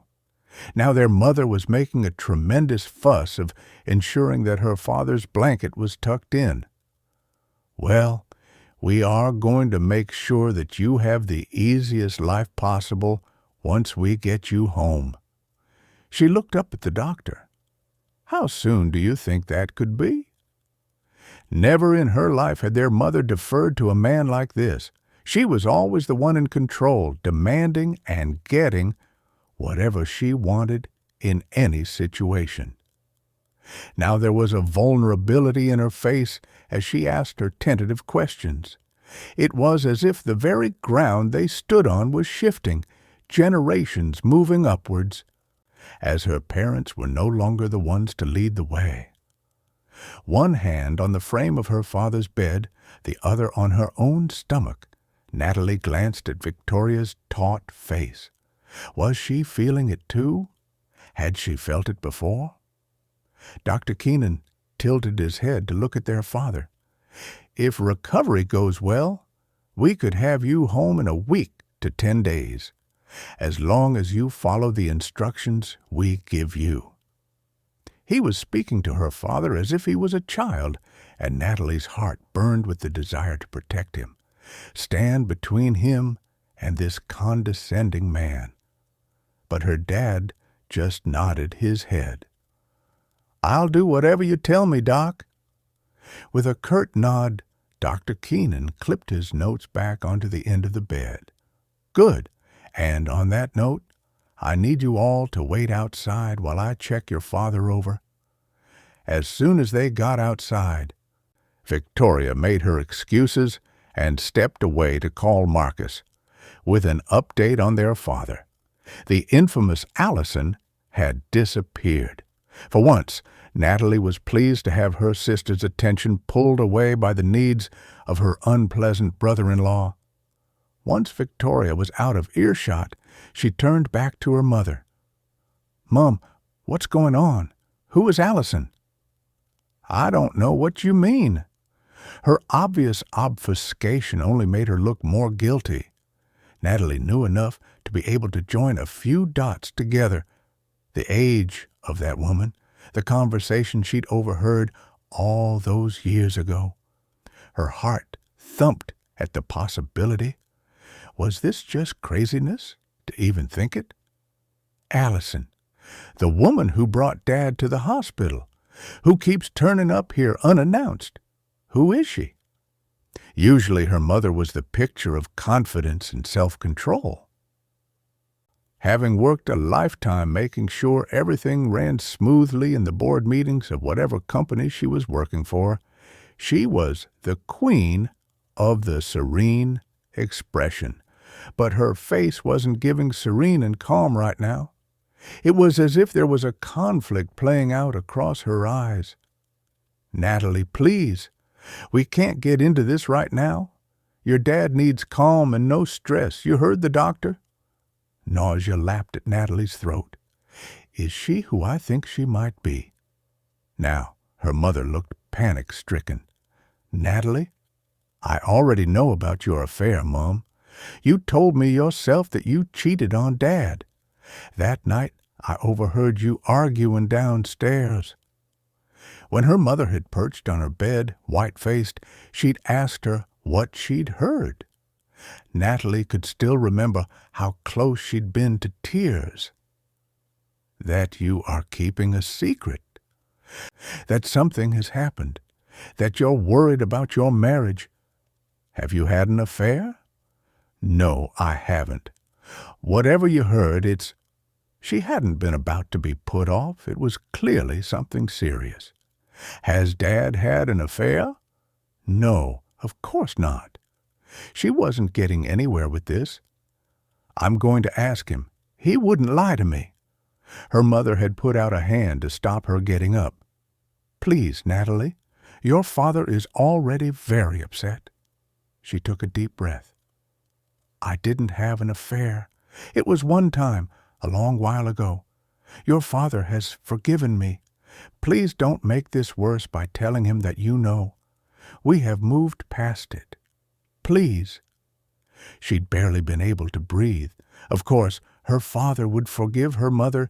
Didn't he adore her, give her everything she wanted? Even then, when they'd been arguing about whether or not to tell her and Victoria the truth, her mother had managed to persuade him otherwise. For weeks afterwards, Natalie had struggled, debating whether or not she should tell Victoria. But Victoria was already wrapped up in Marcus and the twins by then. And Natalie knew already how Victoria would react. Her relationship with their mother had been tricky at the best of times. Armed with this information, it might tip over into all-out hatred.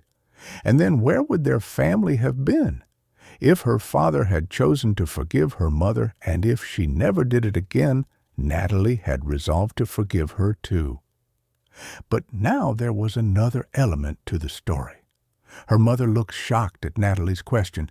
Had she forgotten that she'd already admitted to an affair all that time ago? Recovering herself, her voice was stern. "Natalie, don't— Is this woman your daughter?"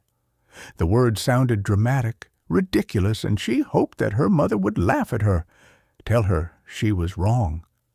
Instead, she held out her hands. "The girl is only 25 years old. How do you think I would have hidden a pregnancy from you and Victoria?" She faltered at the words hidden and pregnancy for obvious reasons. "You were away a lot of the time. You could have—" "Not for 9 months." She was right. It was a stupid thought. Was her own pregnancy at the forefront of her mind, making her blind to basic practicalities? Then who is she? Why are you being cryptic about her? The door to the ward opened, and a nurse called to them. "You can come back in whenever you're ready." Her mother looked relieved at the obvious stay of execution. "Let's go and be with your father. Not a word while we're in there. He doesn't need anything to upset him right now. Once visiting time is over, and once Victoria is with us, I'll tell you both everything." 20. Victoria. Pacing backward and forward beside a large gray notice board, Victoria tried Marcus's phone 3 times. No answer. Of course, he could be in a meeting and have it on silent. Time lost all meaning in this place. It was like existing in a separate universe. This time, she called his assistant. "Hi, Cheryl. It's me, Victoria." Cheryl had been his assistant for over 3 years, and she knew her well. "Hi, Victoria. How's your dad?" Marcus said he was in hospital. "Yes, heart attack, unfortunately. It's been a scary couple of days.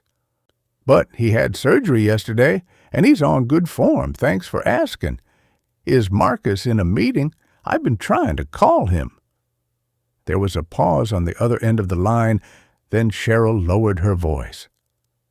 "Marcus hasn't been in today. I assumed he was at the hospital with you." Victoria came to a stop and leaned against the notice board, opened her mouth and closed it again, at a loss of what to say. Cheryl must think she was stupid. She had to lie. Oh, he was, but he had to leave, and when I couldn't get hold of him, I thought he might have come into work. I'm not thinking straight. Ignore me. I'll try his mobile again. Cheryl sounded relieved. I can imagine you don't know whether you're coming or going at the moment. If he calls in for his messages, I'll be sure to ask him to contact you. Thank you. She was glad she'd walked away from her mother and Natalie to make the call. Otherwise, she'd have had to make an excuse about the conversation she'd just had. She could just imagine what Natalie would think. It was difficult to make sense of it herself. Feeling dizzy, she pressed her eyes with her fingertips until they hurt. If he was supposedly in work today, why didn't Cheryl know where he was? Where was he? Not expecting an answer, she tried his mobile one more time. Miraculously, he answered, out of breath and with traffic in the background. Hello? Where are you? I've been trying to call. Cheryl said you're not in the office. His breath came in bursts, as if he was walking. I was in a meeting. I've stepped out to speak to you. What's wrong? Is it your dad? He sounded panicked. She almost felt bad for worrying him and for her suspicions. No, he's fine. That's why I was calling, just to let you know that everything is okay. Sorry, my head is all over the place. I didn't consider that you might be off-site today. Cheryl said you weren't in work. There were a few beats of silence when all she could hear were his rhythmic breaths. Why were you checking up on me with Cheryl? One of the posters on the wall was curling at the bottom where it had escaped its pin. She picked at the pin to pull it out. I was just trying to speak to you. I'm sorry if I... It's fine. He cut her off. I'm visiting a client. Cheryl must have forgotten. I'm glad your dad is okay, but I need to go back in. She pushed the pin into the poster to resecure it. Was it unreasonable to want to speak to him for a moment? She remembered the way that her dad had looked at her mom from his hospital bed. Marcus was working, but surely he could give her 5 minutes in the circumstances. Is there any way you can leave work earlier today? Come to the hospital? I know that Dad would love to see you. It would give him a boost. It was Victoria who needed the boost, who wanted to be held while she cried out the relief that was still stuck in her chest. She ached with the effort of holding everything together. Instead of comfort, she was offered irritation. Victoria, I really need to go. I'm glad your dad is okay, really glad, but I'll see you tonight. He'd gone before she could even say goodbye. For a moment, she stayed where she was, trying to work out why he'd been short with her. And why he'd lied about where he was, because Cheryl was the most efficient woman she'd ever met. She knew Marcus's schedule better than he did. Why hadn't he told her that he was meeting a client off-site?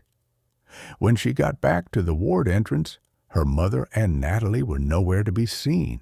They must have gone back in without her. Trying not to feel even more abandoned, she took her time sanitizing her hands, pushing the acrid chemical solution into her fingernails where she'd picked at that drawing pin, taking long, deep breaths to compose herself before elbowing open the door to the ward. With each step, she pushed her concerns about Marcus as far down as she could.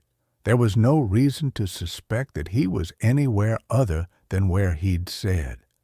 It was her worry about her father that was making her paranoid and suspicious.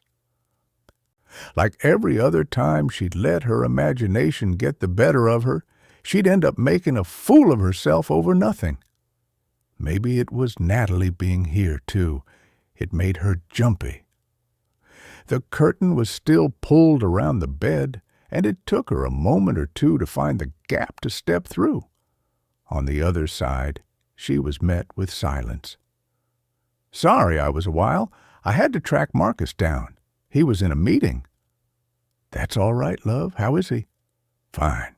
He's fine. Sends his love." He hadn't, but she was sure he would have if he hadn't been in such a rush. Her dad smiled again. "That's nice." Around the bed, there was a tension that hadn't been there before. What had she missed? "Is everything okay?" Her mother's face was suspiciously bright. "Everything's fine." Victoria looked between her and Natalie. Her sister was many things, but difficult to read was not one of them. Her lips were set in a straight line as if they were caging words she longed to unleash. "Nat, what's going on? Has the doctor been back? What has he said?" Natalie's face softened in kindness. "No, it's nothing like that. Dad is fine. We haven't had any more news." That was a relief at least. But there was definitely something going on. Her mind flicked through possibilities. Is it to do with that woman, Allison? Her mother's look could have felled a man at 10 paces. "Victoria, will you leave that alone for 1 minute? We are here to see your father." Her sharp tone stung like a slap. I was just... As he had done many times before, her father held up his hands. "It's okay. It's okay. Sit yourself down, love." Something in the way he spoke, the fire in her mother's eyes, and the way Natalie was staring directly ahead made Victoria want to stay standing exactly where she was. "What is it? What's happened?" Her mother's voice was pleading. "Not now, Doug. This is not the time or the place. You heard what the doctor said. You have to stay calm." Panic built in her chest. Whatever this was, it was serious. "I don't understand. Dad?" She turned to look at him, but his expression was one she'd never seen before. Anxious, uncertain, guilty. "Please, will you sit down, love?" Like a bad dream she wanted to pull herself from, everything seemed to slow down, her limbs heavy and reluctant to follow her instructions. "I don't want to sit. Tell me what's going on." On the other side of the bed, their mother reached for Natalie's hand. On Victoria's side, there was no one. Her dad closed his eyes, and when he opened them, they were full of tears. "This is not easy to tell you, and I should have done it a long time ago." He paused, and in the silence, all she could hear was the insistent beeping of a machine somewhere in the distance. Then her mother whispered, "Oh, Doug." From his gray, tired face, her father's piercing blue eyes projected fear and hope. In his lap, the oxygen tube lay between his work-roughened hands, a fragile thread of life. "Allison is my daughter." Beside him, her mother's polished fingernails pinched the hospital blanket. Her head bowed, shoulders dropped forward in submission, surrender, acceptance. The deep red of her chiffon shirt, a warning not to ask anything more. Only Natalie's face echoed the shock that rendered Victoria rigid. Frozen by disbelief, they stared into one another's eyes, searching for comprehension of what they just heard. Two sisters, two sides of a coin, two halves of their generation. For better or worse, it had always just been the pair of them, and now they were being told that they were not, and had never been, their father's only children. Breaking the intensity first, Natalie's eyes widened and her hand fluttered to her mouth as she moved her gaze past Victoria's shoulder. Following her lead, Victoria turned to see Allison, framed by the door to the corridor, still as a portrait. Victoria's gasp must have been enough to warn her that they knew everything. Without stepping foot into the ward, Allison turned and fled, the door closing slowly behind her. No one followed. Above the bed, the lines on the monitor continued to rise and fall, tracking the beats of her father's heart. Her own was broken forever. 21. Natalie. At the sight of Allison at the door, Victoria's intake of breath was sharp enough to hurt Natalie's ears. For a moment, after her father had made his announcement, she'd assumed she must have misunderstood. Frozen in place, her mind as stuck as her limbs on the hard plastic chair, all she could do was look at Victoria. Natalie was 7 years old again, watching and waiting to react until her big sister showed her the way. Even after Allison appeared and disappeared, Natalie couldn't move. Like the moment between cutting your finger and feeling the pain, she was suspended between hearing her father's words and understanding what they meant. At last, Victoria recovered herself and spoke their confusion into the stifling air. "I don't understand. What do you mean? How can she be your—" Clearly, she couldn't even use the word daughter. Natalie understood. They were his daughters, her and Victoria, not this young woman who kept appearing at the wrong times, who no one would talk about, who, it was now dawning on her, had been the one to bring their father to the hospital. Again, her father insisted. "Please, love, sit down. Let me explain." The air in the room was stifling, too thick to breathe. Victoria was moving her arms, her face, her mouth. No one else was moving, not her mother, not her father. It was as if Natalie had suffered some kind of seizure. She could see the people around her, but she couldn't react to what was going on. Between the buzzing in her ears and the softness of her father's voice, it was difficult to take in his words. "I'm ashamed to say that I had an affair." A very brief affair, but it should never have happened. Allison was the result of that affair. Through the hand that her mother was holding, Natalie felt her flinch. Unable to react, she let it hang limply between her mother's fingers like a dead thing. None of this made sense. Her dad had had an affair, but it was her mom who had had the affair, wasn't it? She turned towards her as if the two of them were underwater. "You told me it was you. You said that you'd had the affair." Now Doug looked confused.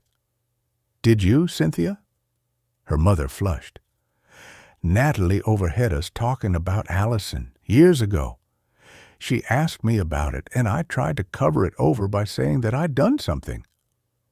I just didn't want her to ask you any questions because I knew that you'd end up telling her, and that would make everything worse." This whole conversation was surreal, everyone fighting to keep their voices low, their comments measured. Victoria swayed next to her, looking as if she might fall. "I don't understand.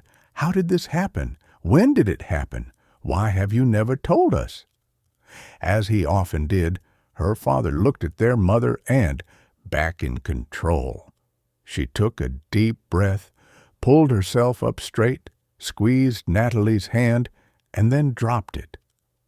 "This is too much for your father to be dealing with right now. Go outside, girls. I'll follow you out in a minute. We can talk out there." Not one part of Natalie wanted to leave, but her mother was right. They couldn't have this conversation in front of her father moments after the doctor had told them that he shouldn't have any stress. Even so, she couldn't move. She was frozen in place. It was Victoria who reached out for her and pulled her to her feet. "Come on, Let's go." If she was ice, Victoria was fire. As soon as they were in the corridor, she erupted. "You knew about some of this? All this time, you suspected that Mum had had an affair, and you didn't think to mention it to me?" Her words burned and lit the kindle of old fires. "What would have been the point? You didn't believe anything I told you anyway." This time she wasn't going to take her anger lying down. She wasn't a 19-year-old girl any longer, and she wasn't carrying anyone else's blame. It was as if she hadn't spoken. Victoria was up in her own head, clearly casting about for something to hold on to. "Do you think it's true? Do you think Dad actually had an affair? That he has a daughter that he's never told us about?" Had she lost her grip on reality? Of course it's true. Why would he lie about that? "But this is Dad. He couldn't." Again, she felt that shift beneath her feet. The same change she'd felt watching her mother talk to Dr. Keenan. In front of her eyes, her confident, bossy older sister was regressing back into a little girl, confused, anxious, and lost. She needed to be gentle. "But he did, Victoria. Dad had an affair, and he has a daughter." Her eyes were wild. "But how? When? Why?" Natalie tried to picture the woman's, Allison's, face. She looked to be about mid-20s, so I guess about 25 years ago. Victoria counted out the years on her fingers. "I would have been about 16. You were 11. If you were 16, I was 11. Victoria pushed her fingertips into her forehead, her thumbs into her cheeks, as if she was trying to pull memories from her brain. "Who was it? We were at home. We would have known." As if she was starting to defrost, the pain of their father's revelation began to seep through Natalie's shock. Like Victoria, she tried to picture their home when she was that age, what they had done, what was going on. Wasn't Mum back with us then? She'd stopped going away all the time. Victoria's eyes flashed as if she'd found a piece of the puzzle. "Actually, you were definitely 11. I remember when Mum told us that she was changing her job, that she wouldn't be staying away from home any longer. I remember because I was really cross about it. It wasn't fair that she was going to be around now that I was too old to need her anymore." Natalie remembered it all now. How she was made to feel like the spoiled, favored child. Was that when she and Victoria had started to pull apart? Was it actually before she met Marcus? Well, I guess we know now why she decided to be at home more, and it wasn't about either of us. The door to the ward opened, and their mother came out. "Let's go somewhere private where we can talk." 22. Victoria. One of the nurses had told her mother about a garden on the other side of the hospital where patients and visitors could sit and take a break. 2 sides of a square of grass were formed by a corner of the hospital building. The rest was open to the elements. The air was cool, and a breeze moved through the pots of plants around the edges of the lawn. Her mother and Natalie were either end of a wooden bench. Victoria took a plastic chair and sat opposite. Her mother's voice was quiet, but resolute. "Your father wants me to tell you what happened. He wants everything out in the open." She made it sound as if he was doing them a favor, as if they should be grateful that he wasn't lying to them any longer. "Well, that's possibly over 2 decades too late, but yeah, go ahead." Her mother frowned. "Don't be like that, Victoria. It doesn't suit you." Victoria glanced at Natalie for solidarity, but Natalie was just staring at their mother. Her eyes round pools of disbelief and confusion. "Dad had an affair, And you knew about it?" Not making eye contact with either of them, her mother continued to stare straight ahead at some geraniums, which hung limp and lifeless over a terracotta pot. "Yes, it was 25 years ago. It was a woman he was friends with, and they slept together 3 times. He told her it was over a long time before she knew she was pregnant." Emotionless and matter-of-fact, she could have been telling them about the life of a distant cousin or a neighbor from the far end of the street. Her lack of anger only intensified Victoria's. "And when did he tell you? Have you just found out about it?" Victoria still couldn't make this feel real. Men who had affairs were more gregarious, outgoing, showy. Her dad was none of those things. When they were young, he'd liked being at home with them playing Scrabble, creating artful pictures with their sausage and mashed dinner, watching comedy shows and cozy crime dramas. She couldn't imagine for a moment that this man, her dad, had met another woman, had a relationship with her, and cheated on their mother. Dropping her gaze to her hands in her lap, her mother fiddled with her wedding ring, twisting it around her finger. "No, I've known about it for a very long time." Natalie shuffled at the other end of the bench, clearly uncomfortable.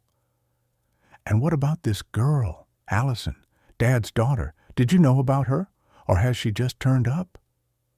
Something occurred to Victoria. Is that what caused all this? She turned up at the house, and that gave him a heart attack. Looking her dead in the eye, her mother's voice was stern. "No, not at all. You need to be clear about that. He has known about Allison since before she was born. We both have." Did she think that made things better? He knew he had a daughter, and he had nothing to do with her. Just when she thought the deception couldn't get any worse, she had to reimagine her perception of her father as a man who could be cruel as well as deceptive. But her mother shook her head with some vehemence. "No, of course not. Your dad would never do that. He did see her and support her financially. He's a good man.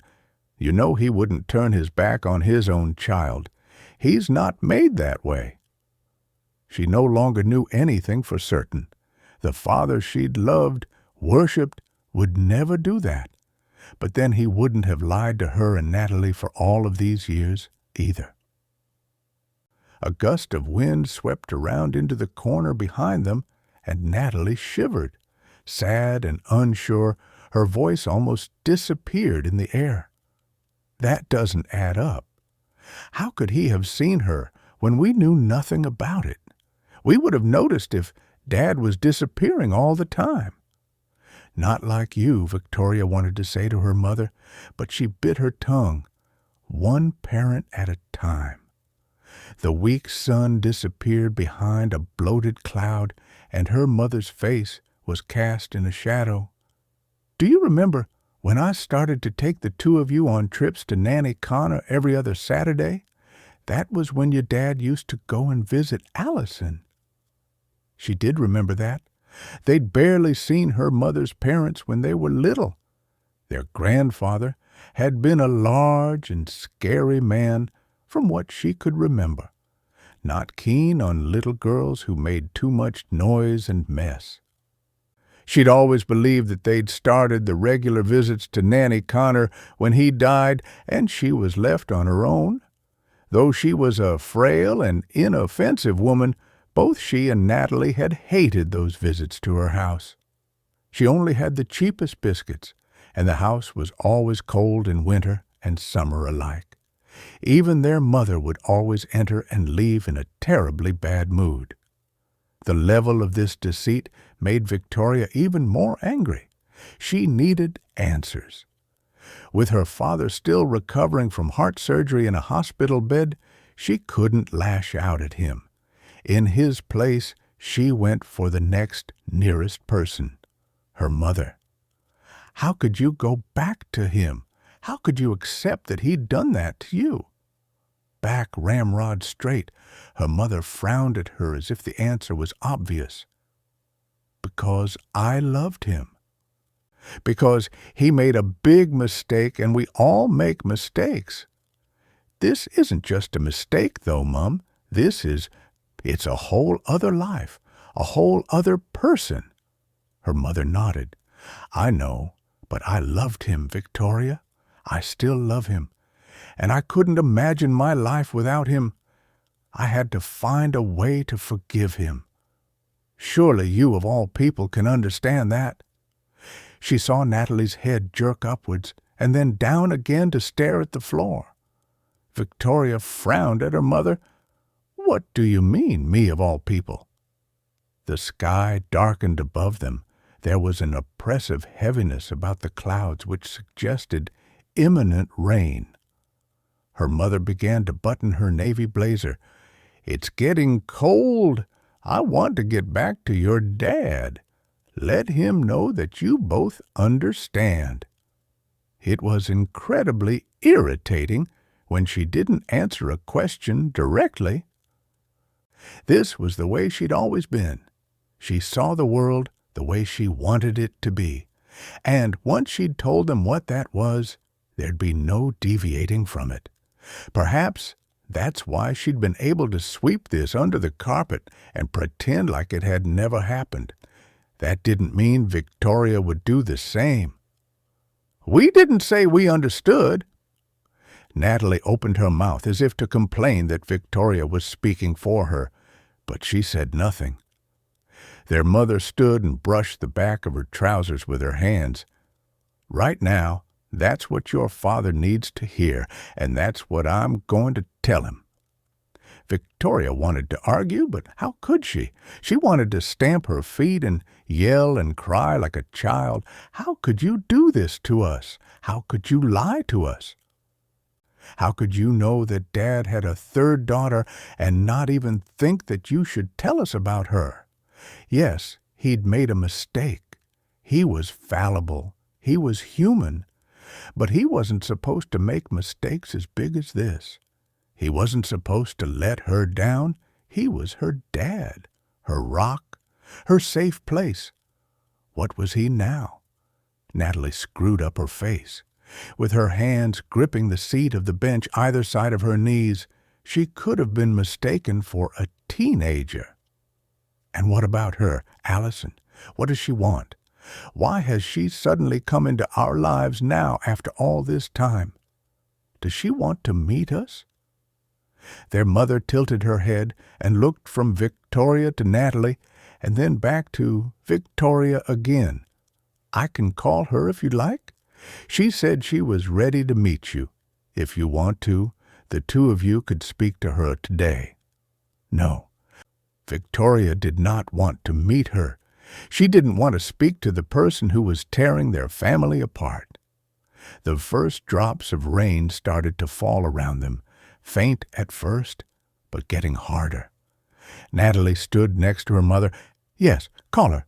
We'll meet her as soon as she can. 23. Natalie. Natalie and Victoria arrived at the restaurant 15 minutes early. Victoria had been determined that they would be there first. It felt more like a military campaign with battle lines being drawn than their first proper meeting with Allison. Victoria had even chosen the home advantage, a restaurant they knew well, a small Italian place 10 minutes from their parents' house, the site of many family birthdays and celebrations over the years. After agreeing to her mother arranging it, Natalie was beginning to think that this evening, meeting Allison so soon, was not a good idea. Are you sure you want to meet her like this? We could wait until Dad's better, and then he can be there too. In contrast, Victoria had flipped a switch on her initial reluctance and pushed to get this out of the way. I can't wait that long.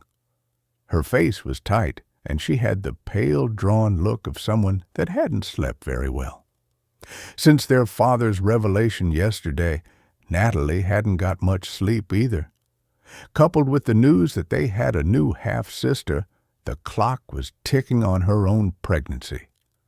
Lying awake half the night, she went over everything in her mind, trying to work out whether it would be morally right to make a decision about this without at least telling Carl. Had Allison's mother lain awake 25 years ago, having the self-same conversation in her head? Victoria was looking at her expectantly. She must have just asked a question. "Sorry, I didn't catch that." She sighed in irritation. "I said that maybe we should have a list of things that we want to find out today.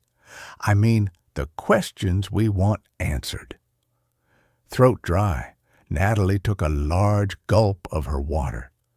"It's not a job interview, Victoria. Don't start asking her about her strengths and weaknesses." She should have saved her breath. Victoria already had her phone out on the white tablecloth, making a list.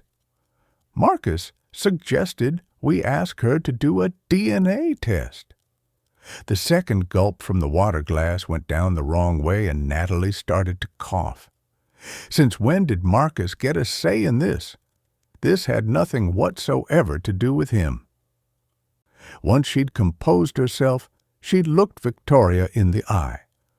"I'm not sure our first meeting with our sister should consist of us calling her a liar." Victoria flinched. "She's not, though, is she? Our sister, I mean. We don't know that yet. We don't know anything about her. Our shared biology suggests otherwise. You do know that none of this is her fault, right?" Natalie was feeling increasingly sorry for Allison. Whatever her story, she hadn't asked to be born from their father's affair. Beneath the table, she placed a hand on her still flat stomach. Victoria was looking for someone to blame. Earlier, at the hospital, she'd been quite horrible to their mother. When they'd returned to see their dad, she'd been terse and monosyllabic. Especially when he'd expressed gratitude that they'd planned to call Allison and invite her for dinner. Natalie had practically seen Victoria's blood burning beneath her scarlet cheeks. But, following the doctor's warning about stress, Victoria wouldn't have been so callous as to tell her father how she felt, and instead, the rest of them were going to get it. She hadn't stopped snapping at Natalie on the way over here, and Natalie worried. She might not be in the best frame of mind to meet Allison. Now she was staring at Natalie as if she had two heads. "I can't understand how you are acting unaffected by all of this, Is it really not bothering you?" Of course it was bothering her. Yesterday had shocked Natalie to her core, but learning that her mother had known all this time made it land differently than if he'd kept it from her. The far bigger problem was the question of why their father would keep it a secret from them. Why hadn't he trusted them? Had he really believed that they loved him so conditionally that they wouldn't have forgiven him? In his hospital room earlier, their mother had forbade all of them, their dad included, from talking about it any further.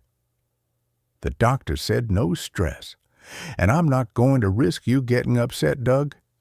Let the girls talk to Allison and to me. Her father had shifted around in his bed, begging the two of them with his eyes to understand him.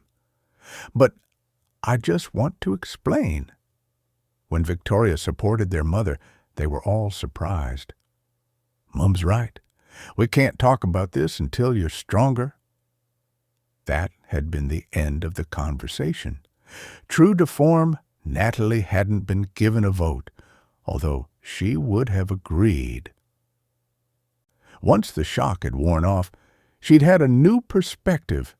It's not that I'm not bothered by it all. I just think that it's happened and we can't change it. Now we need to find a way forward. Victoria snapped a breadstick in half. A way forward? Do you think she's going to want to be a part of our family? Why else would she be here? Using the breadstick as a baton, she conjured her thoughts in the air. I don't know, but she hasn't wanted to know us for the last 25 years. I can't help but wonder why she's here now. She must want something. Marcus said that, "Shall we order a bottle of wine?" Natalie couldn't bear to hear another thing that Marcus had said, and she wasn't enjoying having the aggressive breadstick pointed in her direction. "Oh, okay, yes. I'll only have a small glass because I'm driving, but by all means, have a bottle if you want it." Just about to say that she needed it, Natalie remembered that she too shouldn't be drinking. "Actually, it's fine. We can order you a glass and I'll just have a sparkling water for now. I don't want to be drunk when she gets here." She'd meant it as a joke to cover her reason for not wanting wine, but when Victoria narrowed her eyes at her, she could have kicked herself for giving her an opening. "You're not drinking too much again, are you?" That was the thing with families. They own your history. Friends only have the parts of your life that you want to show them. But family know everything you've done and can bring it up whenever they need to. To avoid her patronizing eyes, she stabbed at an olive with a cocktail stick. "No, I am not drinking too much." "You can't keep reminding me of that time, Victoria. I wasn't much more than a kid." "I don't keep reminding you. I just wanted to check that you were doing okay. Can I not do that?" "Not when you have that judgmental face on," she wanted to say, but she just nodded. "Yes, you can." The waiter appeared at their table, and Victoria ordered a small glass of Chardonnay and a large bottle of sparkling water.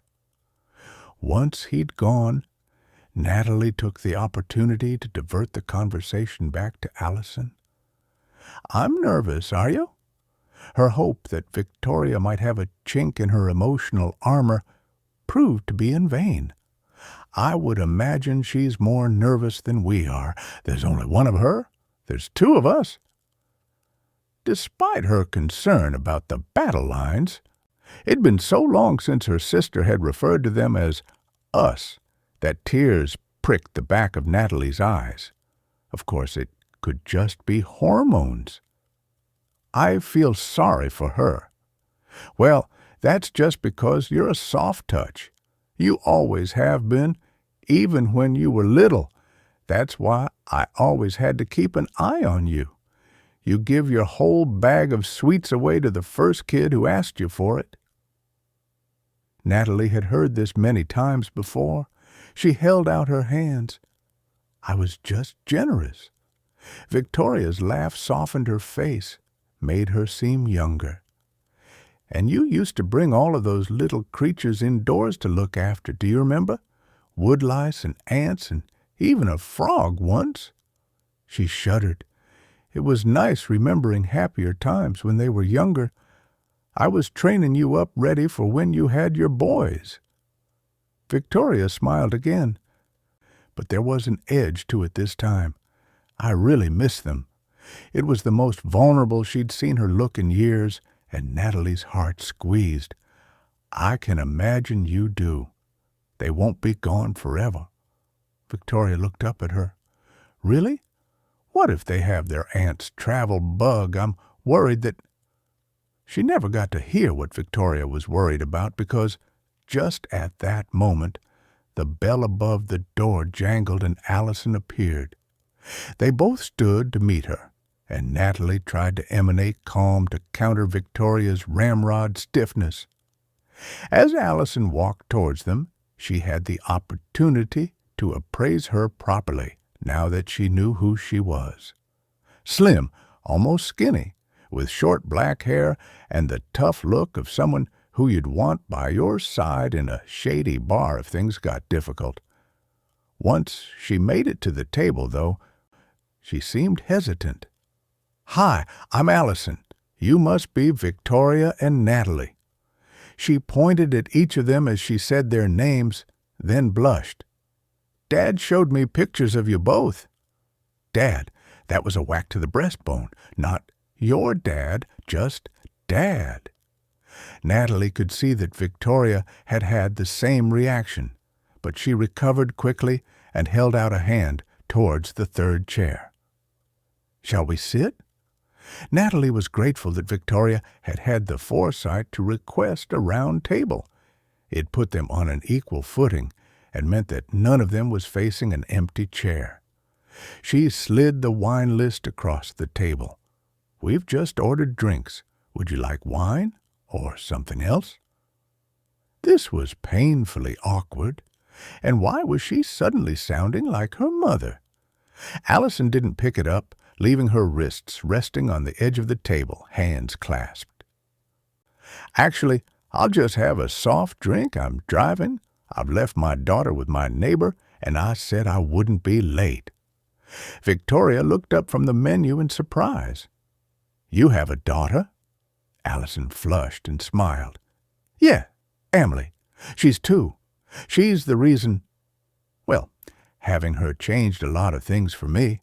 But I guess we'll get on to that." It was when she smiled that Natalie noticed a tiny crease at the top of Allison's nose, which was exactly the same as their dad's. They really were related. The woman sitting in front of her, a complete stranger for her entire life, was her half-sister. She was a mother, too. What else would they find out about her? Would she be more like her or Victoria, or neither of them? Realizing that she was staring, she forced herself to say something. She had a desperate urge to make Allison feel more comfortable. She was their sister. They had the same blood running through their veins. "It's really nice to meet you." A smile spread across Allison's face, and she looked even more like their dad. Her eyes were different, dark brown and large, whereas their father's were blue and small, but the smile was 100% him. "It's really nice to meet you both, too." Even Victoria looked as if she might be softening a little, lowering her defenses. "I can't believe that we haven't met you before, that you've been this big secret." Something occurred to Natalie for the first time. "Did you even know about us?" Allison sighed a second time. "It's really complicated." Victoria waved at the waiter to come and take Allison's drinks order. "Let's get some food, and then maybe we should take it from the beginning." 24.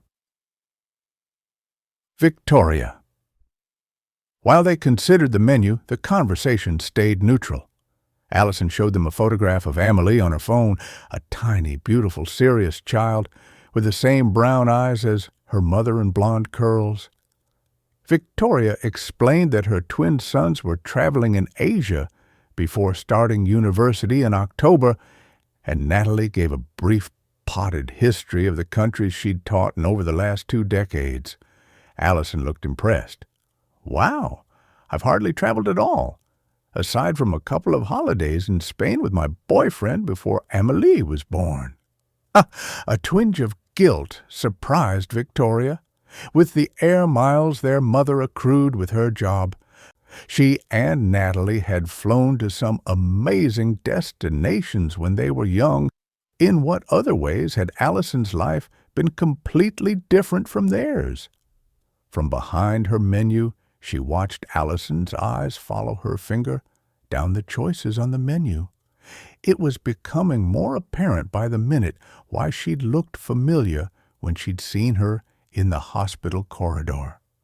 Her mannerisms were just like her dad's, and like Natalie's.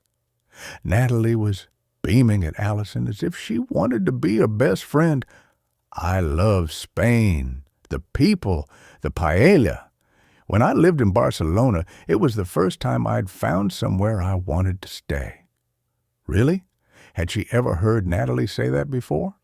Victoria couldn't remember her being that effusive about it at the time, although they'd barely heard from her during that period.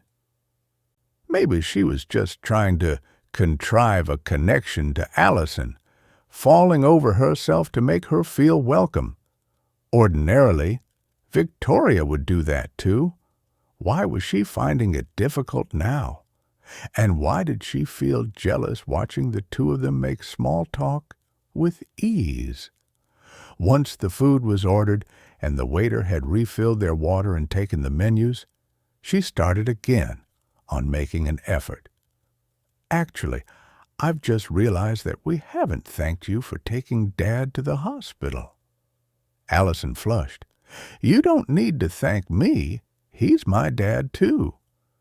Victoria hadn't meant to make it sound possessive. Sorry, that's not what I meant. Natalie came to her rescue. I think we're both still in shock. Until today, we had no idea that you existed. When did you find out about us? Allison picked up her glass of lemonade, wiping at the condensation with the tip of her finger. Okay, well, firstly, you have to understand that my mom was... She trailed off and glanced up at Natalie, then Victoria, as if to assess their reaction. Well, let's just say that our relationship was quite complex. The way she emphasized the last word made Victoria smile. This was something they had in common. I think I can relate to that. Maybe my father, our father, has a penchant for complex women. Allison smiled as if Victoria's words had encouraged her to continue. So, I guess that for the first few years of my life, I didn't even really question the fact that my dad didn't live with us. It was just the way things were. I lived with my mom and my nan. Dad would come every other weekend, sometimes in the holidays, and take me out and play with me. Even though their mother had explained that these visits happened while they were visiting their grandmother's house, this was still hard to get her head around. How had her dad managed to have such frequent time away from them and she'd not noticed? Something else occurred to her.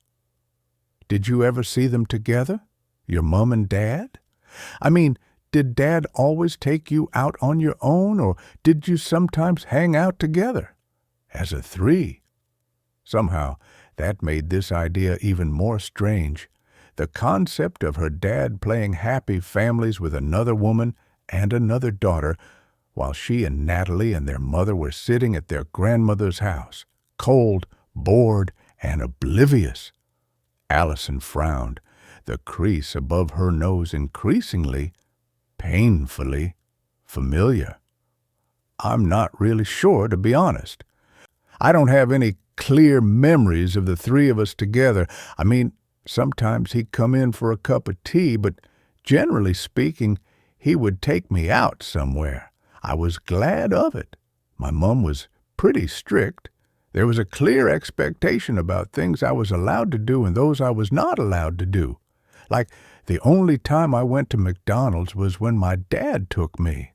My mom wouldn't have been seen dead in a fast food restaurant. That made Natalie smile. I get that. He always was a fun dad. So, anyway, he'd come every couple of weeks, and he'd take me out, and I didn't think it was unusual until I started school. Even then, it wasn't really until my mom began to let me have play dates at other people's houses that I realized that not everybody's dad lived in a completely different town. It's weird, isn't it? When you grow up, you think that everyone's life is like yours. It's not until you start to encounter other people that you realize how different life can be. Victoria understood that too. Her own world had shifted when she started university. That first year that she'd been there, meeting people from different places who'd had such different lives, discovering alternative opportunities and potential paths, none of which she'd taken, of course. I suppose it was then that I started to ask Dad why he didn't live with me and my Mom. I asked Mom, too. For a while, they just fudged over it, not really giving me a proper answer. They talked about my dad's job being somewhere different, kept reinforcing the idea that, although they both loved me, they weren't in love with each other, but that this is what works best for all of us. Even though it didn't feel like it was working out very well for me, because I just wanted to see more of my dad. I wanted to have what the other kids at school had. Like when there was an event at school and everyone had their mom and dad with them, but I just had my mom. Memories of her own feelings about this, when it was her mother who was working away, deepened Victoria's sympathy for a young Allison. And no one ever mentioned the fact that Dad had another family somewhere else? That you had half-sisters? She shook her head. I know now that my mom forbade it. A shadow passed over Allison's face. It's taken me a long time to try to get my head around that. How she could deny me that contact with you. How she reasoned it, justified it to herself. Back then, I assumed it was bitterness, jealousy.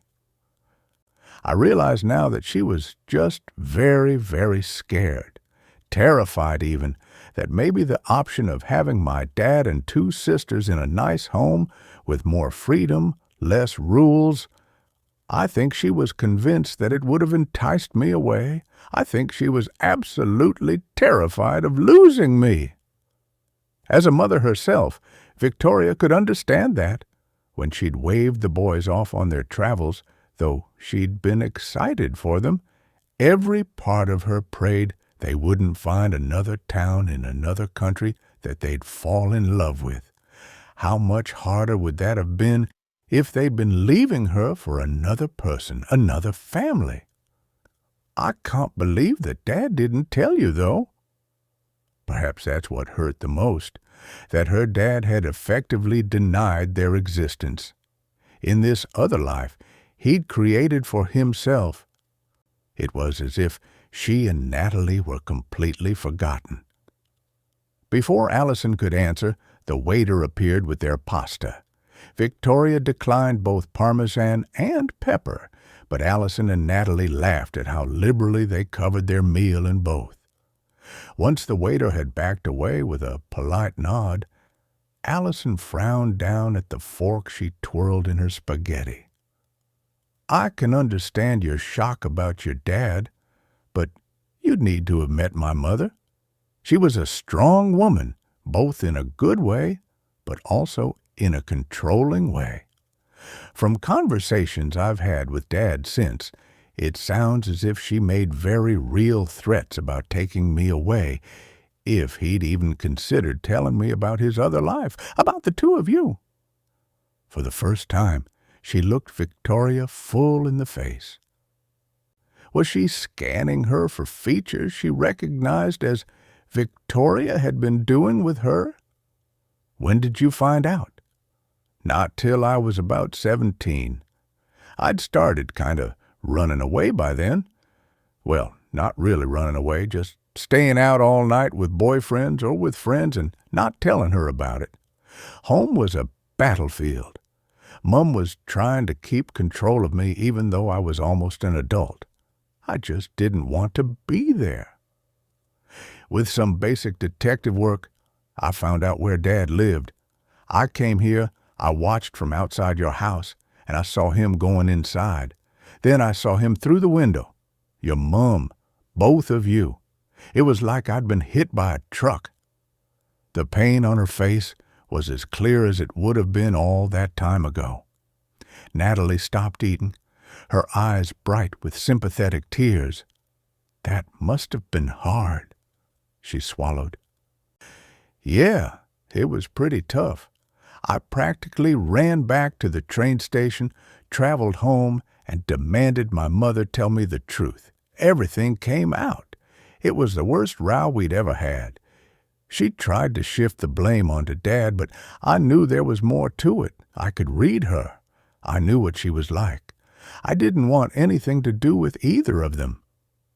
The following week, when he came to visit, I had a huge fight with him, too. It was the first time that we'd ever argued. I'd been ignoring his calls. She must have told him what had happened, that I knew about his other family. Straight away, he offered to introduce you to me. He almost seemed eager, like he'd just been waiting for the moment, but my anger was off the scale. I wanted nothing to do with any of you. I was consumed with jealousy about you and Natalie. You got to have him all the time, while I'd only had snatches of attention. Somehow, that had been okay when I believed that's all he could offer, but knowing that he had you both, I just assumed he must love you much more than me. I told him I never wanted to see him again. Victoria's eyes widened. And you haven't seen him since? She'd been waving her fork around as she spoke, but now she resumed twisting it in her spaghetti.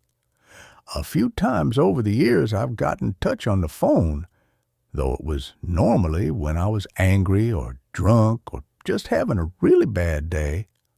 Sometimes I'd ask if he'd told you about me, although I didn't phrase it nicely. He promised that he wouldn't do anything until I was ready. I guess he must have thought, what was the point of upsetting all of you if I wasn't going to come and see you anyway? If I wanted nothing to do with you, I also didn't see my mom. I didn't want either of them in my life, not until a couple of years ago, when everything changed. Victoria glanced at Natalie to confirm that she hadn't missed anything before she asked, "What happened then?" "I had Amelie." Again she looked into Victoria's eyes, mother to mother, and Victoria didn't need to ask what a difference this had made. She, too, had felt that shift when she had the boys. Suddenly, the world wasn't about her anymore. It was about them, those precious tiny bundles. In many ways, her relationship with her own mother had started to heal a little. Seeing her dote on them, love them, worship them like small gods. "You wanted Dad to meet your daughter?" She tilted her head as if to consider the question. Not just that. It was that it made me understand my own mother a little better. The mere idea of anyone taking that baby away from me made me want to bare my teeth and roar. I think I understood her fear for the first time. We hadn't spoken for 2 years at that point. If only I'd gone to see her earlier. She took a sip of her lemonade, and Victoria noticed her hand tremble. Again, she glanced at Natalie, who must be thinking the same thing. Natalie's voice was gentle. "What happened when you saw her again?" 25. Natalie. Natalie knew that her face must have had a similar expression to Victoria's. It was obvious that this was hard for Allison. Allison chewed at her lip. By the time I got back in touch with my mom, she had a year left. Even though she didn't know Allison's mother, Natalie felt that like a punch to the gut.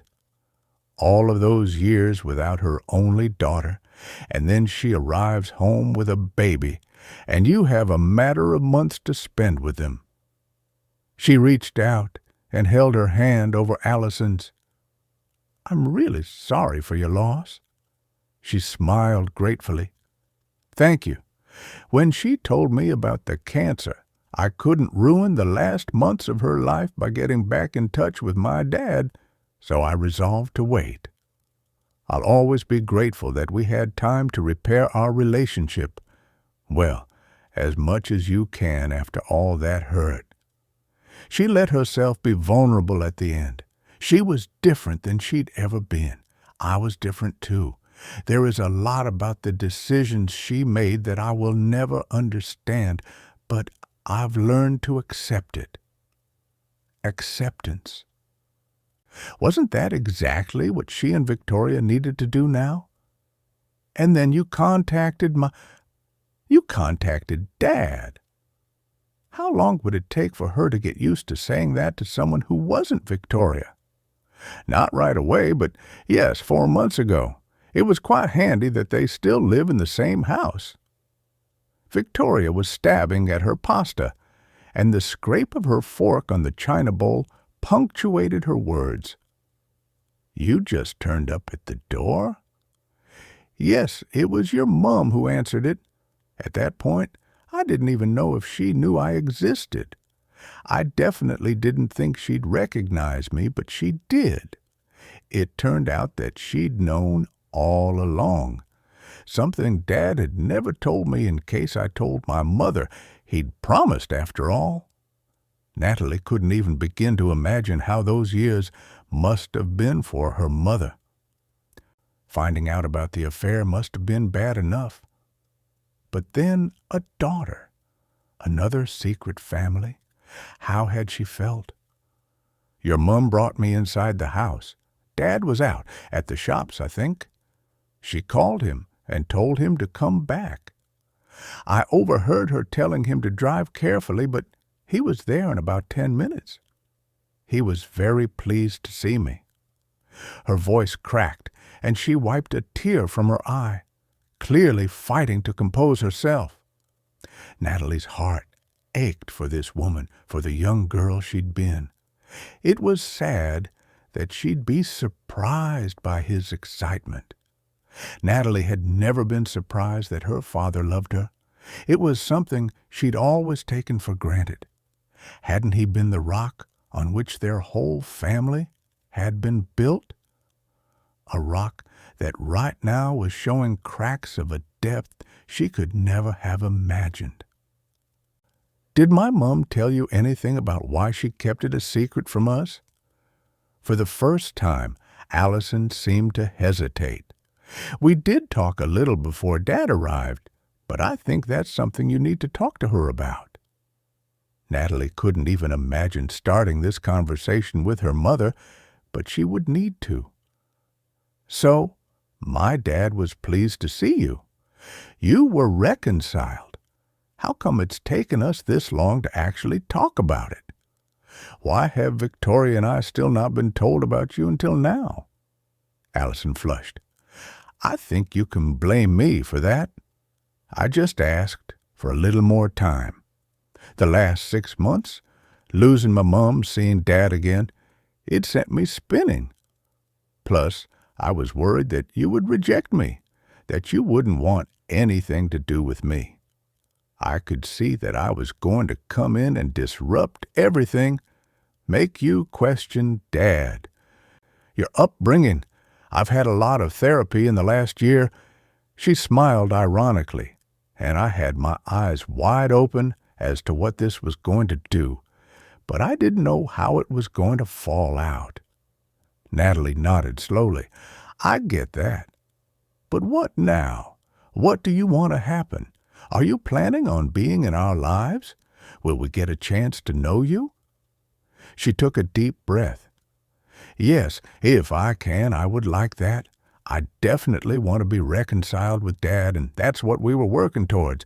As for the two of you, I'd really like to get to know you both. But I understand if you're not ready for that, or even if you ever will be. It's a lot. Natalie almost laughed. It's a lot. 3 small words, well, technically 4, which encompassed so much. I guess we'd take it one day at a time. The rest of the evening, they got to know her a little better. Natalie found herself asking most of the questions, keeping the conversation going. Victoria stayed uncharacteristically quiet. After goodbyes and promises to speak soon, Victoria drove Natalie home, still preoccupied. In profile, face focused on the road ahead. The determined set of her jaw hadn't changed since she was a teenager. But there were fine lines around her eyes now that Natalie hadn't seen before, and an air of uncertainty. Are you okay? Not taking her eyes from the road, she nodded. Yes, she seems really nice. It's just very odd. I can't quite accept that she's related to us. Natalie was gentle. More than just related. She's our sister. Yes, I know. They drove a little longer in silence. If she'd been someone that Dad had had before us, before he was with Mum, and he hadn't known anything about her until now, I think I'd have been absolutely fine about it. Pleased, even. I would have welcomed her. But this is different. Natalie knew what she meant.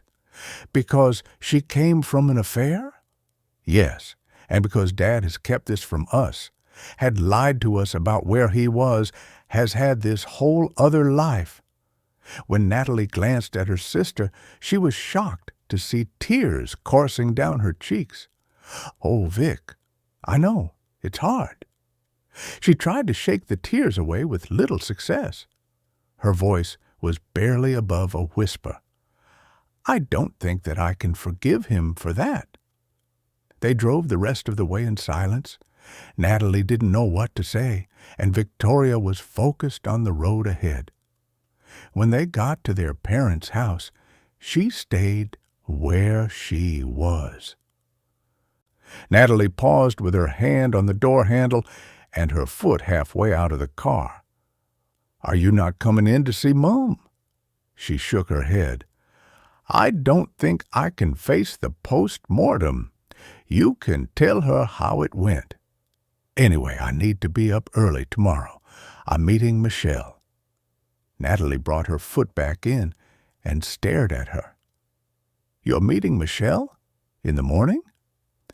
Having grabbed her bag from the back seat, Victoria rummaged around until she brought out a small packet of tissues. Yes, I said I'd meet her for breakfast because she's looking at flats in the afternoon. Looking at flats? To buy? I don't know whether she's buying or renting. But she's planning on staying here. She's back for good. Victoria blew her nose. Yes, look, I know you two fell out, but it was a long time ago. She was my best friend. How had Victoria not made the connection to when she'd fallen out with Michelle? It was just before Natalie left, just after their argument about Marcus. Had she really not put two and two together? 26. Natalie. When Natalie woke the next morning, she had one thought on her mind. She couldn't go on any longer pretending this pregnancy wasn't going to happen. Listening to Allison the night before, hearing of her pain at not having her dad fully involved, brought it home that she needed to speak to Carl. Whatever was or wasn't going on with him and the sexy-voiced woman, she had to tell him about the pregnancy. She swung her feet out of bed and onto the hardwood floor. Though the rug had been changed, this was now a guest room, which barely resembled her poster-strewn childhood bedroom. It was the same place she'd woken up hundreds of times before at all the different stages of her life. Much had changed. Much was just the same. Problems, secrets, lies. Her phone was on charge by the side of her bed. It would have helped if she had someone she could talk with before she made this call, rehearse how best to say it. But she wasn't ready to share this news with either Victoria or their mother, particularly in the current circumstances. For one crazy moment last night, when Victoria had excused herself and gone to the toilet, she'd almost told Allison about the pregnancy, asked her advice. How strange was it that they didn't know each other at all, yet already she was starting to feel closer to this woman. Her half-sister. That's what people said, didn't they? When you heard them on TV on those programs where families are reunited, I knew them the moment I saw them. She'd always assumed it was just something they said for the camera, but she did feel a kinship. She and Allison had a similar sense of humor, and despite her circumstances, Allison seemed like someone who would happily go on an adventure at the last minute. In many ways, she was more like Natalie than Victoria had ever been. Victoria liked to plan everything in minute detail. Natalie was liberated by the thrill of stepping into the unknown. This kind of unknown was very different, though. She'd never considered the possibility of having children before. Well, actually, that wasn't quite true. Years ago, she and Ross had joked about what their kids might look like. How strange to think he now really was a father. Even picturing him made her heart squeeze. But that was out of the question. How could she possibly think about another man right now, when she was carrying Carl's child? He deserved to know. Still, her finger hovered over his name on her phone screen. What was she going to say? Their last conversation, in the bar before she came home, hadn't exactly ended on good terms, and, judging by the woman who'd answered his phone yesterday, he'd made straight for someone else's arms. He wouldn't be welcoming her back, much less with the news she had to gift him. What would he want her to do? It didn't help that she hadn't worked out what she wanted either. Was she actually going to have this baby? Ask Carl to be involved? In which case, she would have to go back and live in Germany. Tell her agency that she couldn't take up that job in Italy after all. A wave of exhaustion hit her. She couldn't do this over the phone. She'd need to fly back to Germany and speak to Carl in person. She owed him that, at least. She took a deep breath, then jumped as the phone vibrated, then rang in her hand. It was Ross. "Hi. That was quick. Sorry for calling so early. I just wanted to see how you were doing. Thanks for texting me about your dad. I'm glad he's doing well." For someone usually laid back, his stream of sentences sounded nervous. "That's okay. I'm fine. He's good. It's all a big relief. How's your son?" "Yeah, he's good too. Getting bored of not being able to ride his bike, but he'll live." "Good." She tried to control her breathing, hoping he couldn't hear the thumping of her heart over the awkward silence. Waiting for him to speak, he cleared his throat. "Look, I know this might feel inappropriate with your dad and everything, but if you're planning on being here for a while, I was thinking that maybe we could meet up sometime for dinner." This was what he'd actually called for, and his tone of voice made it clear that he wasn't just suggesting a catch-up about old times. Her heart skipped a little at the possibility, and then her brain caught up. "I can't." He coughed, and his voice changed to stiff and businesslike. "Of course, no problem. I'm sorry. I shouldn't have suggested it." Clearly, it had taken him a lot of courage to ask, and she didn't want him floundering in a pool of embarrassment. There was no harm in being honest with someone outside of her direct family. "It's just, I'm pregnant." It felt strange to say the words aloud, more real somehow. To Ross's credit, he barely skipped a beat before responding. "Pregnant? Wow, congratulations." His good wishes felt even weirder. "I'm not sure I deserve congratulations. I've only just found out, and I don't know. I don't know what the heck I'm going to do." The relief of releasing the words that had swirled around her head for the last few days, refusing to let her think, was palpable. "Have you spoken to—" "The father? Also no. This wasn't part of anyone's plans." It felt ridiculous to even connect Carl with that word. Fathers were people like Doug, like Ross. His response was kind. "Plans are overrated in my opinion. It doesn't matter how well you've plotted things out. Life throws you curve balls and you just have to deal with it. She wanted to slap herself. It was obvious that he was referring to his own circumstances. How awful must it have been for him to realize that he was going to be forced to bring up his son alone? I'm sorry, Ross. I shouldn't be offloading all of this onto you. It's fine, but you do need to tell this guy. He might surprise you. He already has, she thought, and not in a good way. I've been thinking that I should go back to Germany. I should tell Carl in person. There was a pause at the other end of the line before he spoke. You're doing the right thing. She breathed out. Thanks. I think so. There was another pause. So, will you stay? In Germany? I don't know. I can't think that far ahead right now. And when will you go? Next week. As soon as my dad gets home from the hospital. Decision made, there should be a certain amount of relief. Coming to the realization that she was actually going to have this baby. That she would give Carl the option of being involved. It felt right. Ross was genuinely warm. I'm really pleased for you, Nat. Once you've told him, you might feel ready to tell the world. I know your family will be thrilled for you. No more secrets. No more secrets. But that wasn't true, was it? And that was the reason she still didn't feel right.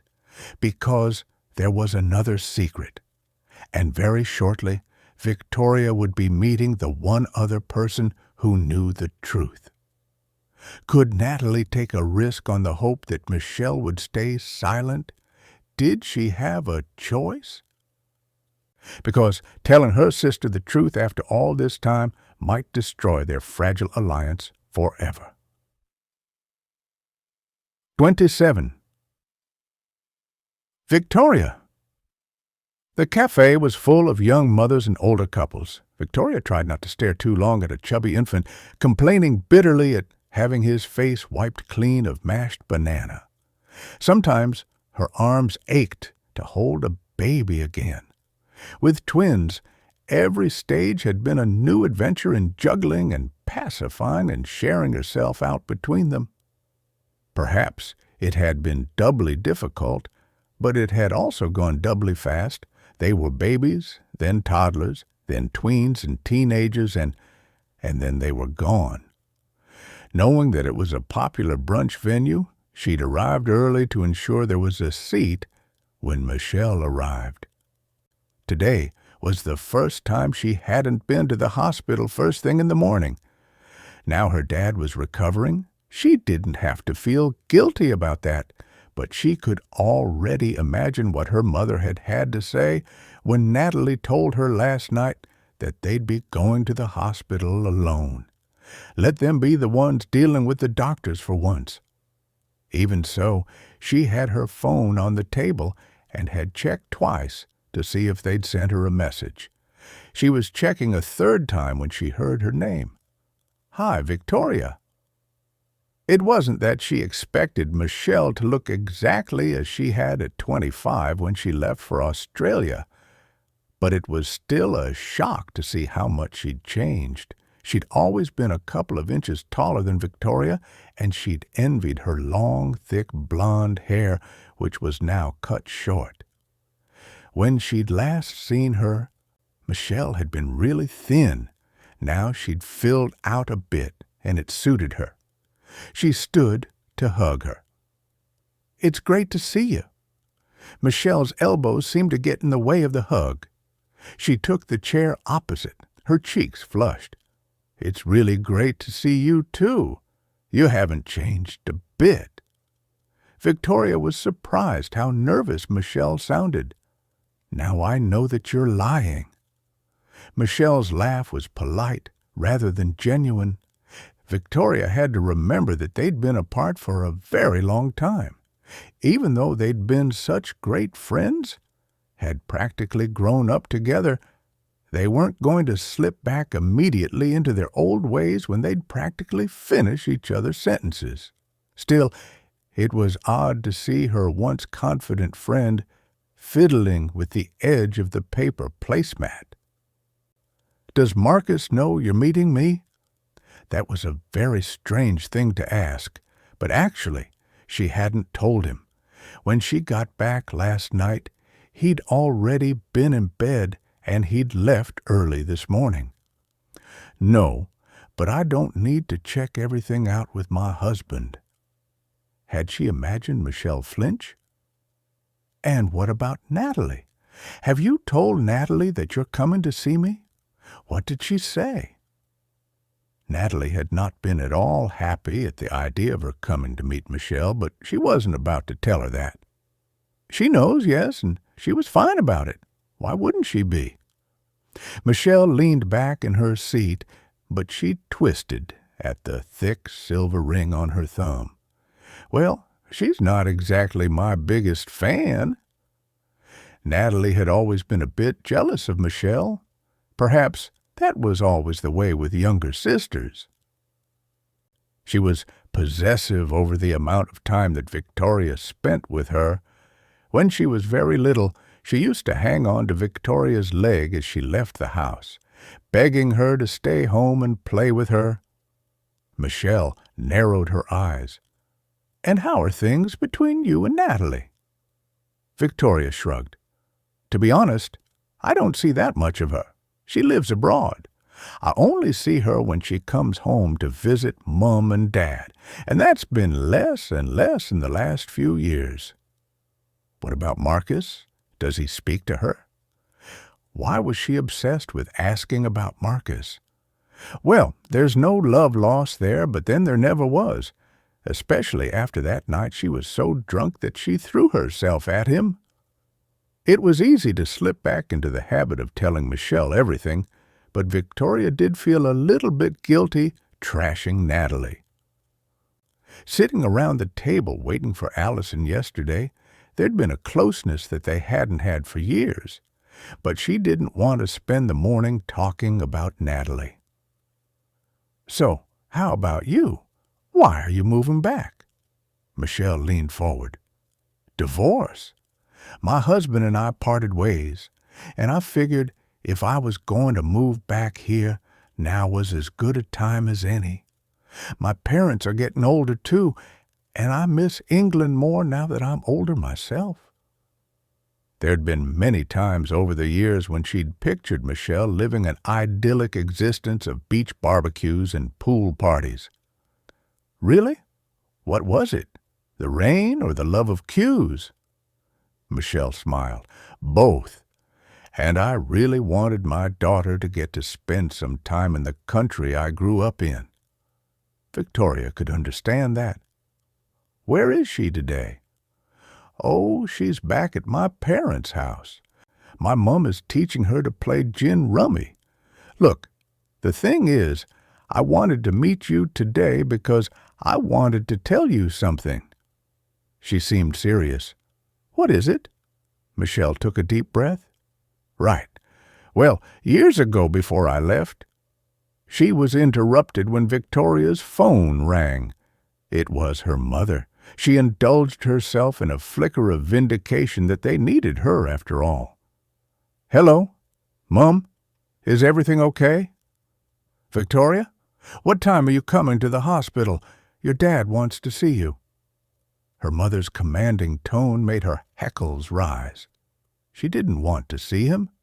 He was too fragile for her to be able to say what she wanted to say, and it was increasingly difficult to stand there and smile and pretend that everything was fine. "I'm not sure, Mum. I'm with Michelle at the moment." "Well, we need you here. One of the nurses is talking us through your dad's diet plan and his outpatient appointments. We need you here for that." Vindication dissolved into irritation. Why did they need her there? They were grown adults. "Well, I can't be there right now. You'll have to do it without me. Just write everything down." Her mother's breathing changed as if she was walking somewhere, and she was silent for a few beats. When she spoke again, her voice was low. "Victoria, your dad thinks you're still angry with him. You need to come and see him. reassure him that everything is okay. She spoke as if her father had forgotten her birthday, not kept a secret sister from her for the last 20-odd years.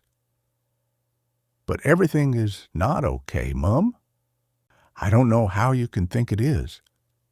Maybe there was someone else there, because her voice was now barely above a hissed whisper. Victoria, stop being selfish. Your father has always been there for you. Now you need to be here for him. Her words stung like a slap. Her mother knew how much she did for her dad, for both of them.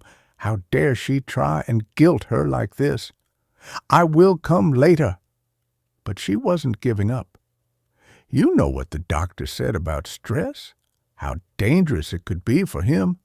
What do you think it's doing to his heart, worrying about where you are and why you don't want to see him? Even for her mother, that was low. But fear of the possible truth of what she'd said meant Victoria really had no choice. I'll be there as soon as I can.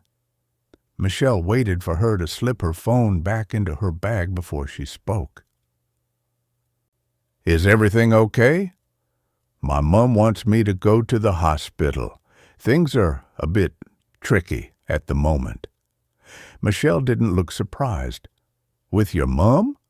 Of course, she'd known all about it back then. How difficult Victoria found her mother. How she resented the way she took her father and them for granted. No, my dad. Now she did look shocked. Your lovely dad, why? However awkward it felt between them at the moment, Michelle was her oldest friend. If she was back in her life, she'd find out anyway.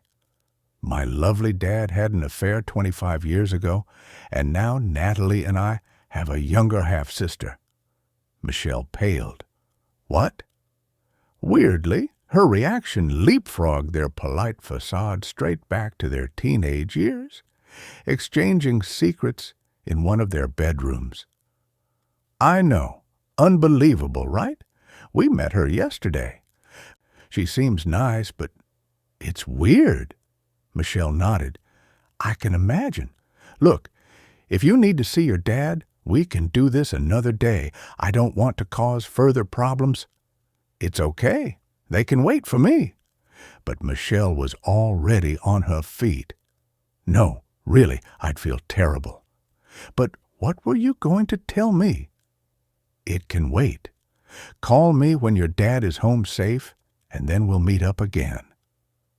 The awkwardness was back, and if Victoria didn't know better, she'd have felt that Michelle couldn't wait to get away from her. 28. Victoria.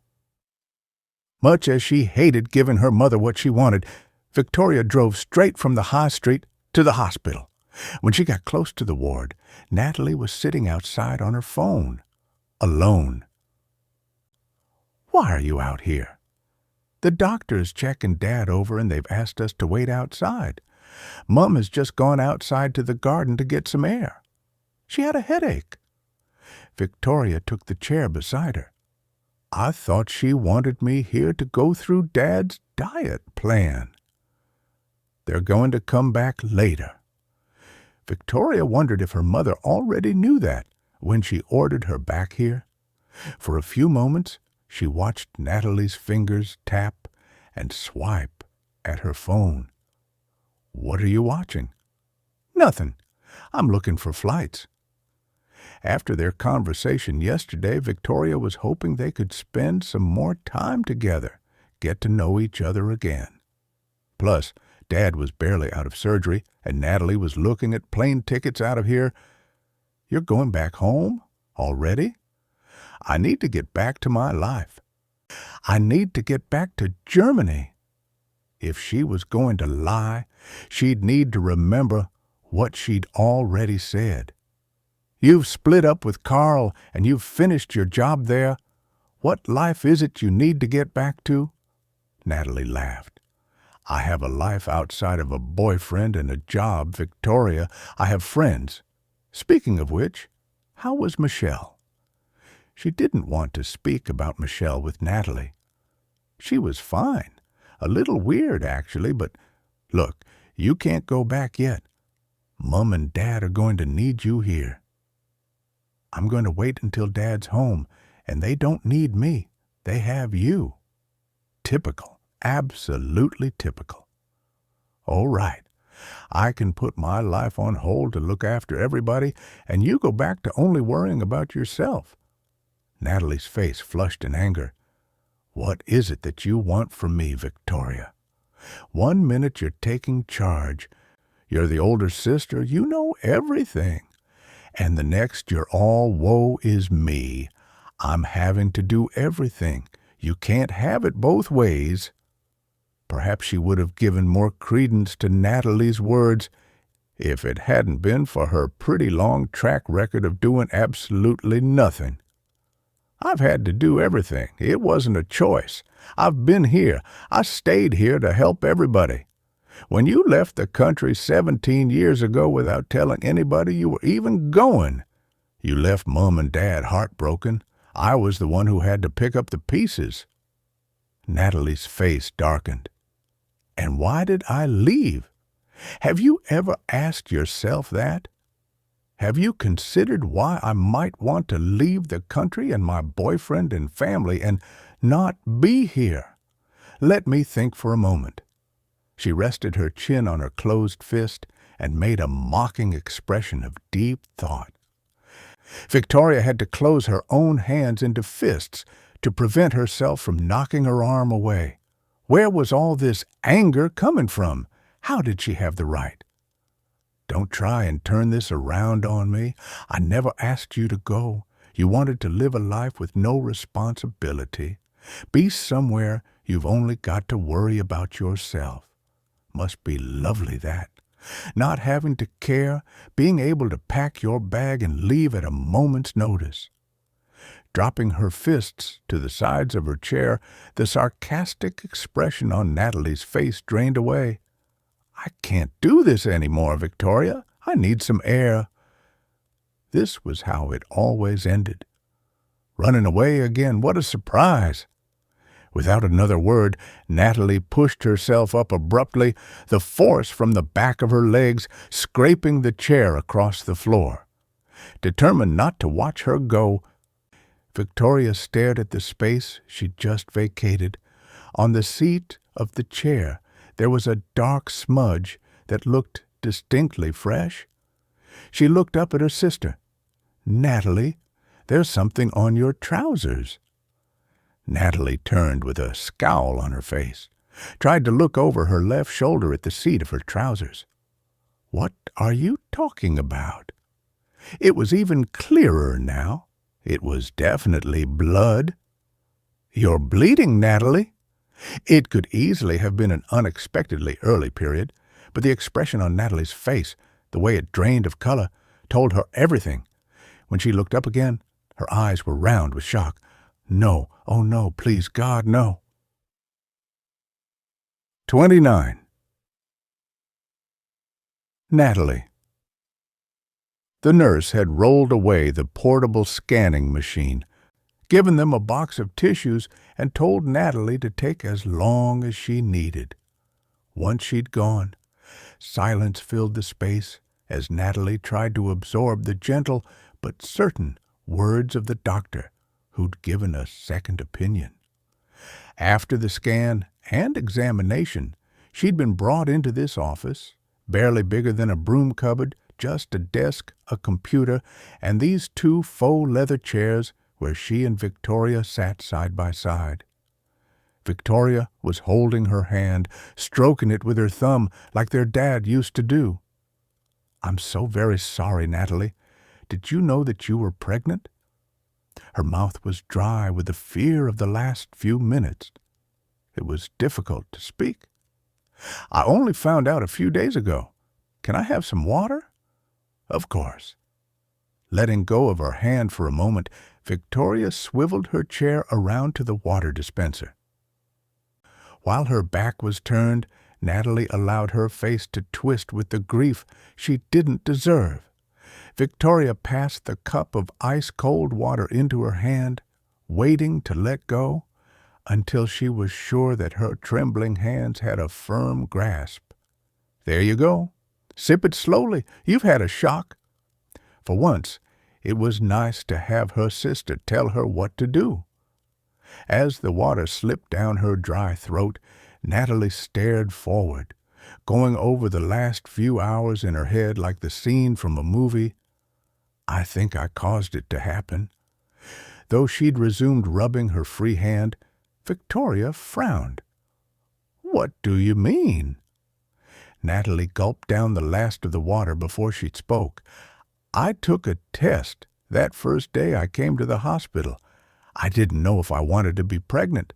Well, actually, I definitely didn't want to be pregnant. Carl is not the kind of man I would want to settle down with, and we've only been together for less than a year, and, well, I'd never planned to have children. Maybe my body knew that I didn't want to be pregnant. Maybe I made this happen. Victoria shuffled her chair closer. The gentle kindness in her face made Natalie want to weep. It doesn't work like that, Nat. Your thoughts are not to blame for this, and neither are you. Unfortunately, miscarriage in the first couple of months is really common. It's happened to lots of people I know. Natalie raised her eyebrows. But not to you. You got pregnant first go, didn't you? And with twins. Victoria shrugged. I just got lucky. It's nothing that I did or didn't do. There was silence long enough for them to hear the ticking of the clock. Outside the room, visitors and patients shuffled up the corridor, life going on as normal. Natalie blew her nose into the tissue the nurse had given her. The thing is, I'd begun to think that maybe I did want it. Is that crazy? Now Victoria looked as if she might cry. That's not crazy at all. Why would it be? Where should she start? Because I'd be a terrible mother.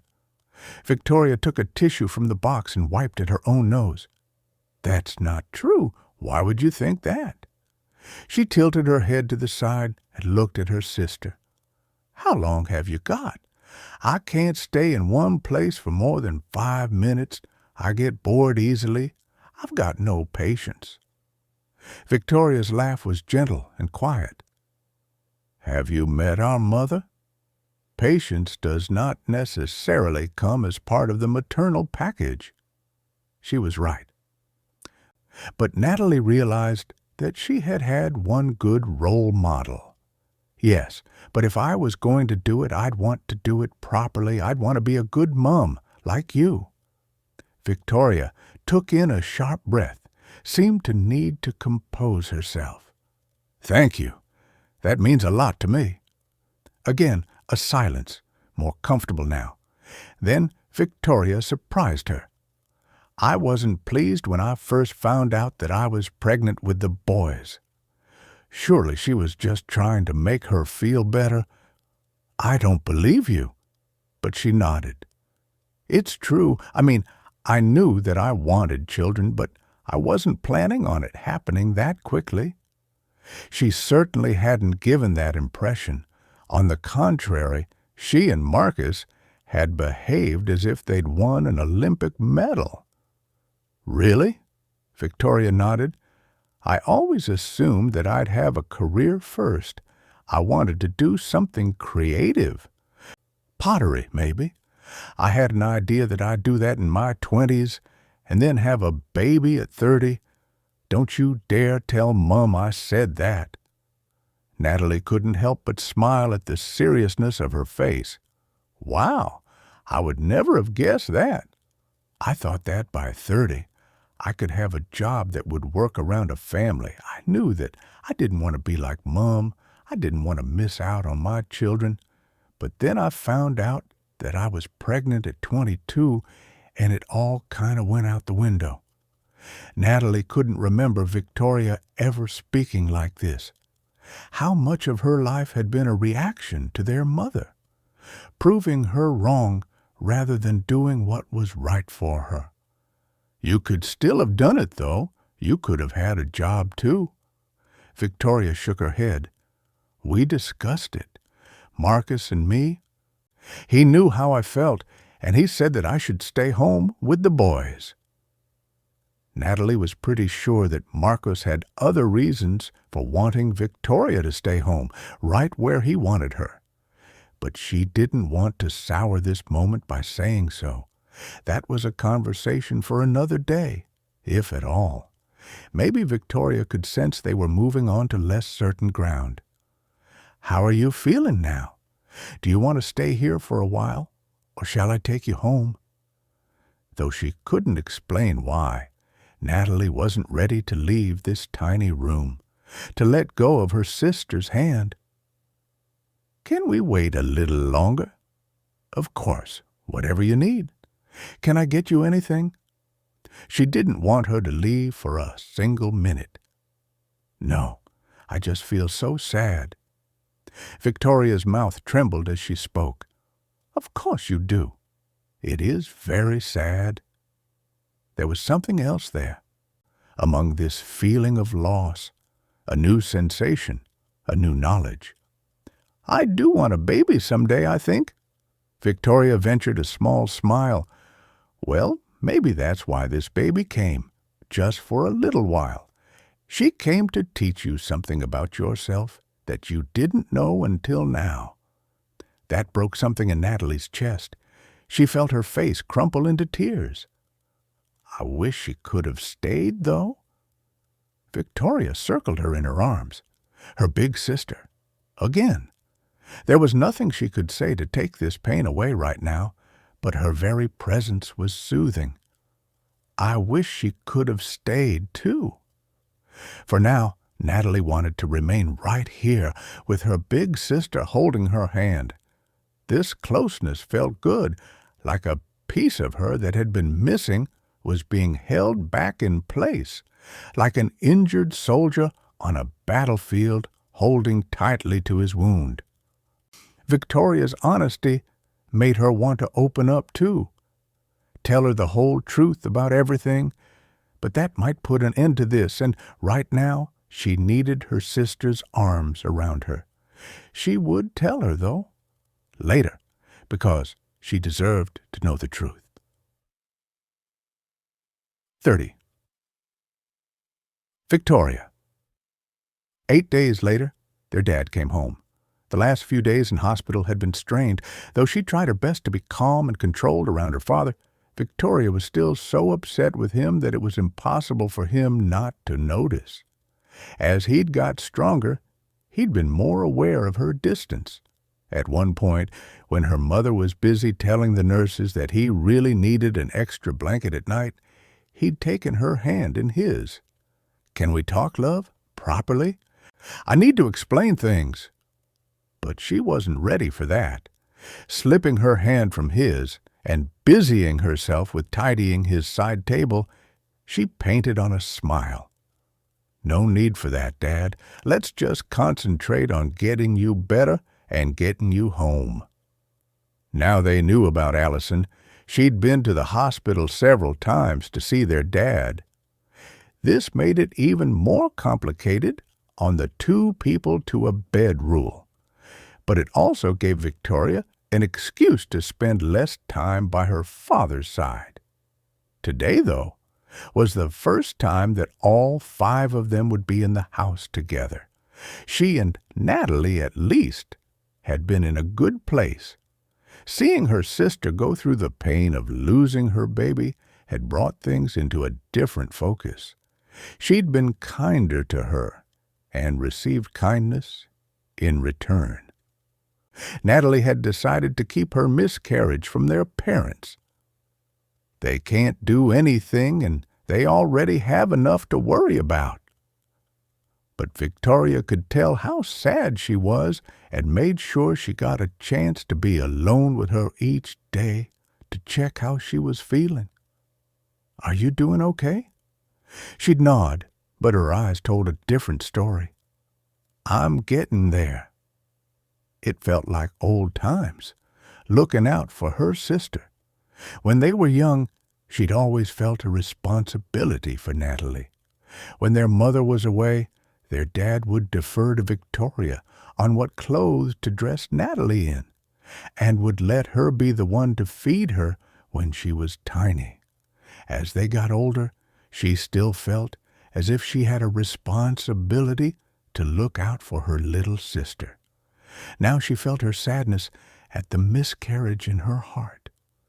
Reaching out to squeeze her hand, she tried to say something comforting. "It will get easier." Today, Natalie's smile at seeing her dad back in his usual uniform of checked shirt, dark blue jeans, and a V-neck jumper had been genuine. "It's good to have you back, Dad. Although I think you should bring that snazzy hospital gown home. You and Mum can use it for a bit of role play when you're feeling up to it." Her dad had laughed, but her mother had shaken her head. "Less of that, thank you, Natalie." It was familiar, this joking at their mother's expense, and yet the familiarity made Victoria feel worse. Nothing was the same now that she knew about Allison. The lies and betrayal were bad enough, but the more time she'd had this week for it to sink in, the more she'd realized that this knowledge was coloring her entire past.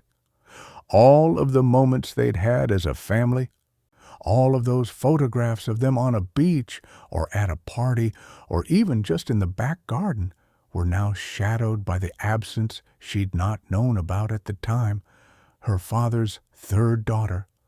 Victoria took her father home, driving with such overt care and attention that, from the back seat where she sat with their mother, Natalie called her a grandma.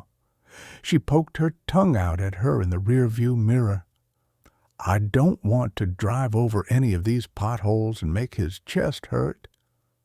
When they got to the house, Allison was waiting in the car outside. She'd brought her daughter with her at their father's request. "Sorry, I thought you'd be back earlier. I didn't mean to be waiting when you arrived. I was going to give you a chance to get in first." She was clearly feeling the significance of this moment as much as Victoria was. But Natalie was quick to reassure her. "We had to wait ages for the pills to be dispensed at the pharmacy. But you don't need to apologize. Of course, you should be here when Dad arrives home. We were just about to draw straws to see who would carry him over the threshold." She'd been like this all week, making jokes, keeping things light. No one else would guess that she was doing it to cover up the deep well of sadness that had opened up. It made Victoria's heart hurt for her. She held open the car door for her dad, and he reached for her hands to help himself up. Before they'd even left the car park, her mum had insisted she'd douse him with Davidoff, his longtime favorite aftershave, to get the smell of the hospital off you. As she helped him to a standing position, the wave of that scent, which had always meant Dad to her, brought tears to Victoria's eyes. Once they were inside and her dad was in a chair, her mother instructed Victoria to make tea for everyone. She just filled the kettle when Allison arrived in the doorway. "Can I help?" "I'm fine, but you can hang around and help me to carry the drinks in if you'd like." Allison leaned against the worktop and watched Victoria drop a tea bag into 3 of the mugs, a spoon of coffee into the 2 for her and her dad. "Look, I know it's not my place to pry, but I can see that things are awkward for you. Do you want me to go after we've had tea? Let you all be alone?" That was the last thing she wanted. "No, please stay. I'm sorry, Allison. I know I must be making you feel awkward, and that's not fair. I do want to get to know you. I'm not as good as Natalie at showing it, but I really do." Plucking at the collar of her t-shirt, she didn't look convinced. "Thanks, but I'm not stupid. I can see the way Dad is looking at you. He's worried that you're upset and hurt. I can tell." She couldn't argue against that. But what could she say? Her whole life she'd been the good daughter, tried to be helpful, make him smile when he was sad. But right now, she couldn't help the way she felt. She didn't know how she was going to make this okay with him again. It felt irreparable. "I know, but it's something I need to work out with him. And it's nothing personal against you, I promise. In fact, Natalie and I were saying we should have another evening out, the three of us, if you'd like to." Allison's smile, so like their father's, lit up her whole face. "I'd really like that, thank you." From the other room, Natalie's voice called out to them, "Allison, can Emily have one of these sweets?" Victoria remembered those days when strangers were always trying to give your children things to eat that you didn't want them to have. The tightrope between being polite and firm. Allison pulled a face. "I'd better see what she's up to. I'll be back in 2 ticks." The kettle rumbled louder as it got closer to boiling point, and then Victoria's phone dinged with a text message. It was Michelle. "How are things? How's your dad?" "He's great. He came home today. I'm at their house now. Are you at your mum's house? Come over if you like. I know they'd love to see you." The reply came back almost immediately. "No, I don't want to intrude, but I'd really like to meet again, as soon as possible. There's something I need to tell you." Victoria had almost forgotten what she'd said when they last met, that she'd been about to tell her something. She hadn't realized it was something serious. "Okay, how's tomorrow? We could meet for a coffee at the same cafe? Lunchtime?" She must have been waiting for the reply because, again, her message was immediate. "Great. See you tomorrow." 31. Natalie. The last time that Natalie had been in a park like this, she'd been about 15 and sitting on the swings swigging alcohol, stolen from her parents' drinks cupboard, from a plastic bottle. She definitely hadn't been to one in the middle of the day for a very long time. When she called Ross this morning to ask if he had any time to meet up today, he'd been keen to see her. But he had his son to consider. Ross ran a hand over his chin and scratched at the stubble there. "Sorry, I know this is not the most exciting place in the world to hang out when you're an adult. I hope you didn't mind meeting here.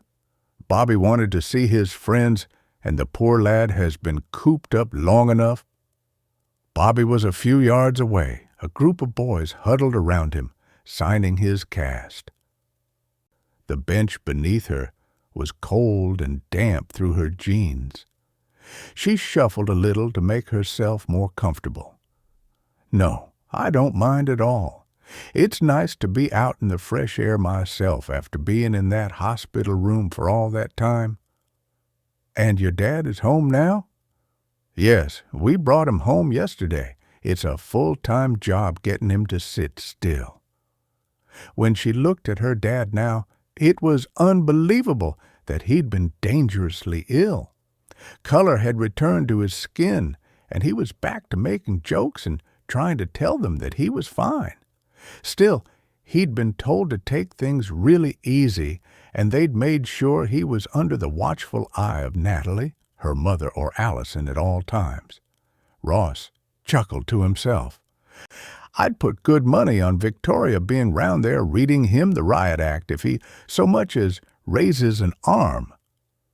Having spent a lot of time at their house, Ross knew her older sister well, but Victoria had been uncharacteristically hands-off in the last week, still struggling with her feelings about his betrayal. Natalie didn't want to get into all of that right now, though. She had other things that she needed to tell Ross. other reasons for asking him to meet up with her today. He was tilting his head to look at her properly. "And how are you feeling? Any morning sickness? Or are you tired? I remember Jess used to get really tired in the first trimester, and she wasn't sitting at the hospital every day like you've been." She closed her eyes and took a deep breath. "There is no baby anymore. I had a miscarriage." She clutched the damp seat beneath her, digging her fingernails into the softened wood, determined not to cry. Ross's face paled. "I'm sorry, Natalie. That must have been awful for you." She started to shrug, then stopped herself. It had been, was still, truly awful. What was the point of minimizing it with a shrug? "Yeah, it's been tough." Every part of her felt raw. Between the loss of the baby and the worry about her dad, it was as if every nerve ending she had was just below the surface. This morning, she'd spent 15 minutes watching YouTube videos of servicemen returning home and sobbing at the reaction they got from their families. Ross pressed his lips together in a sympathetic smile. "I have a little bit of insight into it. Jess had a miscarriage before we had Bobby. We were told it was pretty common for a first pregnancy, but that doesn't make it any easier, does it?" This was the perfect opportunity to tell him his kindness made her feel worse, but she'd promised herself no more secrets. And this was the first step. "Yeah, the thing is, it wasn't my first miscarriage." Taking her attention from the tissue she'd been shredding, she looked him in the eye, willing him to understand what she was trying to tell him without her having to spell it out. But he was still spilling sympathy. "Oh, Natalie, that makes it even harder, I'd imagine." She took a deep breath and tried again. "Yes, but the first time I was only 19. Again she held his gaze. As she watched his eyes, she could almost see dates flying behind them before realization dawned. "Do you mean—" She nodded. "Yes. The baby would have been yours too. I'm sorry. I'm sorry that I never told you." Heavily he leaned back against the bench, and the frame lurched with his weight. He looked as if he'd been winded. "Wow, that's a lot to take in. Was that why you—" "Why I left." This time she did shrug. "Partly. There was a lot of other stuff going on, too. I didn't tell you at the time, and I will tell you if you want to hear it. But there's other people I need to speak to about it first." Ross was staring out onto the playground, watching his son as he followed his friends around on his crutches, his young face a picture of joy at being part of the crowd. "When did the miscarriage happen?" The last thing she wanted to do was relive that night, but he deserved an explanation. "It was that night when we had to go to the hospital because you hit your head. We'd both been drinking pretty heavily and other stuff, I think." She could remember it as if it was yesterday. The emergency department had been chaos at that time on a Saturday night, full of drunks, clubbers, night shift workers, all the people who frequented the early hours of the morning. It had been hellish. They'd been to a bar and then on to a party at someone's house. They were both very much the worse for wear. When they'd left the party, Ross had tripped and hit his head. Someone had called an ambulance, and she'd sobered up pretty quickly at the sight of all the blood. Sometimes I think God keeps a special eye on drunk people that keeps them safe. That's what the paramedic had said, trying to make her feel better. She hadn't been able to stay in the room while they stitched up Ross's head. She'd always been squeamish at the sight of blood. It wasn't until she was standing outside that the cramps had started. That time, she hadn't had a clue that she was pregnant. Ross listened with a hand across his mouth as she told him all of this. "How come I didn't know?" "Because I didn't tell you.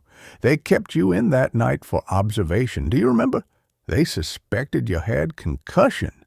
It was late, so they decided to keep you in until the next day." The nurse who'd looked after her had been kind. Natalie had asked her repeatedly whether she caused the miscarriage. Not knowing that she was pregnant, she'd carried on her life in the same chaotic way they'd spent the 6 months prior, drunk more nights than she was sober.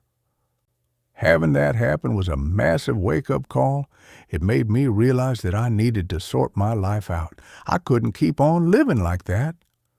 Ross straightened up, and when he turned to look at her, his eyes were full of kindness. "I wish you'd told me back then. Maybe we could have—" She cut him off with a shake of her head. "It wasn't just you and me. There was family stuff. My head was really messed up. I couldn't cope with any of it. I just needed to go." "But you didn't even say goodbye." It was getting harder not to cry. "I couldn't. I knew that. If I tried to say goodbye to you, I might not have had the courage to go. And I honestly don't know where we would both be right now." It made her heart ache to see his eyes fill with tears. "I wish I could say that I don't know what you mean, but I do. We weren't particularly good for each other back then, were we?" They'd both had stuff going on. We were young. We didn't know how to handle lots of things at that time, and we didn't feel like we had parents that we could go to. Ross turned again to see Bobby chatting with his friends. "That's one thing I swore when we had him, that he'd always have a father he could go to, about anything. I never want him to feel alone with his problems, big or small." He reminded her of Victoria. Seeing this through his eyes gave her sister's overprotective mothering a different slant. It also made her think of her dad. "I just wanted to protect you all. I can understand why you feel like that. It's what makes you a great dad." He turned to her in surprise. "Your dad is the same, though. I can remember him taking me to one side and reading me the riot act one night when we came back to yours drunk. 'That's my little girl you're messing around with, and if you hurt her, you'll have me to deal with.'" "Did he?" He smiled. "I get it. Now I'm a dad myself. I totally understand. It's a primal instinct, the need to keep them safe. Sometimes Jess would tell me I took it too far. When he was first walking, I used to hover behind him, ready to scoop him up if he's much as stumbled. He had to learn, she used to say, but I couldn't bear the possibility of him being hurt. I still can't." She thought again of her dad. "And do you still get it wrong?" He smiled. "All the time. Now that I don't have Jess to help me, I worry that I'm overprotecting him, wrapping him in bubble wrap. I mean, look." He swept an arm across the park. "None of his friends' parents are here. They let their boys come to the park on their own. But I'm terrified that something could happen if I lost him, too." He didn't need to finish that sentence. She reached out and squeezed his hand. "I get it. Thanks." For a while they sat there in silence, the space between them punctuated by the shouts and laughter of the children around them. In another reality, they might have sat here together, watching their own child climbing the frame or tumbling down the slide. "I'm sorry that I never told you about the miscarriage, that I left without explaining anything to you." His voice was gentle. "We were kids, Nat. We can't hold ourselves responsible for things we did back then. I'm sorry that you had to go through it on your own." that you felt you had to leave. These other things you mentioned, the other reasons you left. I'm not prying, but you can talk to me about anything, you know. You can call me whenever you need to. I'm in most nights." He grinned at her. In that smile, she could see the boy she'd known, the funny mixed-up lad who's always made her laugh. "I know, thank you, I will." And she would, because she'd missed him, for longer than she'd allowed herself to admit. But first, she had to talk to Victoria, make her understand that their dad really had been doing what he believed was right, and that, in keeping another huge and horrible secret, she'd been doing the same. 32. Victoria. The cafe was much busier than the first time she'd met Michelle. Victoria was glad she'd arrived early because there was only one table left, and that was outside on the pavement. Ordinarily, she would have enjoyed a cup of coffee al fresco, but the temperature had dropped this morning, and although it was still dry, the grubby clouds in the sky looked as if they might change their mind at any moment. Glad of her thick navy jumper, she threaded her hands through its cuffs to keep them warm. There was something familiar about the dark-haired young waitress who appeared to take her order, especially when she smiled at Victoria. "Hello. You're Fred and Henry's mom, aren't you?" She knew she'd recognized her. She'd been in the twins' year at school. "Yes. Are you Beth?" Beth beamed. "Yes, I was in their chemistry class. Not quite as good at science as they were, though. How are they? Did they go traveling in the end?" It was lovely to have an opportunity to talk about them. It soothed the dull ache of their absence. "Yes, they're in Vietnam at the moment, having a wonderful time as far as I know." "Wow, lucky them. I'm doing a foundation year at the art college, and I've been working here trying to save up some money before I start uni in September. What can I get you?" How exciting it was for them at this age with everything still ahead. Careers and travel and homes and relationships. It was difficult not to turn every conversation with a young person into a heartfelt monologue about grabbing every good opportunity that came their way. "That sounds wonderful. Good luck with it all. I'll have a flat white, please, and a slice of banana loaf." She watched Beth walk back towards the counter, her ponytail swinging behind her. Speaking to her made her miss the boys even more. How lucky her mum was to have her at home for another year. The twins had provisional plans to be back sometime in July, giving them a couple of months at home before leaving to take up their university places. After that? Who knew if they'd ever come home again to live permanently? She thought again of Lucia's move to Spain.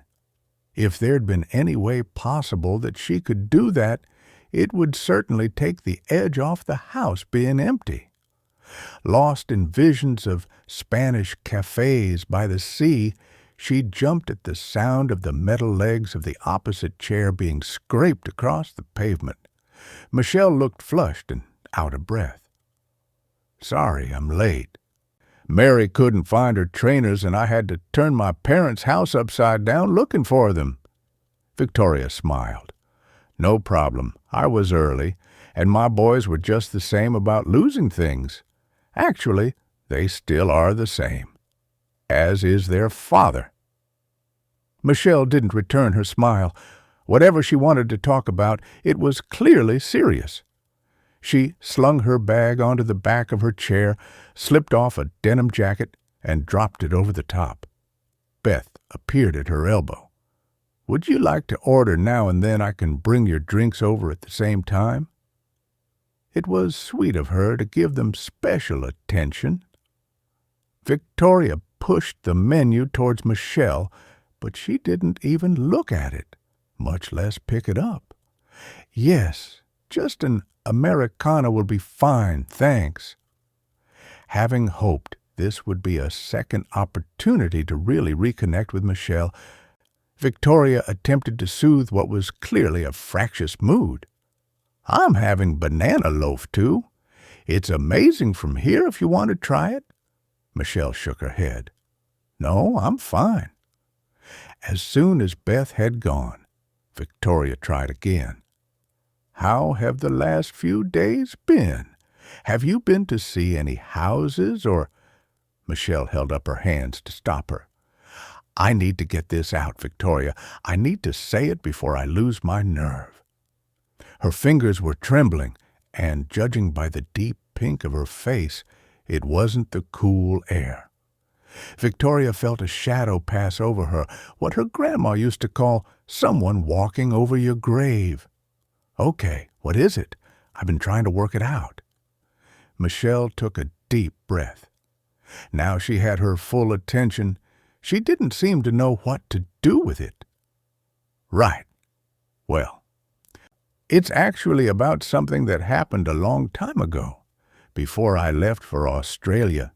To be honest, I don't really know how much you know already."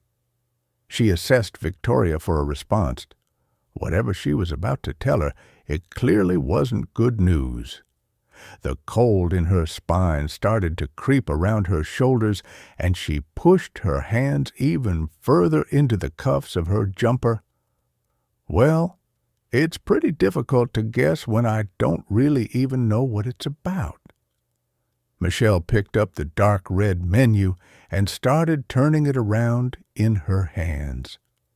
She wore no jewelry on her fingers, not even a wedding ring. "Do you remember that thing that happened between Natalie and Marcus the night her boyfriend abandoned her and he went to pick her up from the bar?" She hadn't expected her to start there. This wasn't a subject she wanted to reopen. Michelle had been the only other person that Victoria had told about that night. Not to spare Natalie's blushes, but because she'd felt ashamed. But they both knew about this. It wasn't a secret. Unless she felt sick at the thought there was more to it that she didn't know. "Yes, of course I remember. It was awful." Michelle nodded. "Yes, I remember you telling me about it. How upset you were. How angry you were at Natalie." Victoria's patience started to wear thin. This was stating the obvious. Wouldn't anyone be that upset that their own sister had tried to kiss her husband? She must have been louder than she intended, as someone on the table next to them looked over. Michelle lowered her voice. "And are you sure that that's all it was? Natalie didn't tell you anything else. I mean, they weren't seeing each other or anything. It was just that one night that she tried to kiss him." Each of these questions snapped at Victoria until she wanted to push them away. Why was Michelle asking her this after all this time? Suspicious possibilities crept into the air between them, but she wrestled her attention to the expression on Michelle's face. "What are you saying?" "Here you go."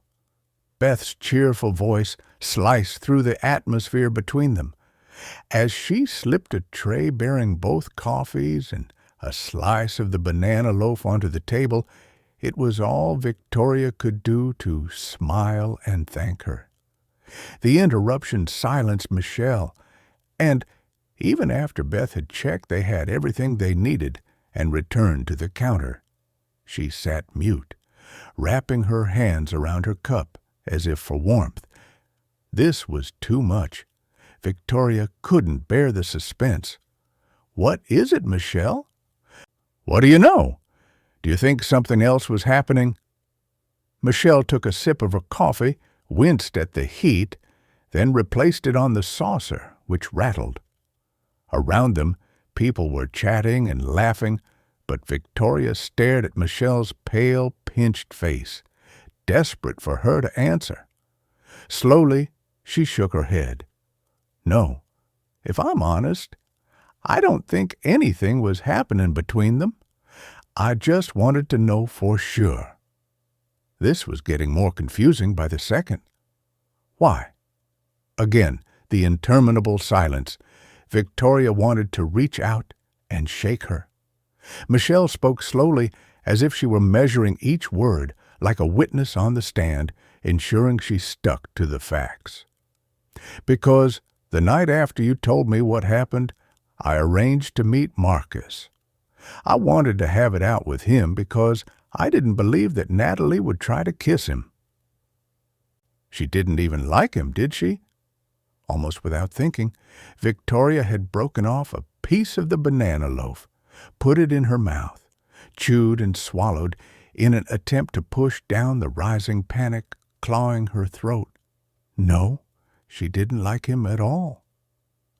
Victoria had always assumed that Natalie was jealous of her and Marcus, not because she wanted to be in a relationship herself, but because she'd lost Victoria.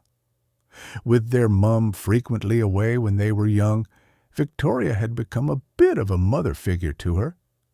When she'd met Marcus and spent more time away from home, Natalie hadn't liked it.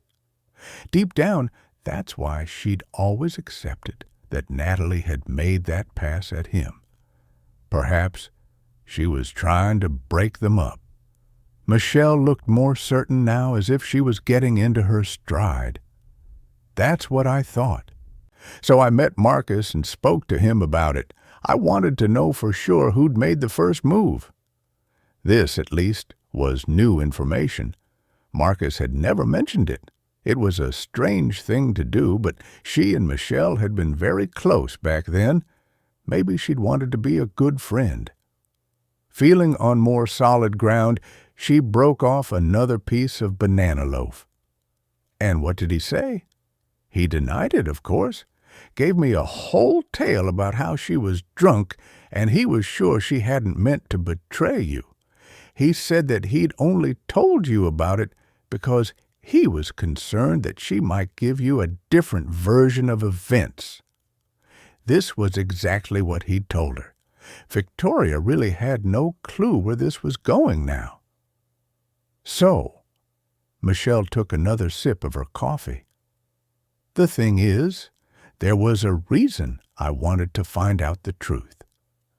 A reason I needed to know if anything was going on between him and Natalie. Because at the same time that it happened, he was sleeping with me.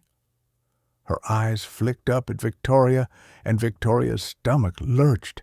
She almost choked on the cake in her mouth. What? Michelle pressed her lips together before she spoke again.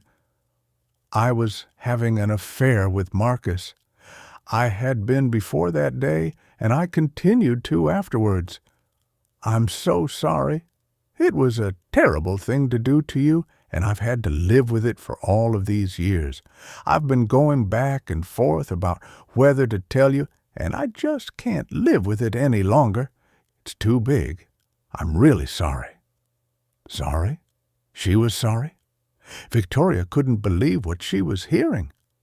Was she lying? Was she making this up for some twisted reason that Victoria couldn't work out right now? It couldn't be true. I don't believe you. Michelle looked as if she'd been expecting that response, and as if it was the saddest thing she'd ever heard. I know it's hard.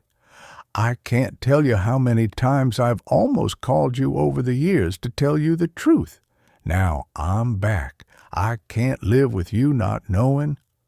Like a throwback nightmare of the past, this was surreal. You were my best friend, Michelle. Why would you be sleeping with Marcus behind my back? Frowning into her coffee, she shook her head. I really don't know. I think he made me feel special. It was exciting. I was jealous. I was young and stupid. I could give you a million excuses, but none of them are valid. This was true. This really happened. Victoria felt as if her voice was coming from another direction. How long did it go on? Until I left for Australia. But that was... Victoria screwed up her face, trying to remember, trying to work out the dates. That must have been 2, even 3 years after that night. Michelle nodded. Yes. In the back of her brain, cogs started to move. Old events became clearer. Is that why you went? It was why I wanted to get away. I realized he was never going to come good on his promise to leave you. Victoria wanted to shout and scream, but they were in a public place. She couldn't believe what she was hearing. This betrayal was far further reaching than just her. His promise? The words were a dagger to her heart. He promised to leave me, but I had the boys by then. Did you really think he would leave them to be with you? Michelle's face hardened. I hoped he might leave you when he found out that I was carrying his child, too. Victoria's hands flew to her mouth. She was going to be sick. Right there and then, she was going to throw up on the table. No, I can't. This can't be. She couldn't be here. She couldn't hear this. Hand shaking, she reached into her bag and pulled out her purse. Michelle shifted in her chair and picked up the bill that Beth had left for them. It's okay. I'll get it. I had to tell you, Victoria. You know that, don't you? She didn't know anything. Anything. Her dad, Marcus, her best friend, her mother. Everyone had lied to her. Everyone. She tore a note from her purse and threw it on the table. Michelle tried again. Victoria, sit down. Please, I need to. Don't you say another word. She turned and ran, hot tears coursing down her cheeks. Natalie. She had to speak to Natalie. Before she saw Marcus, she wanted to be sure she had the truth about everything. 33. Natalie. Natalie was on her way back to her parents' house when she got Victoria's message. Where are you? We need to talk. Ross had offered to drop her home from the park, but she'd opted to walk, wanting some time to think. Unfortunately, the weather had taken a turn, and she was regretting not wearing a jacket.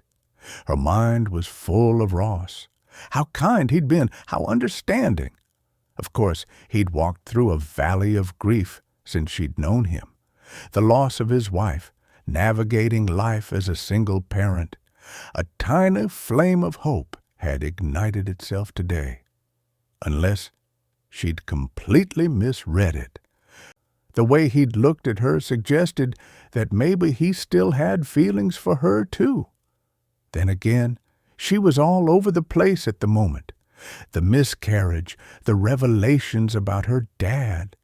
But maybe she could move back here for a while, and maybe, just maybe, she and Victoria could build on their closeness in the last few days. If they could get through her telling Victoria about Marcus and Michelle, there was a possibility that she could rebuild her life here with all the people she loved around her. She just needed to speak to Victoria first. Rather than text Victoria back, it was easier to call her. She picked up immediately, sounding stressed and out of breath. Natalie, did you get my message? Yes, actually, I was hoping to see you today. I wanted to talk to you, too. Great.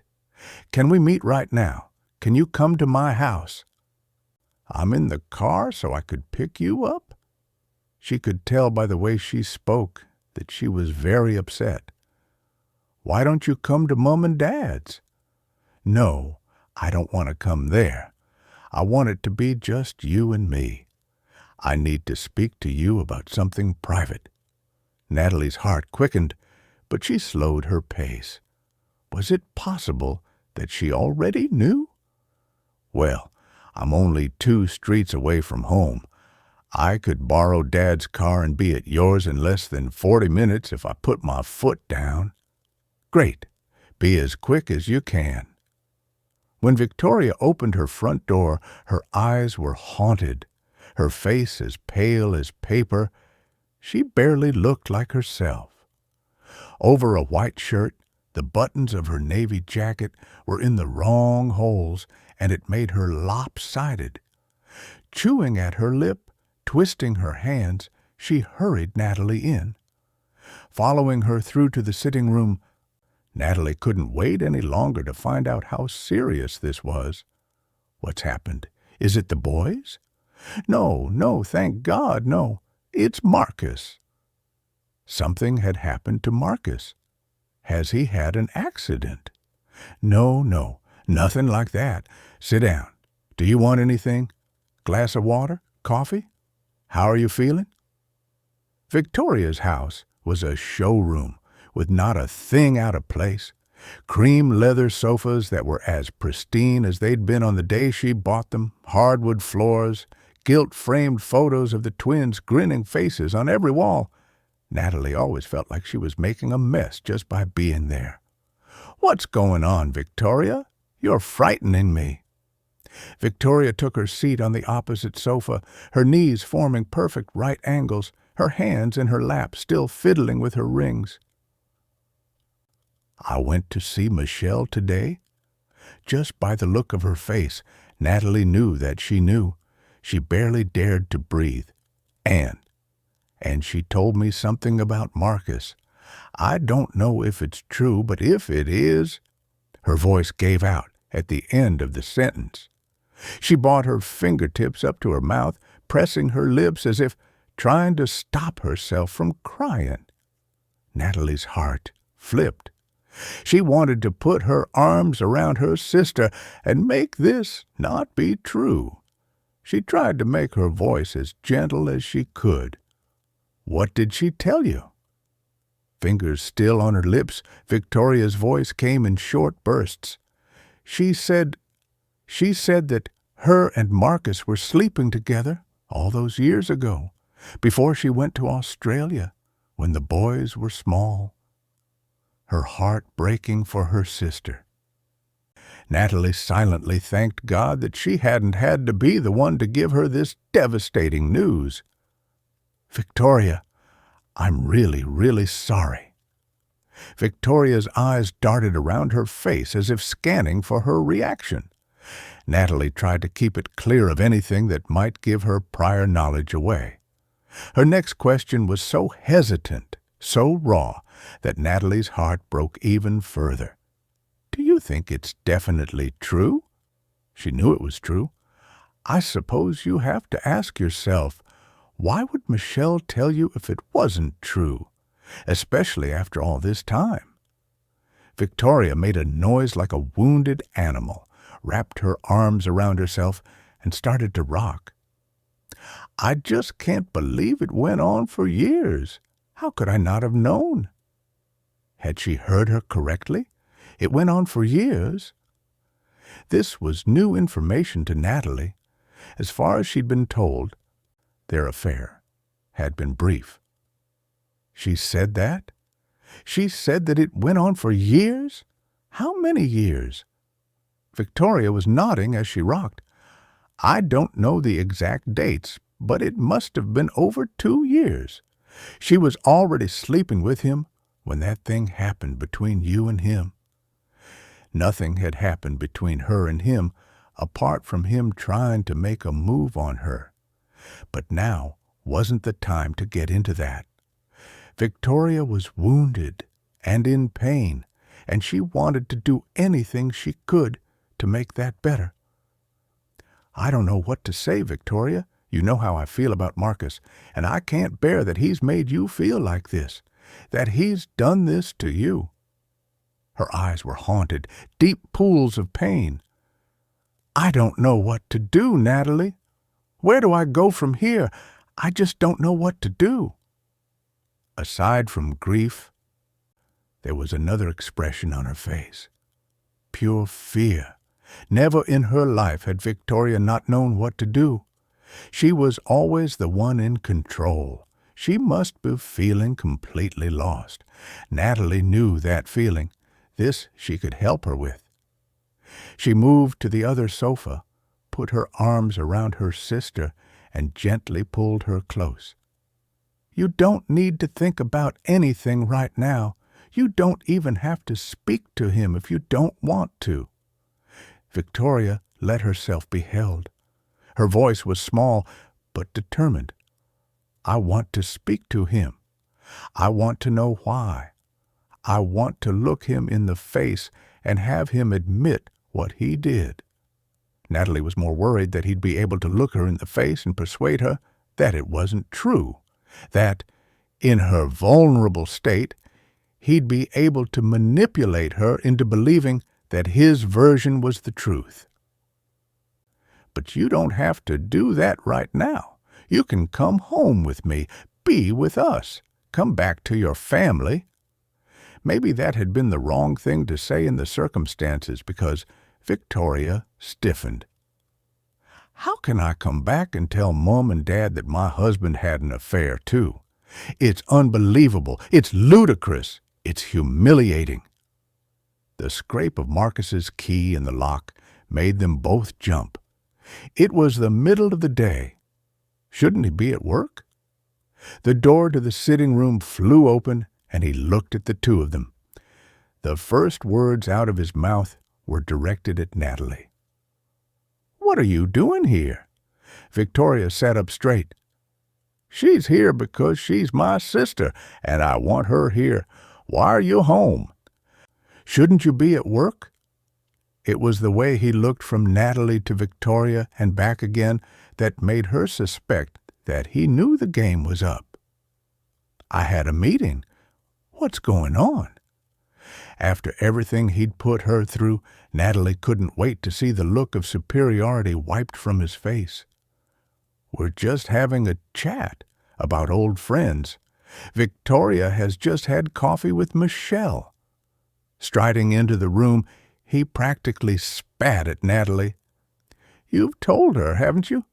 Victoria glanced at Natalie, confused. "Told me what?" "Whatever she's told you about me and Michelle, she's lying. It's all just lies." Natalie's heart sank. Victoria pulled away from her and looked her full in the face. "You knew?" Natalie wanted to slap herself. Why hadn't she told her straight away that she'd known all about it? Of course it was going to come out.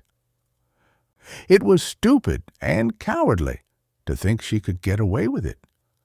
"I didn't know all of it.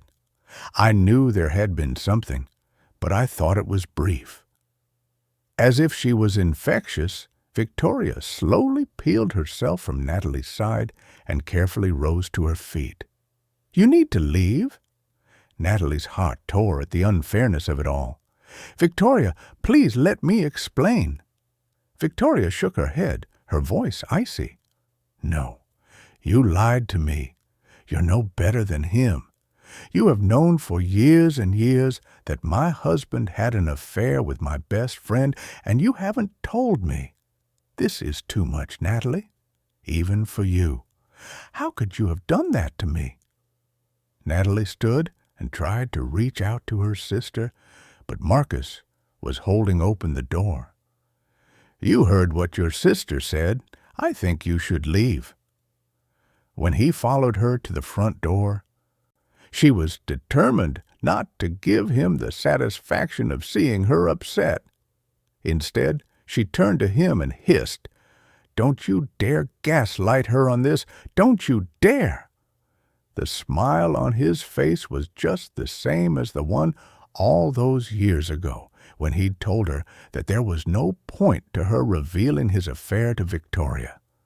"She won't believe you, Natalie. Don't even try." "Goodbye, Natalie." The moment she was on the front step, the front door slammed behind her with an expensive thud, and she was alone. A fine rain varnished her face, and she fought to keep the rising tide of emotion under control. The rain got heavier, and she strode in the direction of the next street where she'd parked the car. For the next 90 seconds, she managed to hold it together until she was inside her dad's car with the door closed. Then she let her forehead rest on the steering wheel and sobbed like a baby. Victoria would never forgive her for this. 34.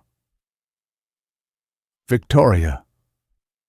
Never in her life had Victoria felt so utterly alone. As soon as Natalie had left the room, she sank back down onto the sofa, waiting for Marcus to return. Marcus and Michelle had had an affair, and Natalie had known about it. It didn't matter how many times she ran it through her mind, it didn't make sense. She heard the front door slam shut. Then there was a pause before Marcus's footsteps made their way back to the sitting room. "She's gone."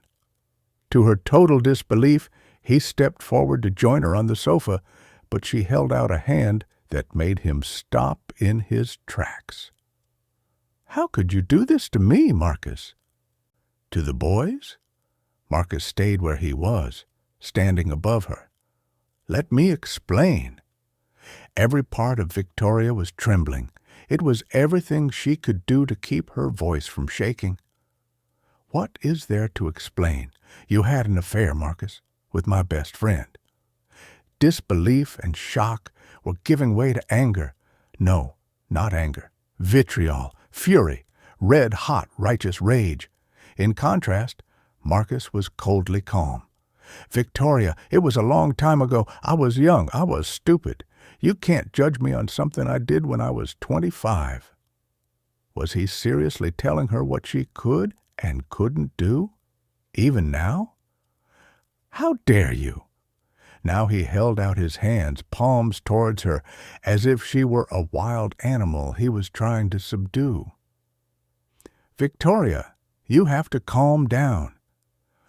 We need to talk about this." Marcus tried to reach out for her hand, and she pulled it back as if he'd burned her.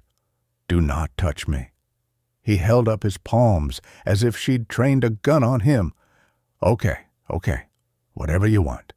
But please, give me a chance to speak.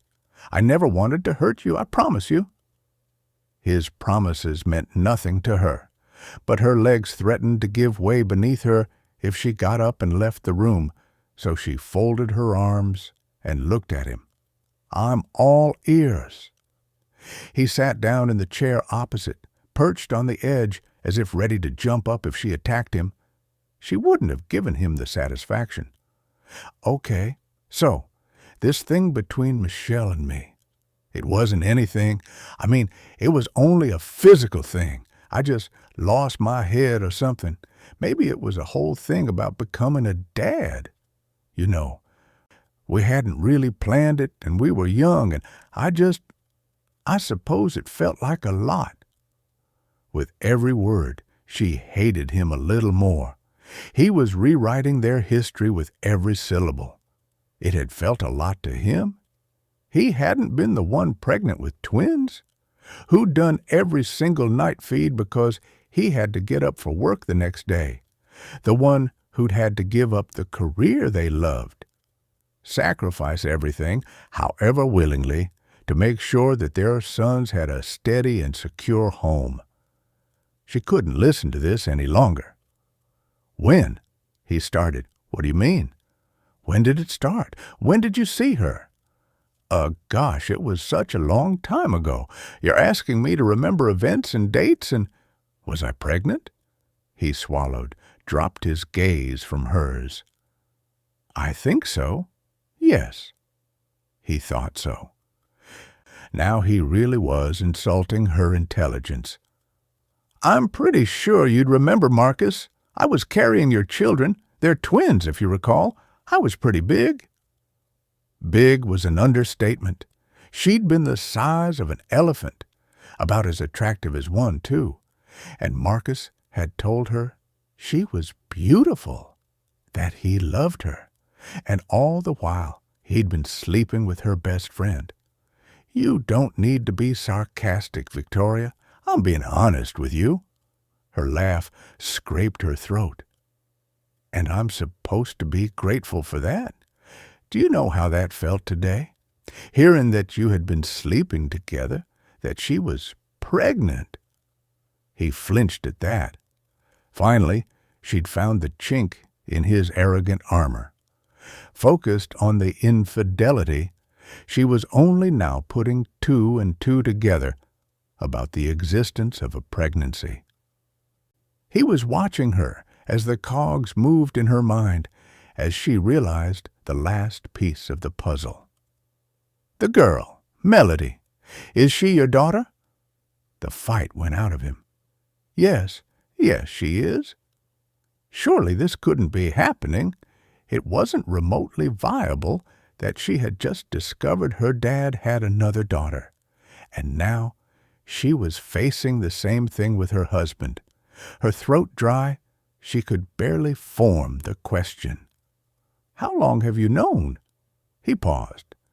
Was he debating whether to tell her the truth? I knew that Michelle was pregnant when she left for Australia. This was quite possibly the most shocking part. You knew that you had a child on the other side of the world. You knew? He bristled at the implied judgment. I've always provided for her. I sent money every month. The way he said that, as if he expected her to be impressed by it, made her want to throw up. But you've never met her before? He shook his head. No. How could this be? He'd been a good father to the boys, a loving father.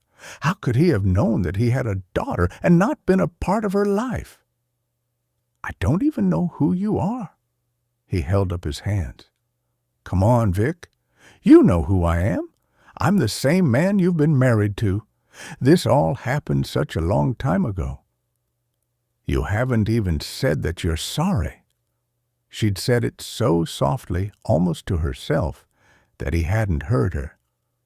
What was that? She raised her voice. You haven't even said that you're sorry.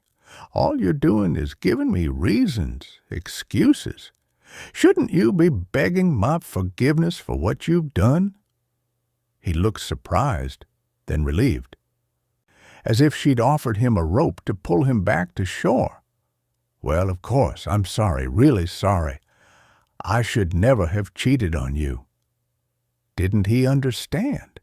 It wasn't even the initial unfaithfulness that was the biggest part of this. And what about the fact you had a daughter for all these years and never mentioned it? He had the audacity to look hurt. I was trying to protect you and the boys. This was the second time someone she loved had used this excuse in the last 2 days, and she was sick of it. How can a lie protect anyone? Did you not think you were going to get found out? Did you not think that this poor girl would come looking for you someday? Marcus flexed his shoulders. He wasn't used to being challenged, and it showed. I think this feels worse to you than it would have done because of your dad. I know the timing is really bad. Her disbelief came out in a roar. The timing is bad? Did you really just say that? And you are nothing like my father? Like flicking a switch in a dark room? She could see things more clearly now. There was a difference. Her dad had always been a father to Allison. Yes, he'd lied to her and Natalie, and that was truly wrong. But one thing he'd always tried to be was a good father. But then something else occurred to her. While you're being honest with me, what about my sister? You told me that she came on to you, even though she said it was the other way around. Was that a lie, too? She knew the answer before he even opened his mouth. Perhaps she had always known, had let herself believe what she needed to believe. Even now, he didn't give her the whole truth. Look, the thing with Natalie was, from the pit of lava in her stomach, a second wave of anger erupted. You made me disbelieve my own sister. You tore us apart. How can you have lived with yourself knowing what that did to me, to my family? Even as she screamed at him, she knew that he wasn't the only one to blame. She called her own sister a liar, kept her at arm's length, trusted him above the person she'd known almost her whole life. Victoria, you're getting hysterical. You have to calm down. You need to get out. I can't even look at you. You need to leave. But we need to work through this. You can't just throw me out. This is our home. The boys will be back in a few months, and don't you use the boys to manipulate me." Total shock flashed across his face. She'd never spoken to him like this before. Never articulated the way he made her feel sometimes. Controlled, subdued. The way he rearranged her feelings to ensure they fit what he wanted, but no more. He must have realized that she meant it. "Okay, I'll go. You clearly need some time. But remember that this was a long time ago. Remember what a good life we have had together since then." She couldn't listen to one more word. She summoned every ounce of energy she had left. "Get out!" This time he listened to her. She stayed in the same position until she heard the door close behind him. Only then it occurred to her to wonder why he had come home in the middle of the day. She hadn't told him that she was meeting Michelle today. How had he known? Was he in contact with her? Had he been meeting her since she came back? All the time she hadn't been able to get him on the phone over the last 2 weeks made sense. She groaned and let her face fall into her hands. Too exhausted even to cry any longer. She was empty, hollow, dried out. During her marriage to Marcus, she had supported him unquestioningly, believed everything he told her, even when it meant turning her back on her own sister. How do you ask forgiveness for something that ruptured your whole family? She needed to find Natalie and speak to her. Then she needed to speak to her mother, and finally she had to speak to her dad. Right now, she wanted to call Fred and Henry, hear their voices, check they were okay. Tomorrow, she would go home and make everything right. 35. Natalie. Once she'd spent her tears and wiped her face, Natalie took out her phone and booked her ticket back to Germany tomorrow.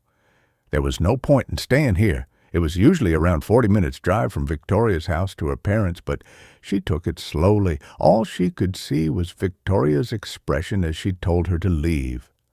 Cold, hard anger. It was worse than she'd been the night she'd told her about Marcus trying to kiss her. That was the reason she'd decided not to tell her in the first place. Marcus had persuaded her that even to try was futile. She'd discovered the affair by accident. She had spent the day in London, on Denmark Street, trying to find a birthday gift for Ross, who had recently taken up the guitar. Walking back to the underground station, she'd seen the two of them. He'd had his arm around Michelle's waist. She had looked up at him, and to Natalie's stomach-lurching horror, he'd kissed her. That evening, she'd borrowed her dad's car and driven around to Victoria's house to tell her in person. On the way there, she'd run through how to break the news, wanting to save her as much anguish as possible. However much it had hurt to not be believed about Marcus making a pass at her, Victoria was still her sister, and she'd hated the fact that this was going to break her heart. Even so, there was a part of her that hoped that, finally, this would prove she'd been telling the truth all along. Maybe they would be able to get back to being close again, too. But Victoria had been on a rare night out to the cinema with a neighbor, and only Marcus was home with the twins. Fired up with anger at the sight of his smug, cheating face, she hadn't been able to stop herself from revealing what she knew. "I saw you. With Michelle. I know what you're doing." The surprise on his face had been transitory, replaced by his usual confidence. "I don't know what you're talking about." "I saw you and Michelle together. I saw you kiss her. I know what's going on, and I'm going to tell my sister." His eyes had glinted with anger, or perhaps amusement. It had been difficult to tell.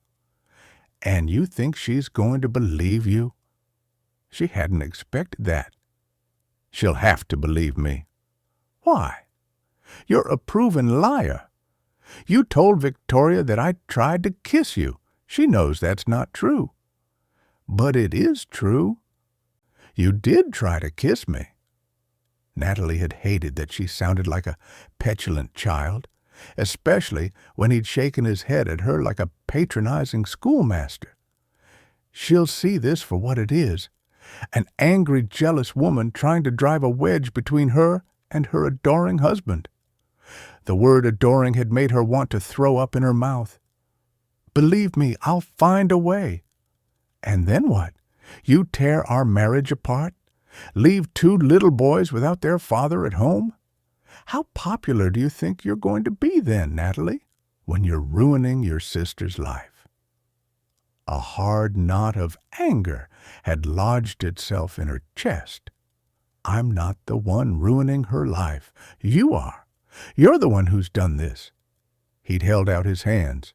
"It's nothing but a minor indiscretion. It's over. Finished. What you saw today was me saying goodbye. I love your sister. She loves me, and we have a wonderful life together.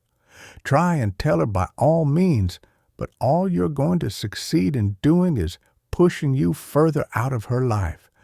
To be honest, you'd be doing me a favor."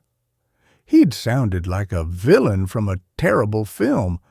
She'd wanted to grab him, shake him, hit him. Her whole body had trembled from the sheer weight of the emotion coursing through her body. "You're not going to get away with it this time." He'd changed track again, his voice all smooth and calm and conciliatory. "Look, you and I both know that Victoria is going to believe me because she wants to believe me, because she loves the life we've got together. The only person you're going to hurt here is yourself." She'd wanted to shout and scream, but all she could feel was the truth of his words. She'd known deep down that Victoria was never going to believe her, and she couldn't stay and watch what happened next. It was a week later that she found herself in the emergency department with Ross, when he'd passed out drunk and hit his head, the same night that she lost the baby. And 2 weeks after that, she was gone. Thinking of that day reawakened the hate she'd felt for Marcus since then. She'd been a fool this afternoon thinking that she and Victoria could reconcile after all these years in the wilderness. An even bigger fool for hoping that she and Ross still had enough of a spark that could be coaxed back into a flame. People didn't change overnight. Deep wounds weren't healed with a few kind words. For the last 2 weeks, she'd fallen back into an old life that didn't really exist any longer.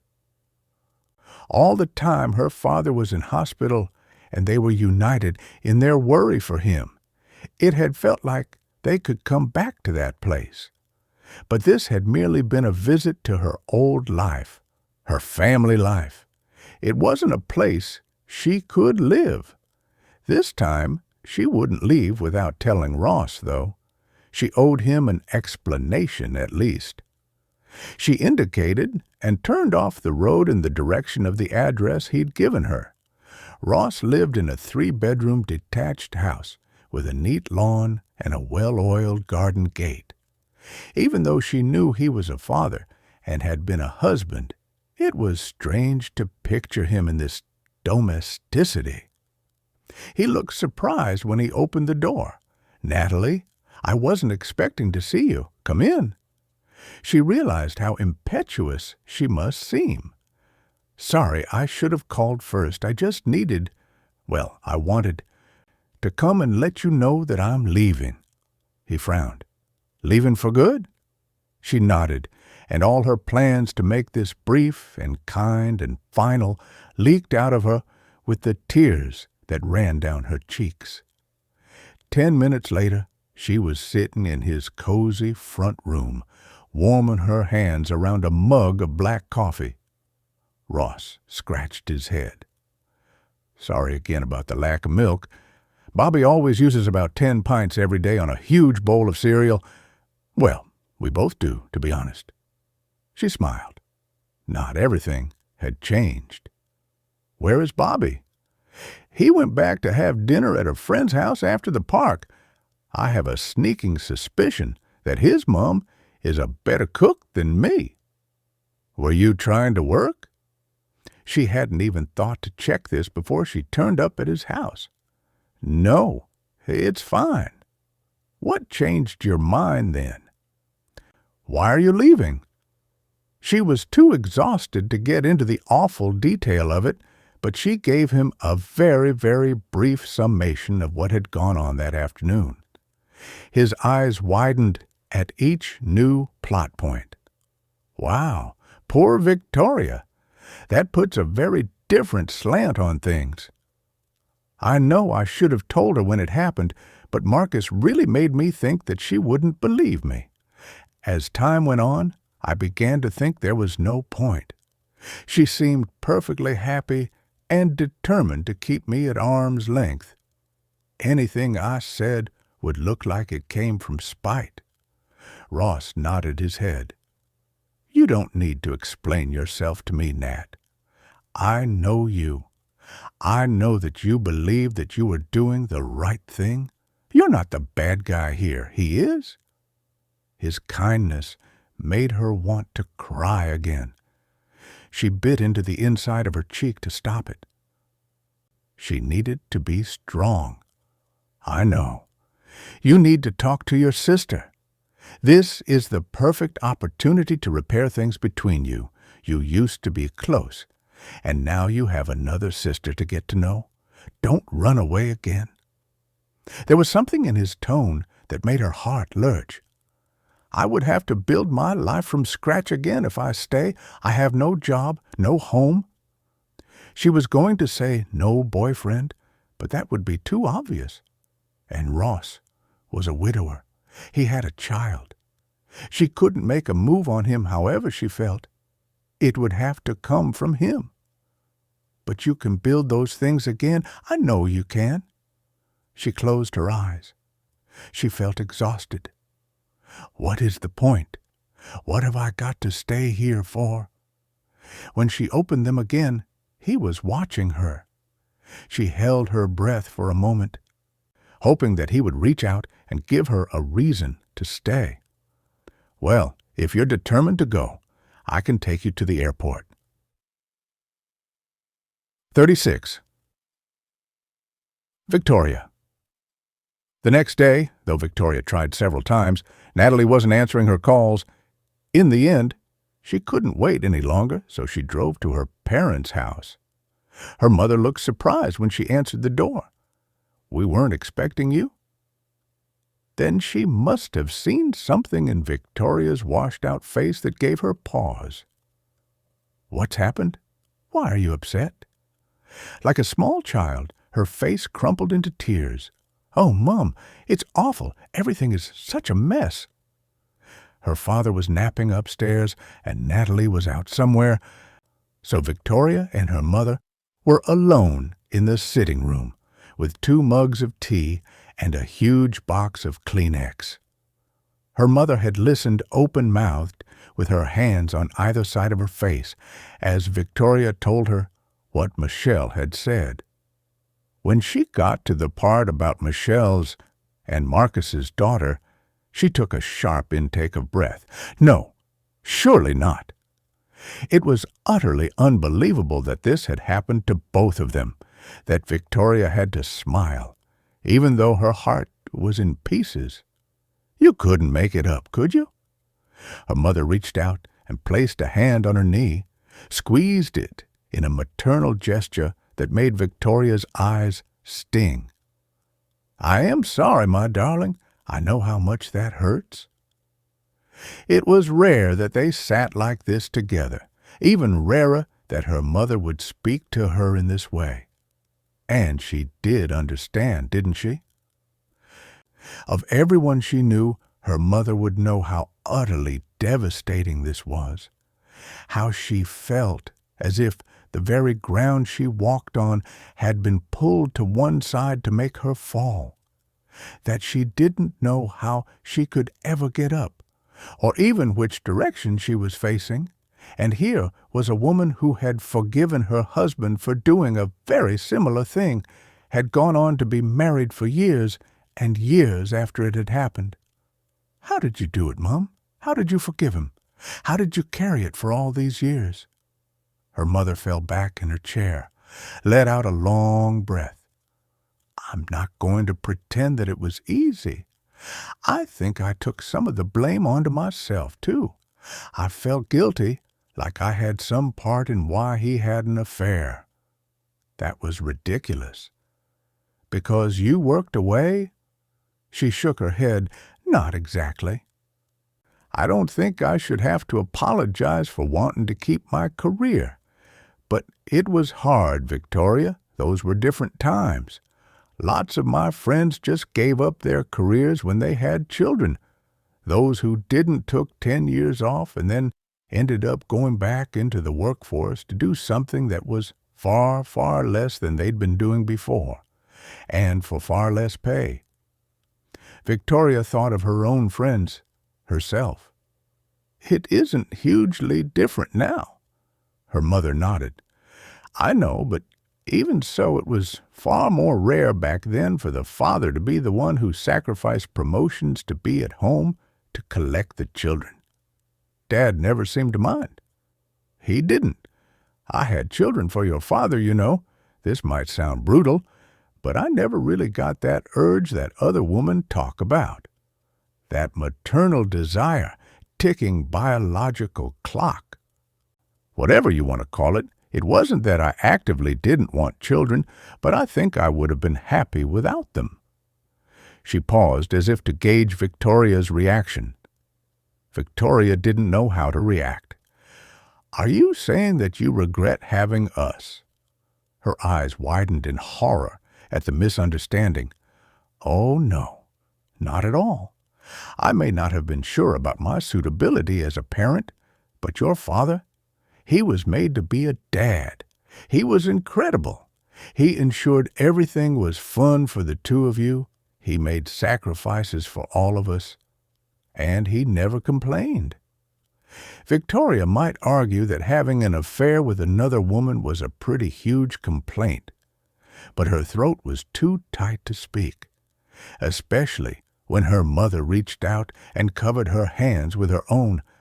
I see that in you, too.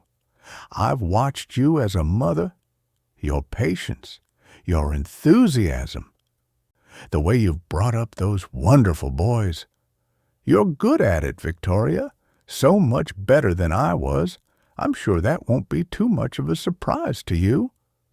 She smiled a watery smile, and Victoria returned it. Thank you.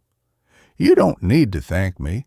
You really are a wonderful mother, and maybe I haven't told you that enough, or maybe you assumed I didn't believe that was enough, but actually, I'm a little bit in awe of you. It didn't come naturally to me. Don't misunderstand me. I really loved both you and Natalie, and I would have done anything for you. But your dad created a world where I didn't have to choose. He let me have my career and took up the slack at home. Did you never think that you might have missed out not being there? She tilted her head as she considered it. Maybe. I know that sometimes I would come home and feel almost like an outsider in my own house, but I couldn't see myself there day after day. I loved what I did. I was good at what I did.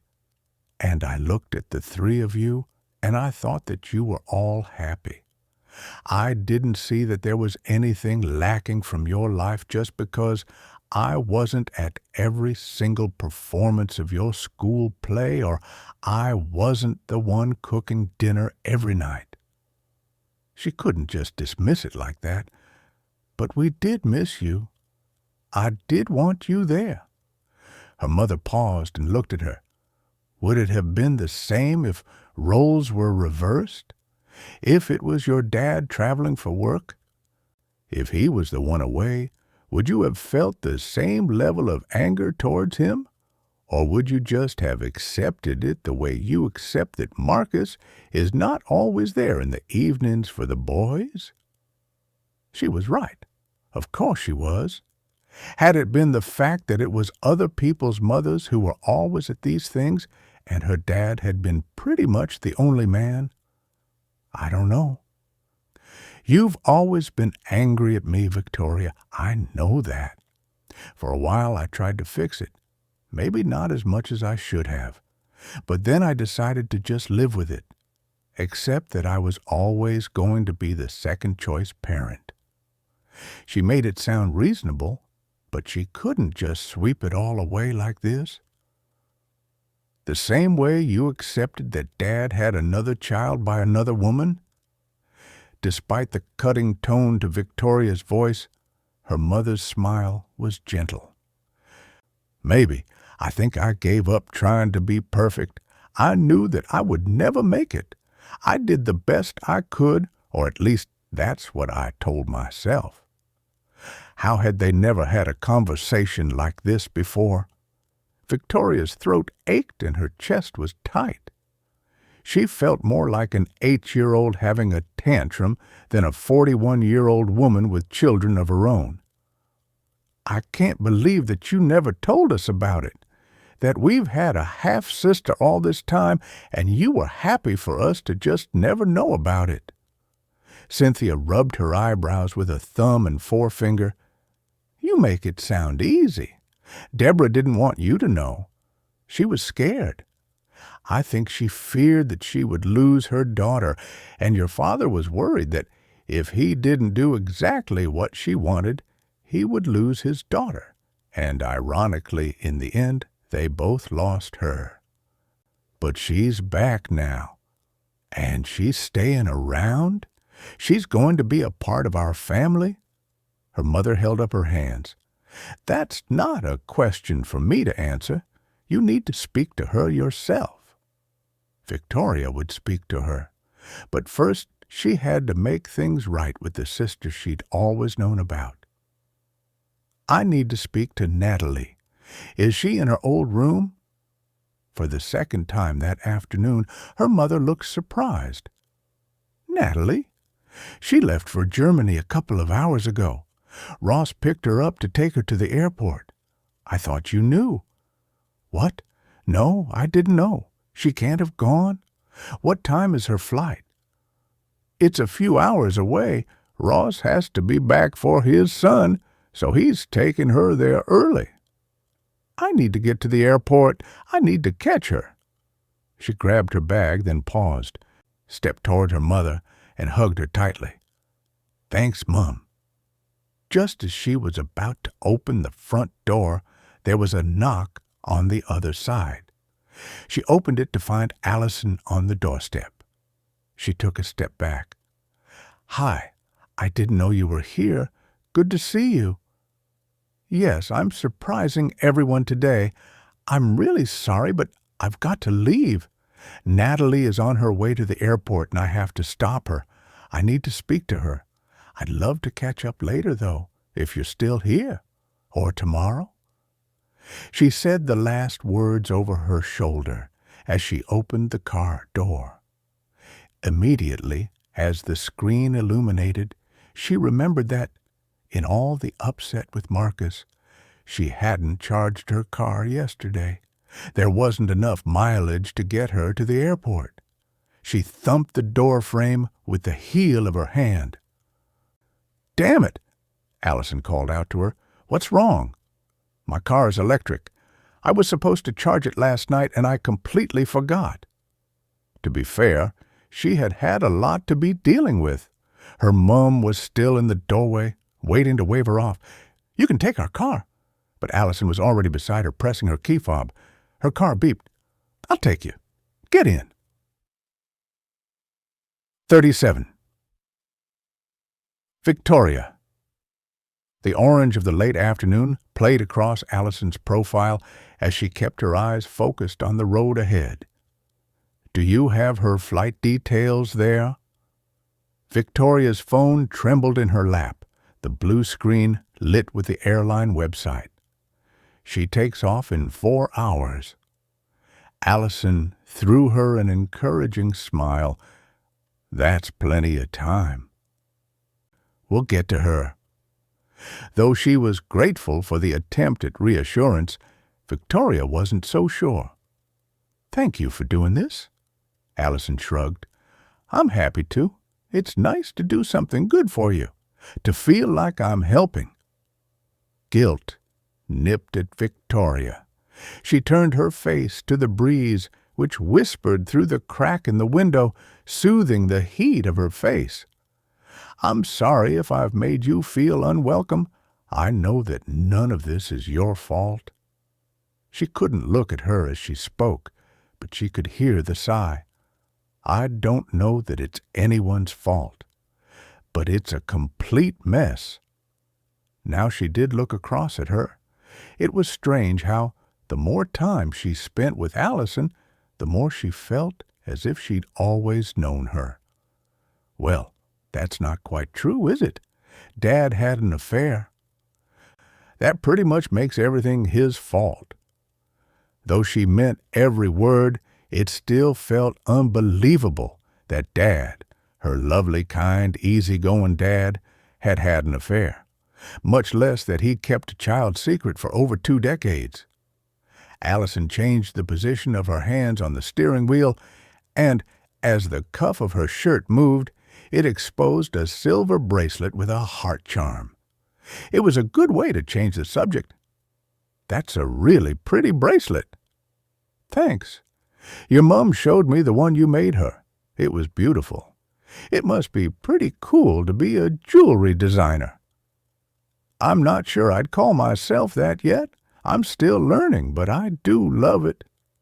Sadly, the designer I work for is relocating back to Spain, which means that the studio is closing." "Oh, what a shame. That would be quite a commute." Allison was trying to lighten the mood. But her joke gave Victoria pause. She wasn't going to Spain because of Marcus, the same Marcus who had had a relationship with her best friend, who had a child he didn't see. The boys would be at university once they came home. Could she? Would she? Yes, it would. I'd have to live there. And would you want to do that? I don't know. There's a lot of things up in the air at the moment. Allison didn't pry. Instead, she returned to safer ground. "Actually, I bought the bracelet to match my necklace." She pulled down the collar of her shirt to reveal a hollow silver heart with a violet stone nestled in the middle of it. "It's my birthstone, amethyst. It means peace, wisdom, and protection. Dad bought it for me." She didn't need to tell Victoria where it had come from. "I have one exactly the same with my birthstone in it. An emerald, which means love, rebirth, and new beginnings. Natalie's had a pearl. She was born in June. Imagination and innocence. She remembered distinctly when they bought them on a holiday to Malta. They'd visited a jeweler's because her father had long had a habit of buying her mother a new piece of jewelry every time they went on holiday. This time, she and Natalie had spotted the necklaces, and he'd decided to treat them. It was the old man who'd served them who'd laid each necklace in a crimson-cushioned box and explained that each of the stones had a significance related to the month in which they were born. Amethyst meant that Allison's birthday must be in February. "When did he give it to you?" Allison frowned. "I think I was quite young, but I remember him giving it to me, telling me that he'd bought it when I was born and that I had to be very careful not to break the chain. From that day on, I always wore it. Even at school, when we weren't supposed to wear any jewelry, I'd button up my school shirt so that no one could see it underneath. It made me feel close to him." As she spoke, Allison touched the necklace with her fingertips in a gesture that Victoria could tell was a habit. "He must have bought yours at the same time as he bought ours." She pictured him quietly going back to the same shop to buy another necklace for his third daughter, the one he hardly saw, but she was his daughter just as much as Natalie and Victoria. He loved her just the same. Buying this necklace was proof. He wanted to treat her the same as them as far as he could. Perhaps Allison was reading her mind. He was a good dad. "He did show me that he loved me. I was angry for a very, very long time. I didn't understand. I still don't understand all of it. But I do know that he loves me, and he loves you and Natalie, and even if he got it wrong, I honestly think he believed that he was doing the best thing for everybody." Hot tears stung the back of Victoria's eyes. "It wasn't the best thing for us, though. Not for me and Natalie. And I'm not sure it was the best thing for you either." Allison was quiet. The roar of the traffic seeped in at the windows. She pulled out into the overtaking lane, passing an old couple on their way for a day out, clearly determined not to push their car past the economical 57, Miss Page. She could guess this because her dad was just the same these days. The tick of the indicator measured out the silence between them. When Allison pulled back into the slow lane, she took a deep breath before speaking. "Don't take this the wrong way, but how exactly did it affect you? Your childhood wasn't changed for 1 second because your father came to visit me. You had him all the time. He raised you from what I understand.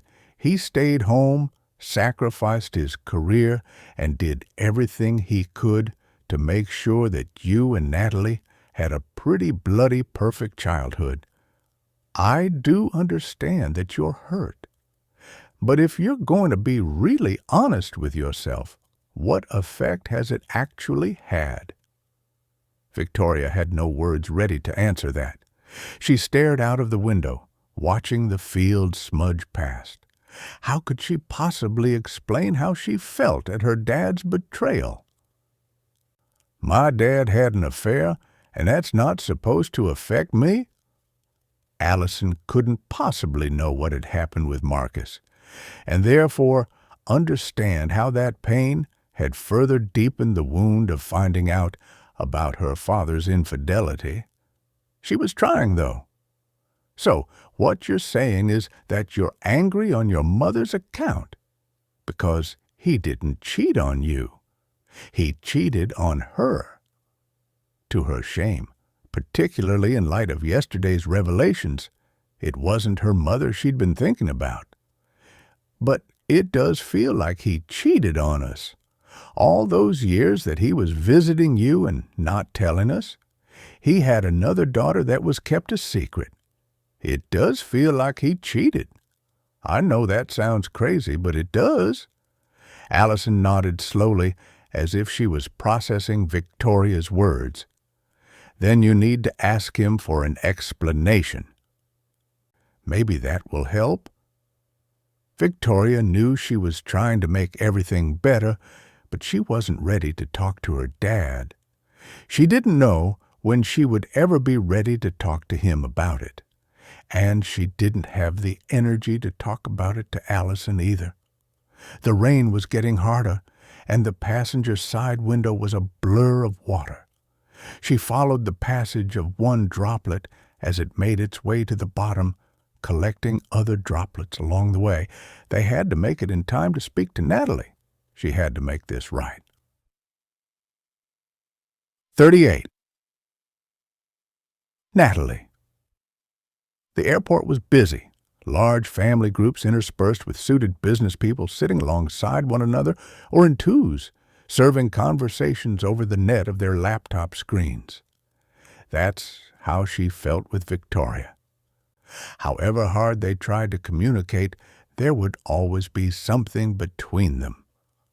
Ross had dropped her off outside. Towards the end of the journey, she'd considered telling him how she felt, that she'd never felt about anyone the way she felt about him, that seeing him again had reawakened feelings she'd pushed down deep for the last 20 years. Because what was the point? All she would do would be to make it awkward. The queue for the check-in desk snaked 3 times around the temporary barriers. The banal familiarity of flying made her heart sink. How often had she done this?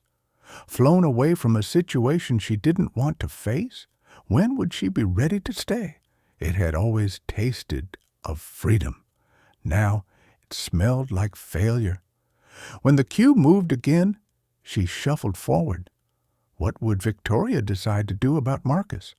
Would he, yet again, slide his way back into her trust?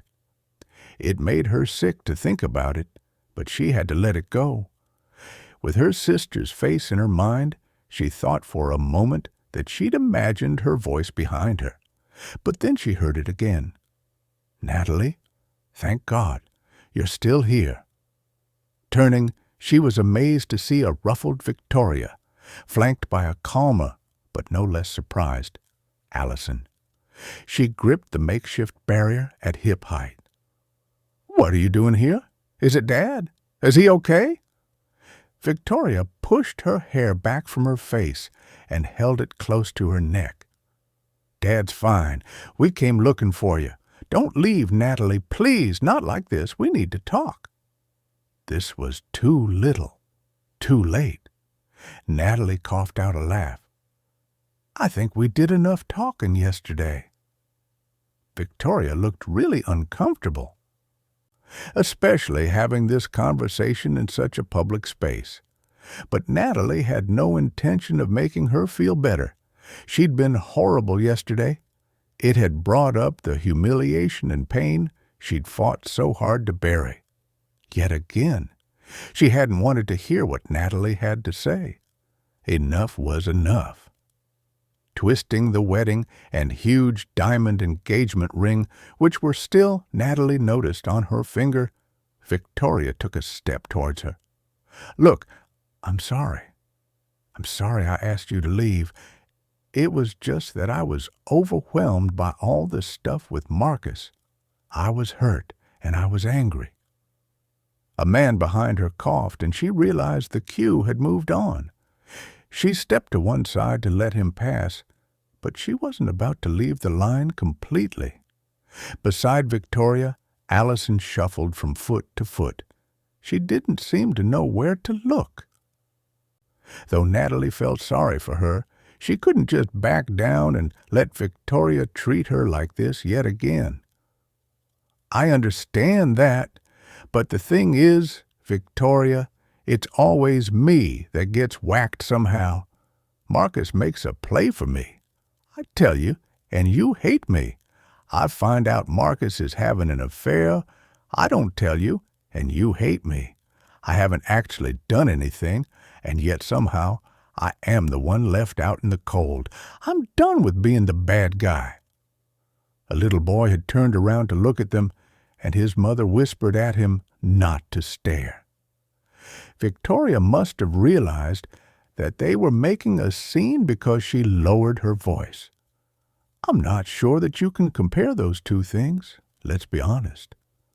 This really was the final straw. "No, Victoria, let's be really honest, shall we?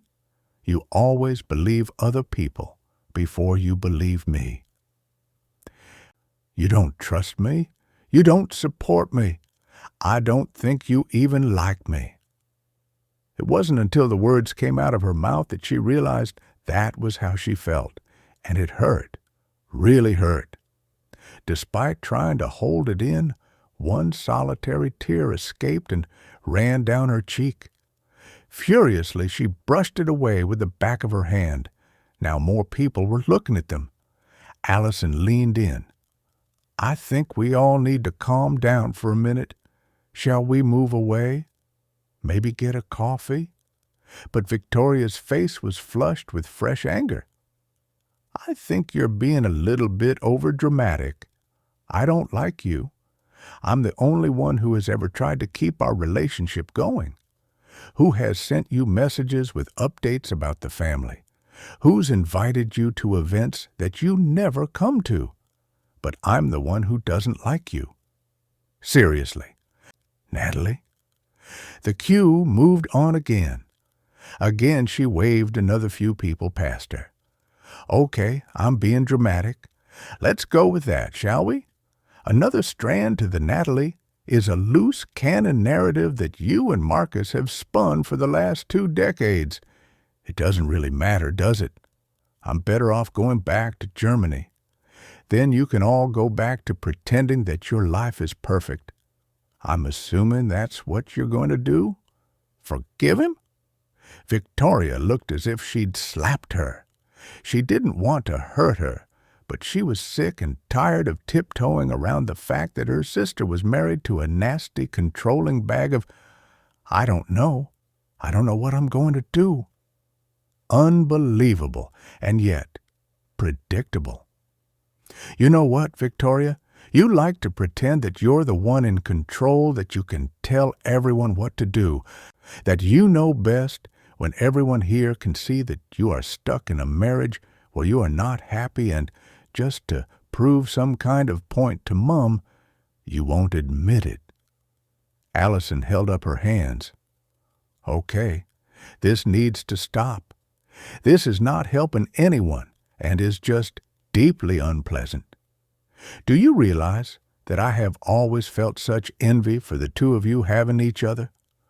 Once I found out about you both, I couldn't stop thinking that you would have a best friend for life without even trying, and now that I can see how you treat one another—" She shook her head. "I'm glad that I wasn't part of this, and I don't think I ever want to be part of this. If it wasn't for the fact I'm too nice to abandon Victoria here with no way to get home, I would leave right now. I'm glad I was raised an only child. Your sister came here to speak to you. Natalie, how can you be this unpleasant to her?" Victoria looked as shocked as Natalie felt. Up until now, Allison had been tiptoeing around them both. Now she was reprimanding them. Before Natalie could respond to her, Victoria turned to speak to Allison. "It's not what you think. I deserve it. She's right. I haven't believed her. I chose to take Marcus's side. I know that. But I don't hate her. Not even a little bit. I love her. She's my little sister." As she spoke, Victoria turned from Allison until she was facing Natalie. Natalie's heart tore to see the tears and truth in her eyes. She pressed on her bottom lip to stop it from trembling. "Why didn't you believe me?" Tears spilled onto Victoria's cheeks, her voice not much more than a whisper. "Because if I believed you, I'd have to give up on my whole marriage. If I thought my husband would go behind my back with my sister, then what did I have? I'd built everything on that marriage, and I needed to believe in him. And what about me? What about what I needed? What did you need?" "I needed you. I needed my sister." They were both crying hard now, not caring who was watching. Victoria opened her arms, and Natalie stepped into them, squeezing her hard. Beside them, Allison echoed their tears. As one, Natalie and Victoria held out an arm each and pulled her in to join their embrace. 15 minutes later, the three of them were in Allison's car on the way home. Natalie was in the passenger seat, Victoria in the back. Glancing at Allison in profile, Natalie was struck again how much of a likeness there was with their dad. "This feels weird." Victoria's voice came from the back. "What do you mean?" She shifted around so that she could see her. "The three of us. In a car together. I mean, It could have been like this for years. We should have been family, sisters, chatting about boys and makeup and, I don't know, whatever trouble we'd gotten into the night before. Victoria rolled her eyes. That would be more your territory than mine. Allison laughed. While we're on that subject, who is Ross, this guy who drove you to the airport? The sigh came from deep inside her chest. My ex-boyfriend, the love of my life, my biggest regret. Allison's eyebrows hit her thick fringe. Wow, what's happening between the two of you now? She shrugged. Nothing. He was just being kind and taking me to the airport. Allison's eyes flicked up to the rear-view mirror to look at Victoria before she spoke. Really? Because dropping everything to fight your way around the M25 is quite a favor for an ex. Maybe there's more there than just kindness. She'd hoped that was the case, but she couldn't ask him outright, could she? What can I do? He's a widower. I can hardly ask him if he wants to go out with me. It has to come from him, when and if he's ever ready. Victoria leaned forward from the back seat. But you left him. That was a long time ago, Vic. No, what I mean is, you were the one to leave him. Shouldn't you be the one to ask him out? There was something ridiculously odd about the three of them in this car talking about asking a boy out that Natalie giggled. What are we, 15 years old or something? The other two joined in her laughter. Well, if you're staying here, you'll have time to work it out. You are definitely staying. Though it amazed her to realize it, she really did want to stay. I am. I think it's time I put down some roots for a while. What about you? What are you planning to do about Marcus? I'm going to speak to him when I get back. She wanted to tell her to leave him right away, to cut him out of her life, but it wasn't her place to do that. You know what I think, but whatever you decide to do, I'm staying here, and I love you. Allison nodded. For what it's worth, I think you need to do what is right for you. I don't want to bring up Dad, but what he did was a very long time ago, too. And you're going to speak to him, right? Victoria nodded. Yes, I'm going to speak to Dad, but when it comes to Marcus, there's something else you don't know. 39. Victoria. 7 years earlier, the cliché of it was almost a joke. She'd collected 3 of Marcus's suits from their local dry cleaner, and he'd passed her an envelope with all the papers he'd collected from his jacket pockets. One of them was a receipt for dinner for 2 people. The other was a packet of condoms, with only one left. She'd arranged for the boys to have dinner at a friend's house, telling the mom, someone she knew from the parent association, that she had a family emergency, which hadn't been a lie. When Marcus came home from work, she was waiting for him in the kitchen, the receipt and the condom packet on the island in front of her. At first, he didn't see them. Walked into the kitchen and saw only her, a glass of wine in hand, legs crossed, one foot moving backward and forward in time to the angry thud of her heart. Hey, are you starting without me? How was your day? He leaned to kiss her, and she moved her head so that his lips met only air. How could you do it? He frowned at her, then followed her eyes to the 2 pieces of evidence on the granite worktop. He blanched, swallowed, then turned to face her. What are they? Was he seriously going to lie to her face? You tell me. They were in the pocket of your suit. You know, the one you wore to that last-minute business dinner last Wednesday? He frowned at her. Have you been going through my pockets? She wanted to throw the glass of wine in his face. I took your suits to the cleaners." He pressed his lips together, widened his stance as if he were about to give a work presentation. "I can explain." She threw the glass against the wall where it shattered, red wine dripping down the wall. "Don't you dare lie to me! Don't you dare! Who is she?" He put his hands in front of him as if she were a wild animal he was trying to tame. "Look, I was drunk. I was an idiot. She made a play for me, and I was drunk and ashamed. I didn't know whether to tell you or what. Lie to me forever? Pretend it never happened? How could you do this to me? How could you risk our marriage like this? I just can't believe you would. She lost control. Great shuddering sobs of grief and shame erupted from her. She covered her face. Let them come. Marcus was beside her, hand on her shoulder. "Please, Victoria, you have to forgive me. I swear on my life that it will never happen again." 40. Victoria. Everyone in the car was silent. Natalie was the first person to react. "Oh, Vic, how horrible for you." Awkwardly, she reached back between the two front seats to try and get to her. Realizing it was impossible, she settled for clutching Victoria's hand. Allison reached back for a second and gave their joined hands a quick squeeze. "When was this?" "About 7 years ago, I think.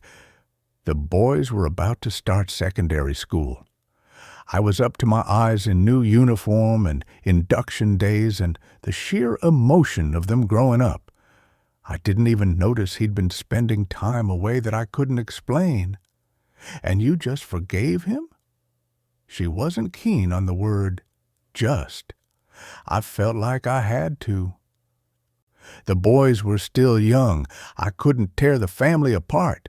And he swore it was a one-off." Allison was nodding. "Maybe this has made it even harder for you to forgive Dad." She wasn't asking a question, but Victoria knew the answer to that. Maybe.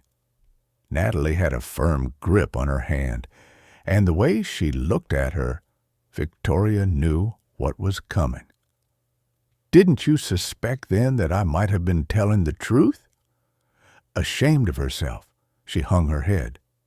"Yes, I did, but I wouldn't let myself believe that he would do that, because then there would be no way back." "And what about now?" She looked up, took a deep breath. "Right now, I'm going to see Dad." When her mother opened the door to the three of them, she gave a yelp of surprise. "What are you all doing here?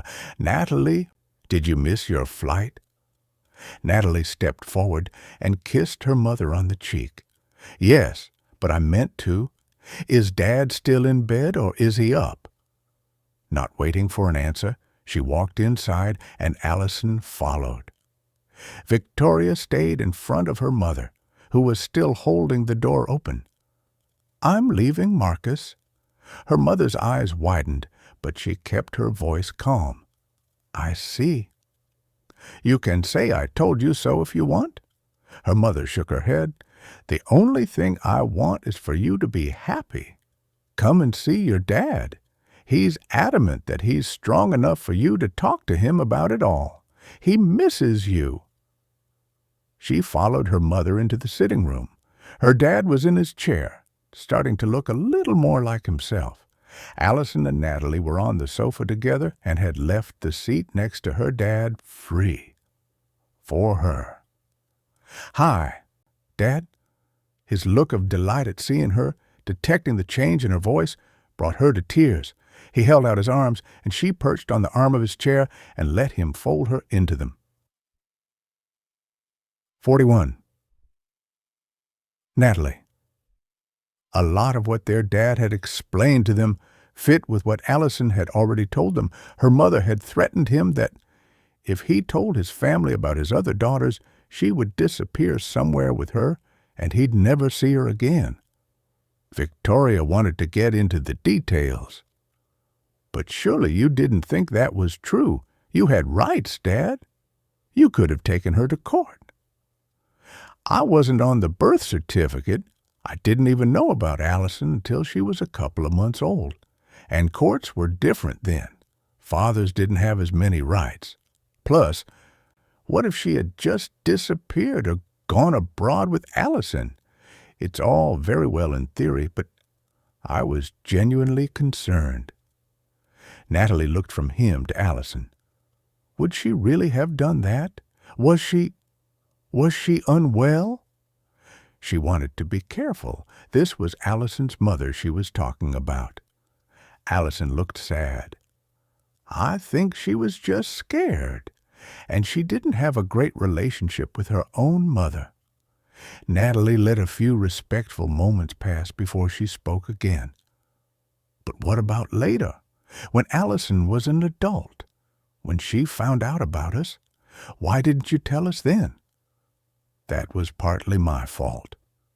They turned towards their mother's voice. If Allison didn't want to know us, there seemed no point upsetting the two of you by telling you about a sister you might never be able to meet. And Allison had asked us not to. Her father's voice was gentle, supporting their mother as always. A love that had weathered a storm and had sailed on in calmer waters. I did, Allison nodded. I was angry for a long time, which means that I can share some of the blame too. Natalie was about to say otherwise when Victoria surprised her. I think we all have some blame for things over the last 20 years. Too many secrets, however well meant. We've all made mistakes. But we're here now. Yes. Her dad looked from one of them to the other. And from now on, we're going to be honest about everything. I love you three girls very much, and I'm ecstatic to have you all here, together. For the rest of the evening, as they talked and laughed and cried a little together, his words stayed in Natalie's mind. From now on, we're going to be honest. When they were on their third photo album, she slipped outside and called Ross. To prevent herself from losing her nerve, she spoke as soon as he answered. Ross, it's me, Natalie. I'm calling to tell you that I still love you.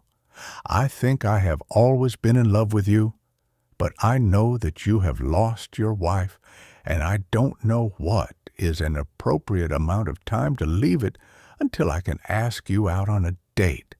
And even saying that word makes me cringe, but I don't know what else to say, and I just wanted to be honest. She'd said the whole sentence without taking a breath, and now her heart thumped in anticipation of his response. At the other end of the line, there was a pause. Before I answer, what is the chance that you are going to run away again and disappear for 20 years? No chance at all. I'm staying here. I'm coming home. For good. There was another pause. In that case, I might be free on Friday night. Epilogue. 7 months later. Though it was perfectly situated for the village, Victoria's apartment was tiny, so her parents had rented a villa only 15 minutes' walk away. Spacious and secluded, with white stucco walls and a red-tiled roof, there were enough bedrooms for the whole family. In the small pool at the back, Allison's boyfriend was trying to teach their daughter Amelie to swim. With vicarious pleasure, Victoria watched them from her sun lounger. She'd taken some time off work to spend every minute she could with her family. It feels like a blink ago that I was teaching the twins to swim. After coming for a glorious visit with her here 2 weeks ago, her boys were both happily ensconced in university life.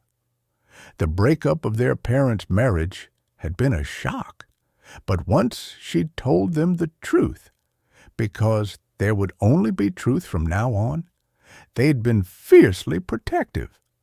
Far from being upset about her dream to follow Lucia out to Spain and work here, They'd encouraged her with enthusiasm and promised to come out and spend the holidays here. On the sunbed next to hers, her dad was watching the swimming lesson with a low-alcohol beer and a big smile. It's not just the twins. It doesn't seem that long ago that I was watching you in the pool. The glass door which ran across the back of the villa slid open, and Bobby ran out wearing neon orange swim shorts, followed by Ross and Natalie. Within seconds, he'd leapt into the unheated pool and was floating on his back. Natalie shivered. How does he do that? It's freezing in there. Ross looped an arm around her shoulder. The craziness of youth. That was us once, remember? The two of them were natural together, Natalie looking up at him with such love in her eyes as she laughed. Barely. We've spent the last 3 weekends on a windy football field, followed by 3 hours of a Super Mario Kart marathon. Ross kissed her gently on the cheek, and you wouldn't have it any other way. Victoria's heart swelled to see her sister settled and at peace. It's ironic, isn't it? You back home and me living in Spain? Nudging her leg with her toe, Natalie pretended to frown. Yes, well, don't get too comfortable. I'm not looking after the olds on my own. Hey, her dad protested, don't let your mother catch you calling us old. From the kitchen door, a large salad bowl appeared, followed by Allison. Your mum wants to know why we're the only ones in the kitchen preparing dinner. Victoria groaned and swung her feet off the end of the lounger. Come on, Natalie. If I have to do it, so do you. In the small kitchen, her mother was stirring a large vat of pasta sauce. Oh, here you all are at last. I've been slaving away in here while you laze around and enjoy yourselves. Natalie pressed a foot to the pedal bin to reveal 3 empty jars of ready-made pasta sauce. Really? Her mother waved her hands. Well, it's my holiday, too. Isn't it time we opened the wine? Natalie took 4 glasses from a cabinet, and Allison searched the fridge for the bottle of white Rioja Victoria had brought. It was surprising how quickly they had got used to having Allison as part of the family. It was as if she should have always been there, the missing cog that made the rest of them work. Which reminded her, I took your bracelet into the studio this morning and fixed it, Mom. Her mother frowned. Fixed it? But it wasn't broken.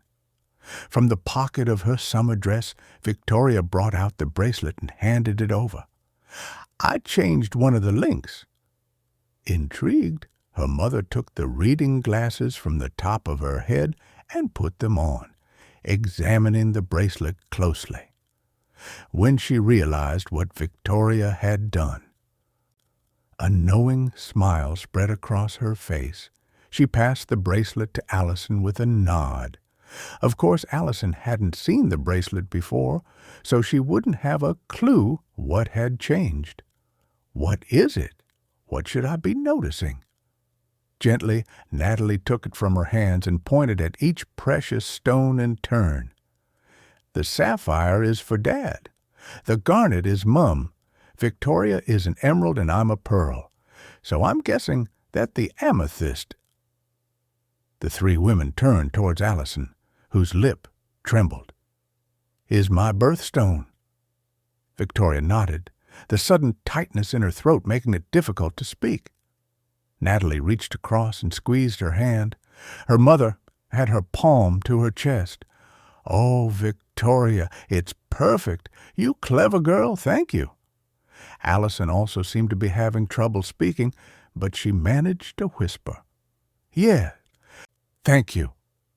The moment was broken by her dad calling to them from outside. Where are you all? We're coming, Lord and Master. Her mother rolled her eyes and decanted the pasta into a large bowl, then tipped over the sauce.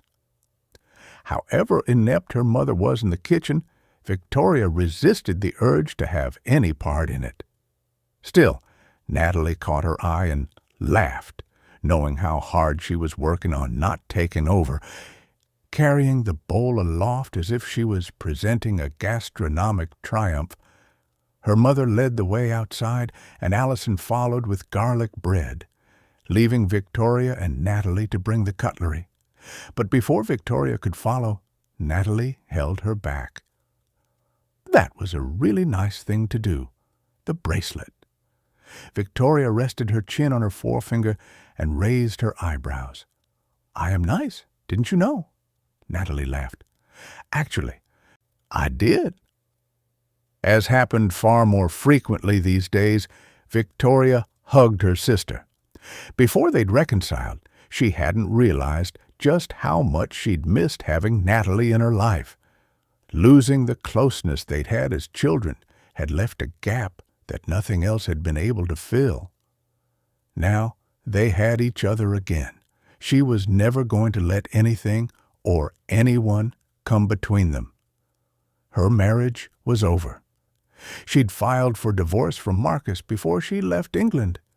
Even being separated from him made her breathe more easily, like walking around in the world with a stone in your shoe and then tipping it loose. She felt a lightness and a freedom that she hadn't known in years. Natalie had been with her every step of the way, coming to the lawyer's office to hold her hand, reassuring her that the boys were going to be just fine and reminding her that she was a strong, confident woman and that the best was yet to come. She didn't know, and purposefully hadn't asked, whether Marcus and Michelle would make a go of things together. Natalie had made her feel better about that, too. Let them make each other marvelously miserable. Now her sister took her by the hand. Come on, let's join them outside before Mum comes back here and gives us what for. Now it was empty and still. The surface of the pool sparkled in the late afternoon sun. To the left, on a terracotta terrace, a large wooden table had just enough chairs for all of them. At one end of the table, her parents were looking into each other's eyes like a pair of newlyweds. Since her father's heart scare, they'd been treating every day as if it were a carefully packaged gift, ready for them to unwrap and enjoy. On the left, Natalie joined Ross, who was bargaining with Bobby about trying the tomato salad, though she knew that Natalie had been anxious about Bobby accepting her into his life and how she would navigate being his stepmother. She needn't have worried for a moment.